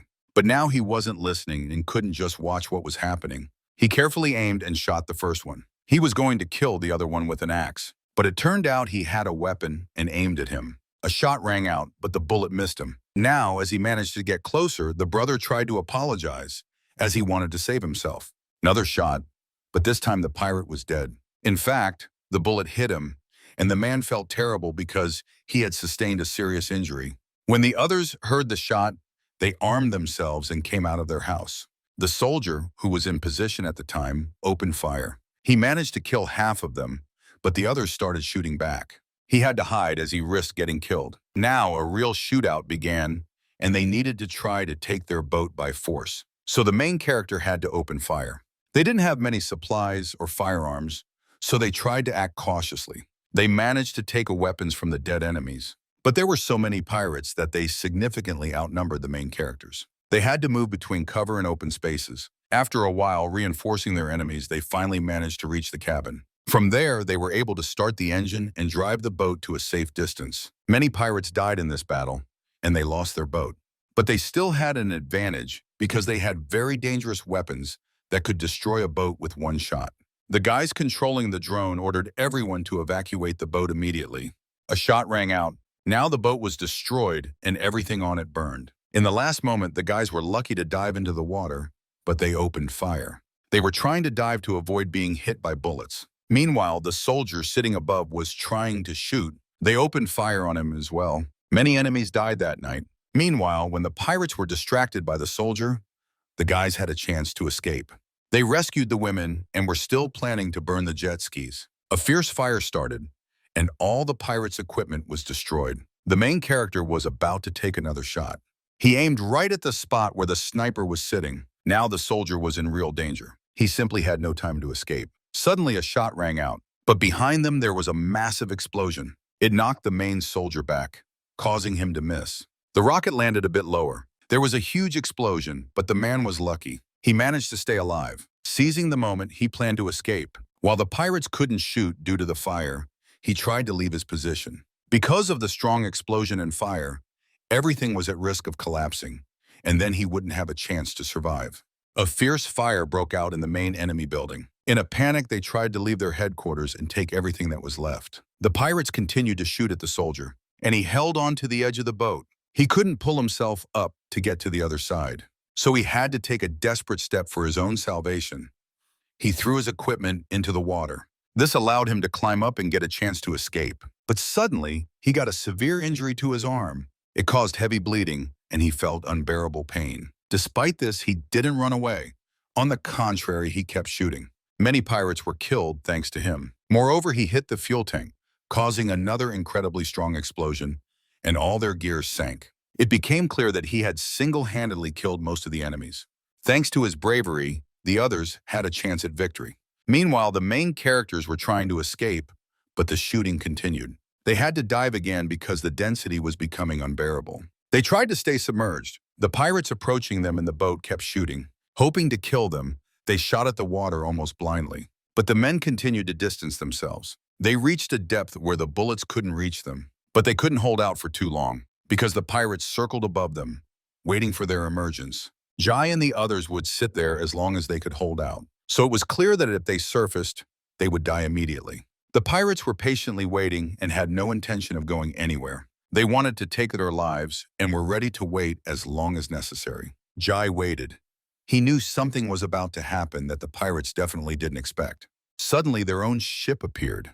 It was speeding toward the pirates, and on the deck were dolls that drew their attention. At the helm was Faye, and the others were patiently waiting to soon open fire on the enemies. They moved directly toward the pirates, forcing them to retreat to avoid being crushed. They managed to do this at the last moment. That was when the perfect moment arrived, and the people were able to open fire. The main characters continued to watch and wait. But one of them was running out of air. He started to suffocate and drown. So they had to rescue him, and the men began pulling him to the surface. Now they were near their own ship, and the others helped them get to the surface. Fai wanted to help another, but he saw that the man was barely breathing. The unfortunate one showed no signs of life. Moreover, his face was covered in strange scars. Fei approached to see what it really was. But when he saw it, he couldn't hold back. Fai began to cry, thinking the man was dead.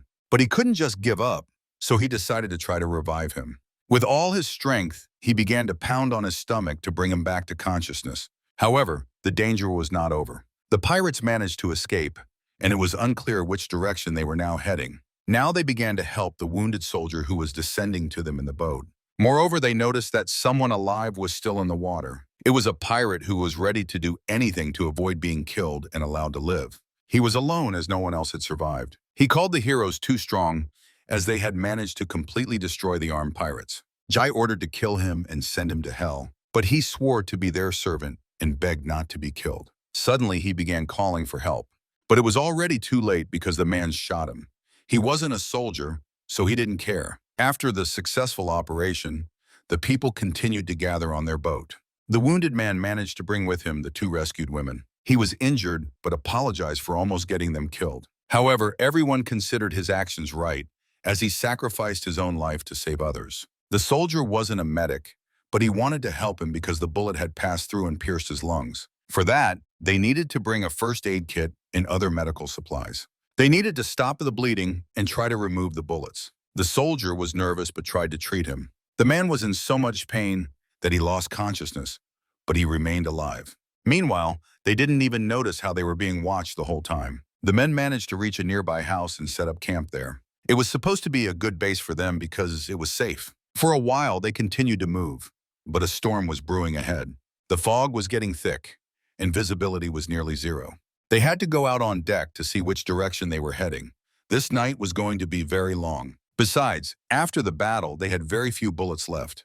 They could no longer shoot back and would have to fight with bows and arrows. Suddenly, the main character shouted and ordered the ferry to take the helm of the ship immediately. Right in front of them was a massive boat filled with armed soldiers. They opened fire one by one, Jai tried to shoot accurately because they were running low on ammo. These were pirates who had gathered all their forces and caught up with them. Now they had a much sturdier boat and were well prepared. The people had to hide because they were smaller than the brothers, making them easy targets. The terrified women tried to stay inside the cabin because they couldn't fight alongside the others. The pirates took a desperate step and decided to attack their boat by force. One of them was immediately killed and thrown into the water. The others were also trying to board the people's boat, but under the heavy rain of bullets, no one was able to do so. Now the moment everyone feared had arrived. The people ran out of bullets and could no longer shoot. Moreover, the pirates had snagged their boat, making it impossible to turn around. Steering it had become complicated, and now the people faced real danger. Suddenly, an injured man crawled out of the cabin, and no one noticed him. Everyone watched as he grabbed a gas canister and headed straight for the pirates. His son tried to save him, but it was pointless. While he rushed toward the enemy boat, the others covered him and shot at the pirates. This allowed him to move faster, and he almost reached his target. Then he jumped onto their boat. He was wounded again, but he managed to spill the gasoline. The last thing he did in his life was set the enemy boat on fire, giving his comrades a chance to live. When he was alive, he always said he was ready to die for everyone else. If anything happened to him, he asked the main character to look after his son. He wanted to run to his father, but someone had to hit him or calm him down. While the pirates tried to extinguish the fire, they managed to break free and throw down metal ladders. They started to flee. They watched as the enemy ship burned and sank. Finally, the storm subsided and the thick fog cleared. But the pirates continued to pursue them, as heard by the sound of gunfire. Moreover, they were very close, just a few kilometers away. Suddenly, they got stuck because they found themselves in shallow water. To get out, they tried to reverse, but nothing worked. In a panic, the men jumped into the water and tried to push it. But the pirates were closing in, and to survive, they had to abandon their boat. They tried to gather all necessary equipment and start fleeing. But on the horizon, they spotted the enemy ship. Fortunately, the pirates also ran aground. But surprisingly, they kept moving and were now heading straight for their boat. It seemed they wanted to ram them, so the main character ordered everyone to turn back. The people, with all their gear, jumped back into the boat. A large wave created by the chase pushed them away from the shore and gave them a chance to move. Now they started to flee while the pirates continued to pursue them. But just a few kilometers away, the pirates suddenly stopped. Most likely they had very few bullets left, and they could also be stuck. Indeed, they were also stuck because many pirates abandoned their boat and tried to push it away. Now they were only a few dozen meters apart. If they could free themselves, they would definitely catch up again. A soldier took aim and opened fire. He tried to hit the pirates, and he succeeded. Incredible, but he was able to kill them even from such a distance. One by one, the dead enemies began to fall into the water. After that, the enemies returned fire and also tried to hit them, but it didn't help. The people took cover and just waited for it to end. The soldier's skill impressed everyone, and they wanted to shoot as accurately as he did. But why did the pirates suddenly stop shooting? In fact, they were now threatened by another danger, because a massive horde of zombies arrived in response to the gunfire, and all of them were moving toward the pirate ship. The shore was very shallow, so they weren't afraid of the water. Now the pirates opened fire on the approaching monsters, but there was no chance of facing such a huge number of the undead. The main character realized that his ship was also in danger, as the zombies would soon reach them. So he tried to free it as quickly as possible and get further away from the shore. They had to dive and do everything possible to survive. They even had to dismantle part of the ship just to keep it afloat. Meanwhile, the zombies were almost at the pirate ship. The men were doing their best to shoot back. They didn't want to abandon their ship again. Meanwhile, the main character and his friends were doing everything they could to get their boat moving. They had to use all the wood they had. With it, they hoped to lift it to the surface. The pirates helped them because they could hold off the mutants. But now they were preparing to flee because they couldn't hold back the mutants. The man had to pull his boat, putting in incredible effort to do so.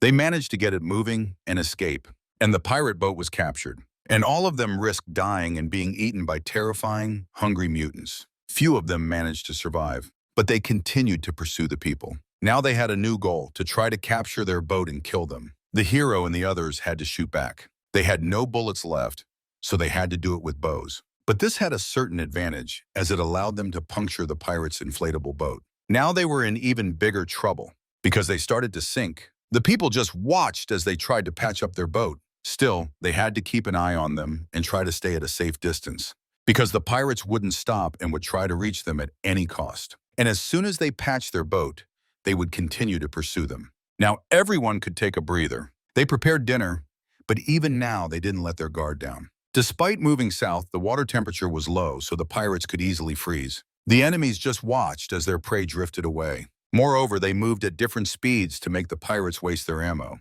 The pirates continued to shoot at the boat, but they realized it was pointless. On the shore were their living comrades who had fled. They hoped someone would come back for them.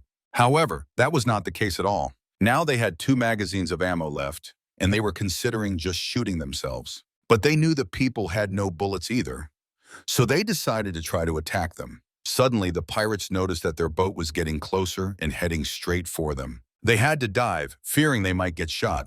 When the people got too close, they threw fishing nets. With this, they hoped to catch the enemies and take them captive. And those who approached their boat were stopped with spears. This tactic was very effective, as they managed to injure many of the enemies. Moreover, they continued to defend themselves, waiting for their ammo to run out completely.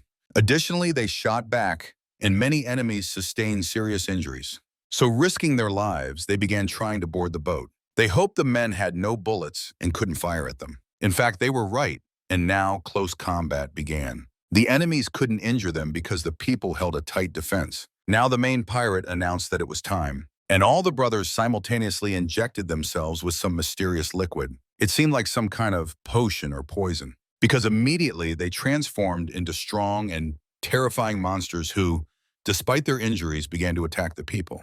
Now they were much stronger, and it was impossible to stop them. They reached the metal shields with their hands and broke through the defenses the people were trying to maintain. But they weren't scared at all and were ready to fight to the death because their families and loved ones were behind them. Faye fought one of them. His enemy was so strong that he had to throw him overboard. Now he found himself on the ground with him. The soldier was also fighting an enemy who was attacking him. He had to use his own helmet for that. The strongest of the pirates was their leader, who injected himself with the largest dose. Still, after a while, they managed to defeat the enemies. Now they tried to retrieve the man who was injured and ended up in the water, but he couldn't move. So they had to pull him aboard with their own hands. The thing was, he had been bitten. Now they needed to save him and try to amputate part of his body. But now it was too late. It was very sad because everyone understood that the situation was critical. No one wanted to accept that he would soon die. Well, he would turn into the same kind of mutant, and then they would have to kill him just like they did with the others. But for now, he felt fine. As it turned out, it was just a bad joke he was trying to make. Others started to scream. Everyone was really scared for him. They lunged at him, trying to choke him to teach him a lesson. Eventually, they calmed down and were relieved that they had managed to overcome their enemies. Now they could catch their breath, gather the necessary supplies, and keep moving forward. Because ahead of them lay a dangerous path that needed to be navigated. New lands appeared before them, places they had never been before. In the background, a deserted city loomed, and it seemed there were still many people trapped inside who couldn't escape. They headed straight for it. The people finally spotted land and decided to descend to try to find some food for themselves. They were incredibly lucky, as there was plenty of meat. It was ducks that once belonged to some farmer, but now they were free. For the first time in a long while, they could eat properly. Additionally, there were many other plants around. They could use them to prepare meals. Among them were palm trees with coconuts. This was a very valuable food source at the time, as it provided drinking water and coconut milk. Finally, the girls could relax and play. They were surrounded by beautiful scenery, and at last, they found themselves in a safe and quiet place. Now they had plenty of time to rest. The men weren't about to relax. They were busy searching for supplies and food. They gathered crabs and other treasures scattered along the shore. It had been a long time since any of them felt this good, as they had all managed to regain their strength, especially the main character, who had been burdened with many different responsibilities. His wife noticed how much he had changed, as he had become braver and stronger. But she remained the same as always, smiling whenever she saw him. After those words, she became very sad. Their lives would never be the same as before. In reality, she had changed a lot. Meanwhile, others began to shout about the danger approaching them. The zombies had found them, so the people urgently needed to return to their boat. Gathering all the necessary supplies and resources they could find on the island, they started to sail away. The next few days felt incredibly long. They were out in the open sea, surrounded by water on all sides. In such a place, it was easy to get lost, but they were lucky to find a fishing settlement. They prepared for battle, thinking that there might be enemies in the houses waiting to attack at any moment. But after carefully surveying the area, they realized that there was no one there. Apparently, this town was abandoned, so they could peek inside the houses in search of valuable resources. Despite this, the people remained vigilant and cautiously approached the houses. They had to be careful, as it was unclear what dangers awaited them inside. One by one, they began to surround a house, hesitating to go inside. The main character decided to take the plunge, defending himself with a shield as he stepped in. Inside, there were bodies of people. Their bodies were covered in scars and bite marks. It seemed they were dead, infected. The corpses had been in the house for so long that mushrooms had started to grow on them. Despite this, there were no signs that the bodies were decaying. This was very strange, as they were likely suffering from some unknown disease. While exploring the town, they found small ponds filled with fish. There were many other seafood options, so they could replenish their food supplies. A boy was busy fishing, but he didn't want to share what he had caught with anyone else. Faye was also trying to catch something. He was an avid fisherman, and this task brought him great joy. In one of the houses, they found a map. They were lucky because it was very detailed and well described the area. Now the men could consult it and understand which direction they were heading. But they didn't even notice that the mutants lying on the ground behind them had gotten back on their feet. They had come back to life and were now preparing to attack the people. The guys were completely unaware, but at the last moment they managed to dodge one of them. They had to grab their weapons and fight again. They didn't know how dangerous these mutants were, as they were all so unique. Faye continued fishing. Suddenly, he heard his friends screaming from the house. Everyone was urgently ordered to return to the boat because there were zombies in the settlement. All the people started to flee, as they needed to get out of there fast. At that moment, zombies began to emerge from the houses. There were so many of them, and they were all ready to attack the people. Fortunately, they were too slow, so the people managed to escape quickly. Faye wanted to turn back and try to kill them, as they could always push them into the water. But Jai stopped him, saying there was a new type of zombie they didn't know much about. But what did that mean? Others had many questions. Then the man explained that these mutants could resurrect even after death, so anything was possible with them. Moreover, they were very strange and sickly, and their skin didn't rot like regular zombies. This made him anxious, as the virus could mutate, and over time, the mutants became more active. Now it was getting scarier and harder to survive, as they encountered different types of mutants along the way. Each of them was dangerous in their own way, so they needed to focus on their safety. The men tried to calculate their route and do everything possible to move faster. At this rate, they wouldn't reach their dream island anytime soon. Days and nights passed, and the men kept sailing. Their journey was devoid of land, and it was very easy to get lost. They were fortunate as rain began to fall, providing them with drinking water. They hurried to fill their buckets and containers with water. The rain stopped quickly, but they were grateful for it nonetheless. It was very gloomy on the ship, and the people didn't know how to occupy themselves. However, the calm didn't last long. The next night, a fierce storm hit, nearly destroying their boat. If the waves continued to crash with such force, the boat wouldn't hold up. Then they risked ending up in the middle of the open sea without food or water. It seemed they should turn back, but the people who had come so far didn't want to do that. Still, they decided to take the risk and keep moving forward. The storm was so strong that it almost capsized the ship. The women and children inside began to cry. They couldn't calm down and could only hope to survive. The men bravely rushed to the deck, trying to keep the situation under control. Faye especially believed that his boat could survive. With each passing moment, the waves grew larger and larger. Yet they continued to hold on and didn't stray from their path. Fortunately, they managed to survive until morning. To avoid the dangerous area with the phones, they decided to change their route. But this would take a lot of time, and there was no other option. They could risk it again, so the man determined his approximate location. It would take several days to reach the island, but they wouldn't have enough fuel for the entire journey. So they would have to paddle the rest of the way. As he tried to encourage his companions, who remained steadfast despite the dangers they faced, it was easy to give up at the last moment, so they all decided to do everything possible to survive. They started working hard again, trying to repair the damage their boat had sustained. They also needed to create a device for filtering drinking water. Faye was a survival expert, so he knew what he was doing. He managed to make it using seawater in a plate. He wrapped it in plastic, and in the middle he placed a small stone. This way, the water would evaporate and drip into the container. Now he was trying to make a fishing rod for himself. The boy wanted to help him. And after a while, everything was ready. Now they could fish, and besides drinking water, they might have valuable food. He left the boy in charge and instructed him to call out when something started to bite. The other people took turns paddling. They tried to conserve the little fuel they had left. The main character did this the most. He didn't rest at all. Others offered to take his place, but each time he refused and didn't want to leave his spot. The wind kept changing, so they had to do everything possible to maintain their speed. Many had to sacrifice their own clothing. The women tried to make sails, and when everything was ready, it helped them a lot in their sailing. Meanwhile, the men continued to move. Night fell, and because they had no clothes, it became incredibly cold. It was very sad to sail in silence, so they wanted to hear a story from the main character. In the morning, they could go diving once they reached the island where it was safe. They didn't say anything all night until they grew tired.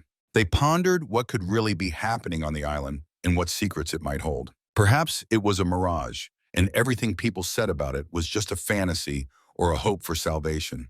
Many didn't understand what the main character was really trying to say. It seemed he spoke in riddles because he didn't truly know what dangers awaited them on the island. Now they could only prepare for the worst and hope that there was indeed life there. All night the men continued to sail, but by morning they had no strength left. They also had very little food as they had to travel much longer than they had originally planned. So only the children were allowed to eat. They shared the small piece of chocolate they had left among themselves. But it wasn't enough to fill them up.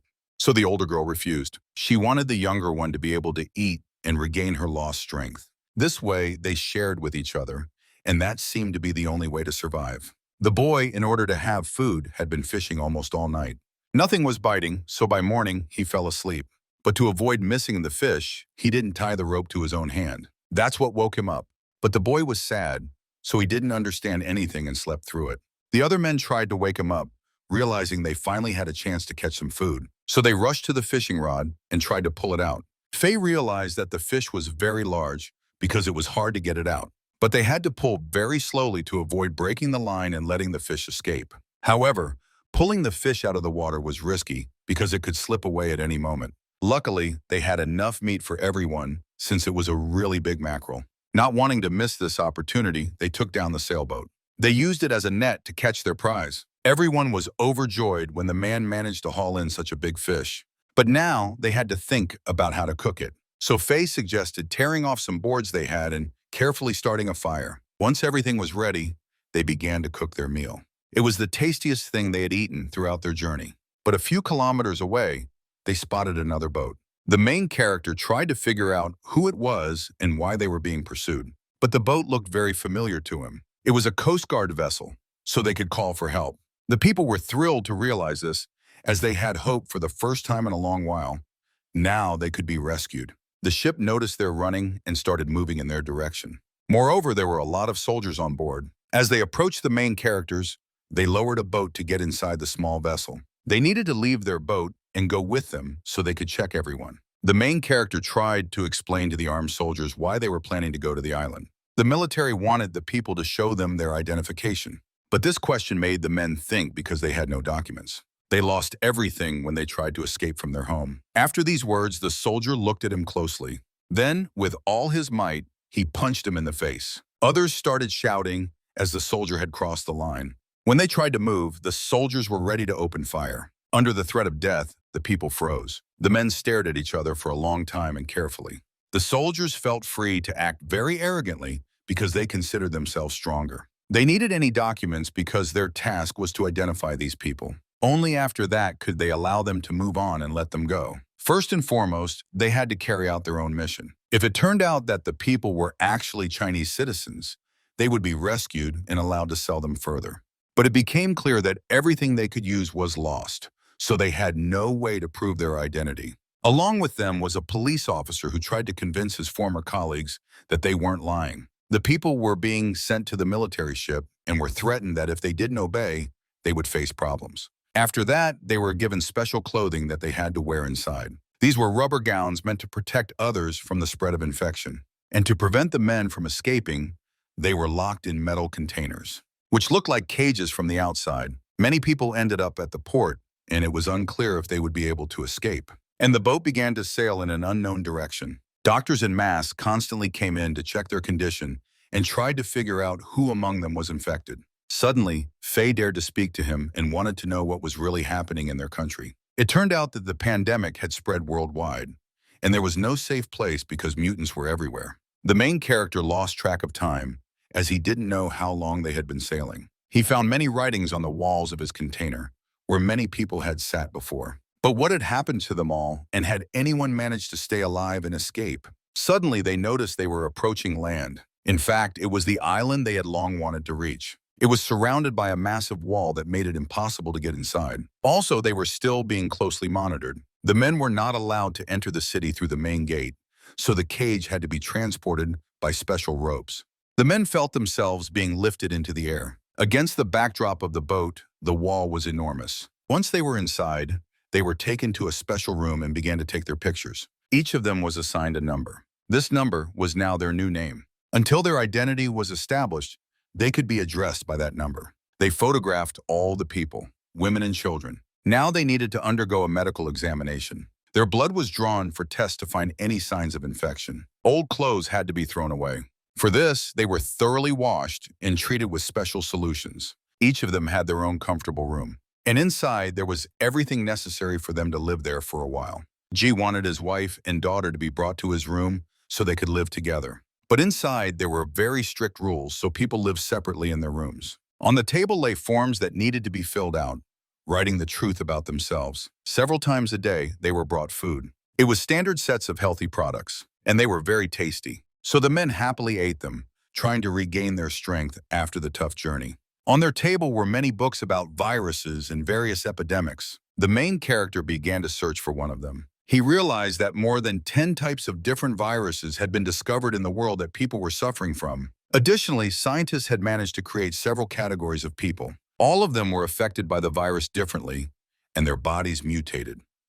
It also became known that depending on the category, people had immunity to certain types of viruses.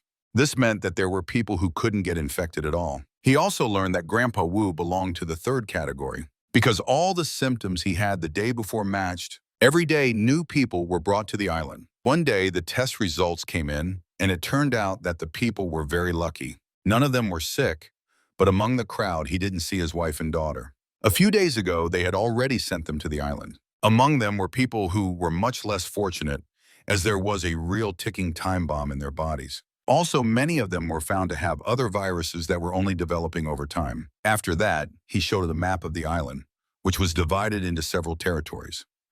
At that time, about 15,000 people lived there.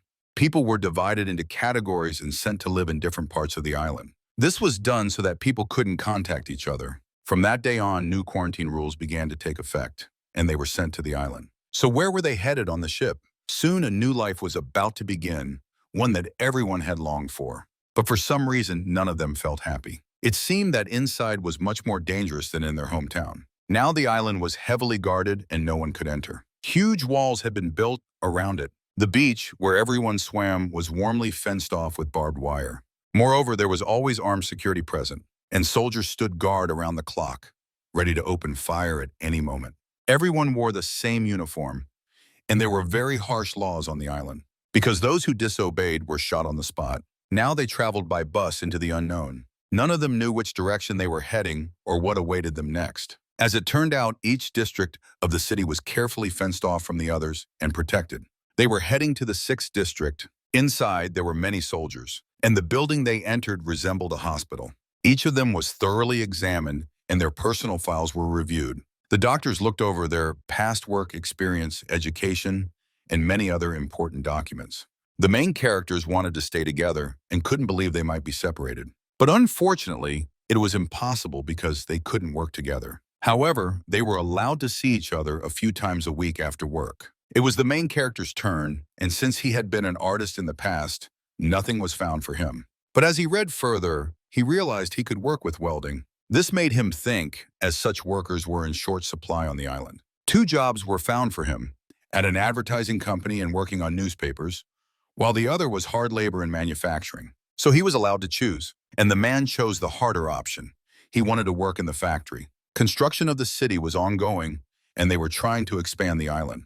They were building tall buildings to accommodate many people. He worked diligently, but one day his teacher called him. He went, but he didn't know what was waiting for him. It seemed the teacher was angry as he pointed out the man's work. As it turned out, he had done very poorly and messed everything up.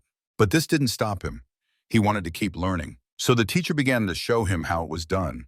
This work was important to him. He constantly improved his skills and tried everything in practice. Each time he got better and better. The master was pleased with his work and finally took pride in him. So one day he gave him some money for working so hard. The main character was supposed to have a day off, so he wanted to give him money so he could spend time with his family. But Jai refused to take the money. Payday was still far away, so the teacher wanted to help him. When the hero couldn't afford it, the next day was his day off, so he planned to return to his place and meet with friends. They all worked hard and could finally meet each other. They worked in different fields, so they shared their experiences. But now it was time to meet his own family. But they were separated by glass, so they couldn't touch or hug each other. When the hero saw his daughter and wife, tears filled his eyes. They all missed each other so much. And what they wanted most at that moment was just to be together and hug. Finally, for the first time in a long while, he could hear them. They were allowed to talk on the phone. And in a few minutes, he wanted to know everything that had happened in their lives. The man talked about his job and that he worked at a construction company and had good management. The girl wanted to talk to her dad. She missed him so much and was waiting for him to come back. The city felt her pain deeply. He lied, saying he couldn't return right now, but promised he would in the future. His family was given their own house, where he and his daughter lived. Suddenly, he managed to meet and talk to his sister, but her husband was nowhere to be found. He had been sent to the army and was supposed to come back soon. The day would come when his family would finally be reunited. It was the day they had all been waiting for, and each of them wanted to hug and talk at last. On his day off, they decided to drink and watch the sunset. They had a lot of beer because the friends were excited to see each other again. Faye made a real stockpile, so everyone was well stocked with drinks. He spent almost his entire first paycheck on it, and everyone was grateful for such a gift and kindness. Now they definitely had enough. At that time, it was hard to celebrate money, since it could be their last day on Earth. People were happy they made it to the island, and everyone thought it was the right choice. But they missed those who sacrificed themselves to make it happen. They remembered the man who gave his life to let them escape from the pirates. His son was very upset, but the girl tried to cheer him up. For some reason, she felt like he didn't like her.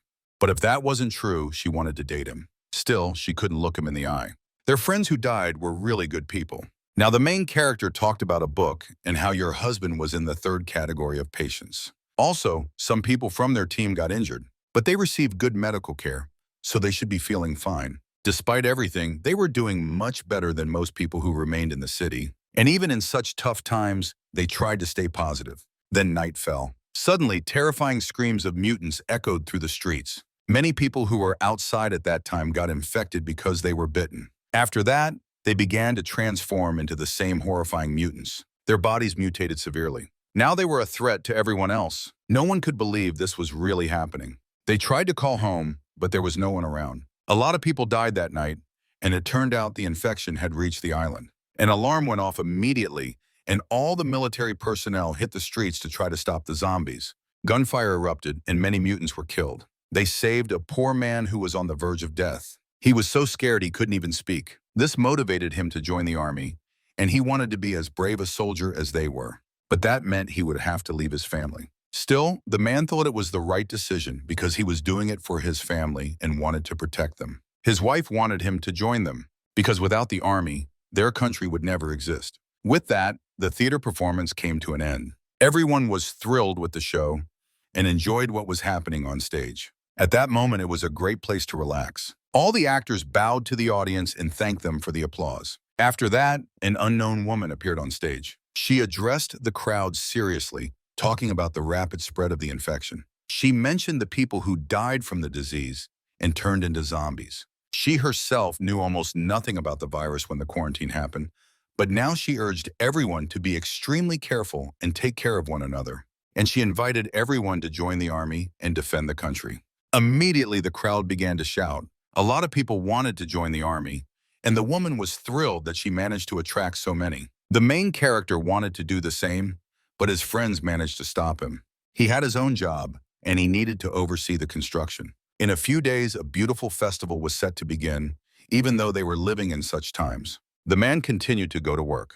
A new guy showed up, so the main character had to keep an eye on him. He needed to teach the guy everything he knew about the job. Besides, they were from the same hometown and lived in the same city. It seemed the guy recognized him, but Jai couldn't remember him. Now he was trying to teach him and pass on all his knowledge and experience. He thought the guy would help him, but he hardly ever listened and was always behind. Suddenly, everyone stopped. An alarm went off in the city. The guy got really scared and started to panic. But the man tried to calm him down and convinced him it was just a drill. However, just in case, they took protective gear and prepared for the worst. Now the men needed to find a safe place, so they tried to climb onto the roof of a building. Once they were safe, they closed off the entrance behind them, preventing anyone from reaching them. Now all they could do was wait. At any moment, they could lower the ladder. If someone couldn't make it up the stairs, they could use the rope that was lowered to the ground. There were also special baskets for transporting women and children. The next step was to take off all their clothes and check for bite marks. But the kid was in no hurry to do that and hesitated. The man wondered why he didn't want to do it. But another volunteer was supposed to act as the infected one. They were going to demonstrate the first aid that needed to be given to the victim. Because it was unknown whether the person was actually infected, they needed to be tied up. This would keep others safe if someone became contagious. When the alarm went off on the island, everyone was conducting drills. When it was all over, they would have to wait for rescue while the military did their job.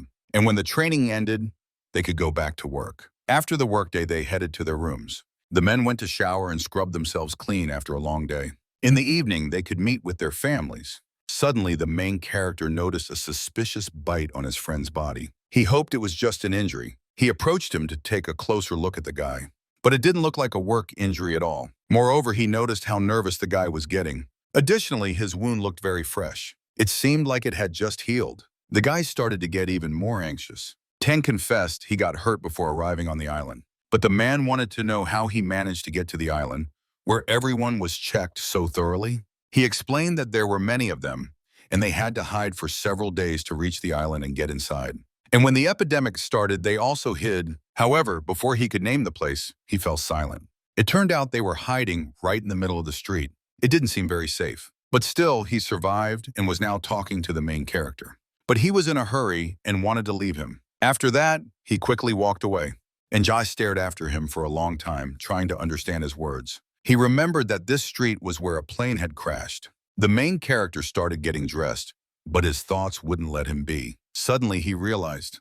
Now, the guy's behavior didn't seem so strange to him. He ran out without even taking a shower. He needed to try to figure out which direction the guy had gone. G wanted to catch up with him. He saw the kid running far ahead in the crowd. Now he was trying to catch up and find out why he was acting so weird. There was no doubt he was hiding something. And that's what the main character was trying to uncover. Meanwhile, the festival that everyone had been waiting for began in the city. But the friends didn't see the main character, who promised to show up and go with them. And suddenly the main character arrived. He approached the other men, and they realized something terrible had happened. He couldn't breathe and was trying to explain what had happened. The man told them about the guy who was acting very suspiciously and lied, which is why he had to chase after him to find out more information. But why did he make up lies? Was he a terrorist? It was a day when almost the entire population of the island had gathered. And there was no doubt that if the guy was indeed a terrorist, he was ready to do something today. He needed to be stopped, so the men set out to find him. Their suspect was in the shower while they were trying to locate him. On their way, they asked locals if they had seen him. Fortunately, someone had. He saw the suspicious guy enter the bathroom and lock himself inside. Meanwhile, the kid was enduring terrible pain. The others set out to find him, trying to reach him before something terrible happened. There was some substance in his body that could harm the entire population. Just then, they approached the bathroom, and the guy started pulling out a suspicious object that had been carefully hidden inside him. Right now, they found themselves in front of the locked bathroom door. On the ground, they saw bloodstains, so they began checking every stall on their way. The kid already realized he was being searched, so he tried to do everything very quickly. The main character noticed strange movements in one of the bathroom stalls. He wanted to find out what was really happening in there as soon as possible. He could wait no longer and couldn't risk it any further. So, he didn't hold back and decided to kick the door down. In fact, he managed to find that same guy who was just sitting there. The object in his hands ended up on the ground, and from the force of the blow, blood started to drip from his mouth. He wanted to reach down and pick up the item that had fallen, but Jai wouldn't let him do that. He grabbed him by the hair and slammed him to the ground. His friends held him down and started twisting his arm so he couldn't escape. Now they needed to figure out what he was really trying to do with that suspicious item. The guy tried to explain that it was drugs he couldn't live without.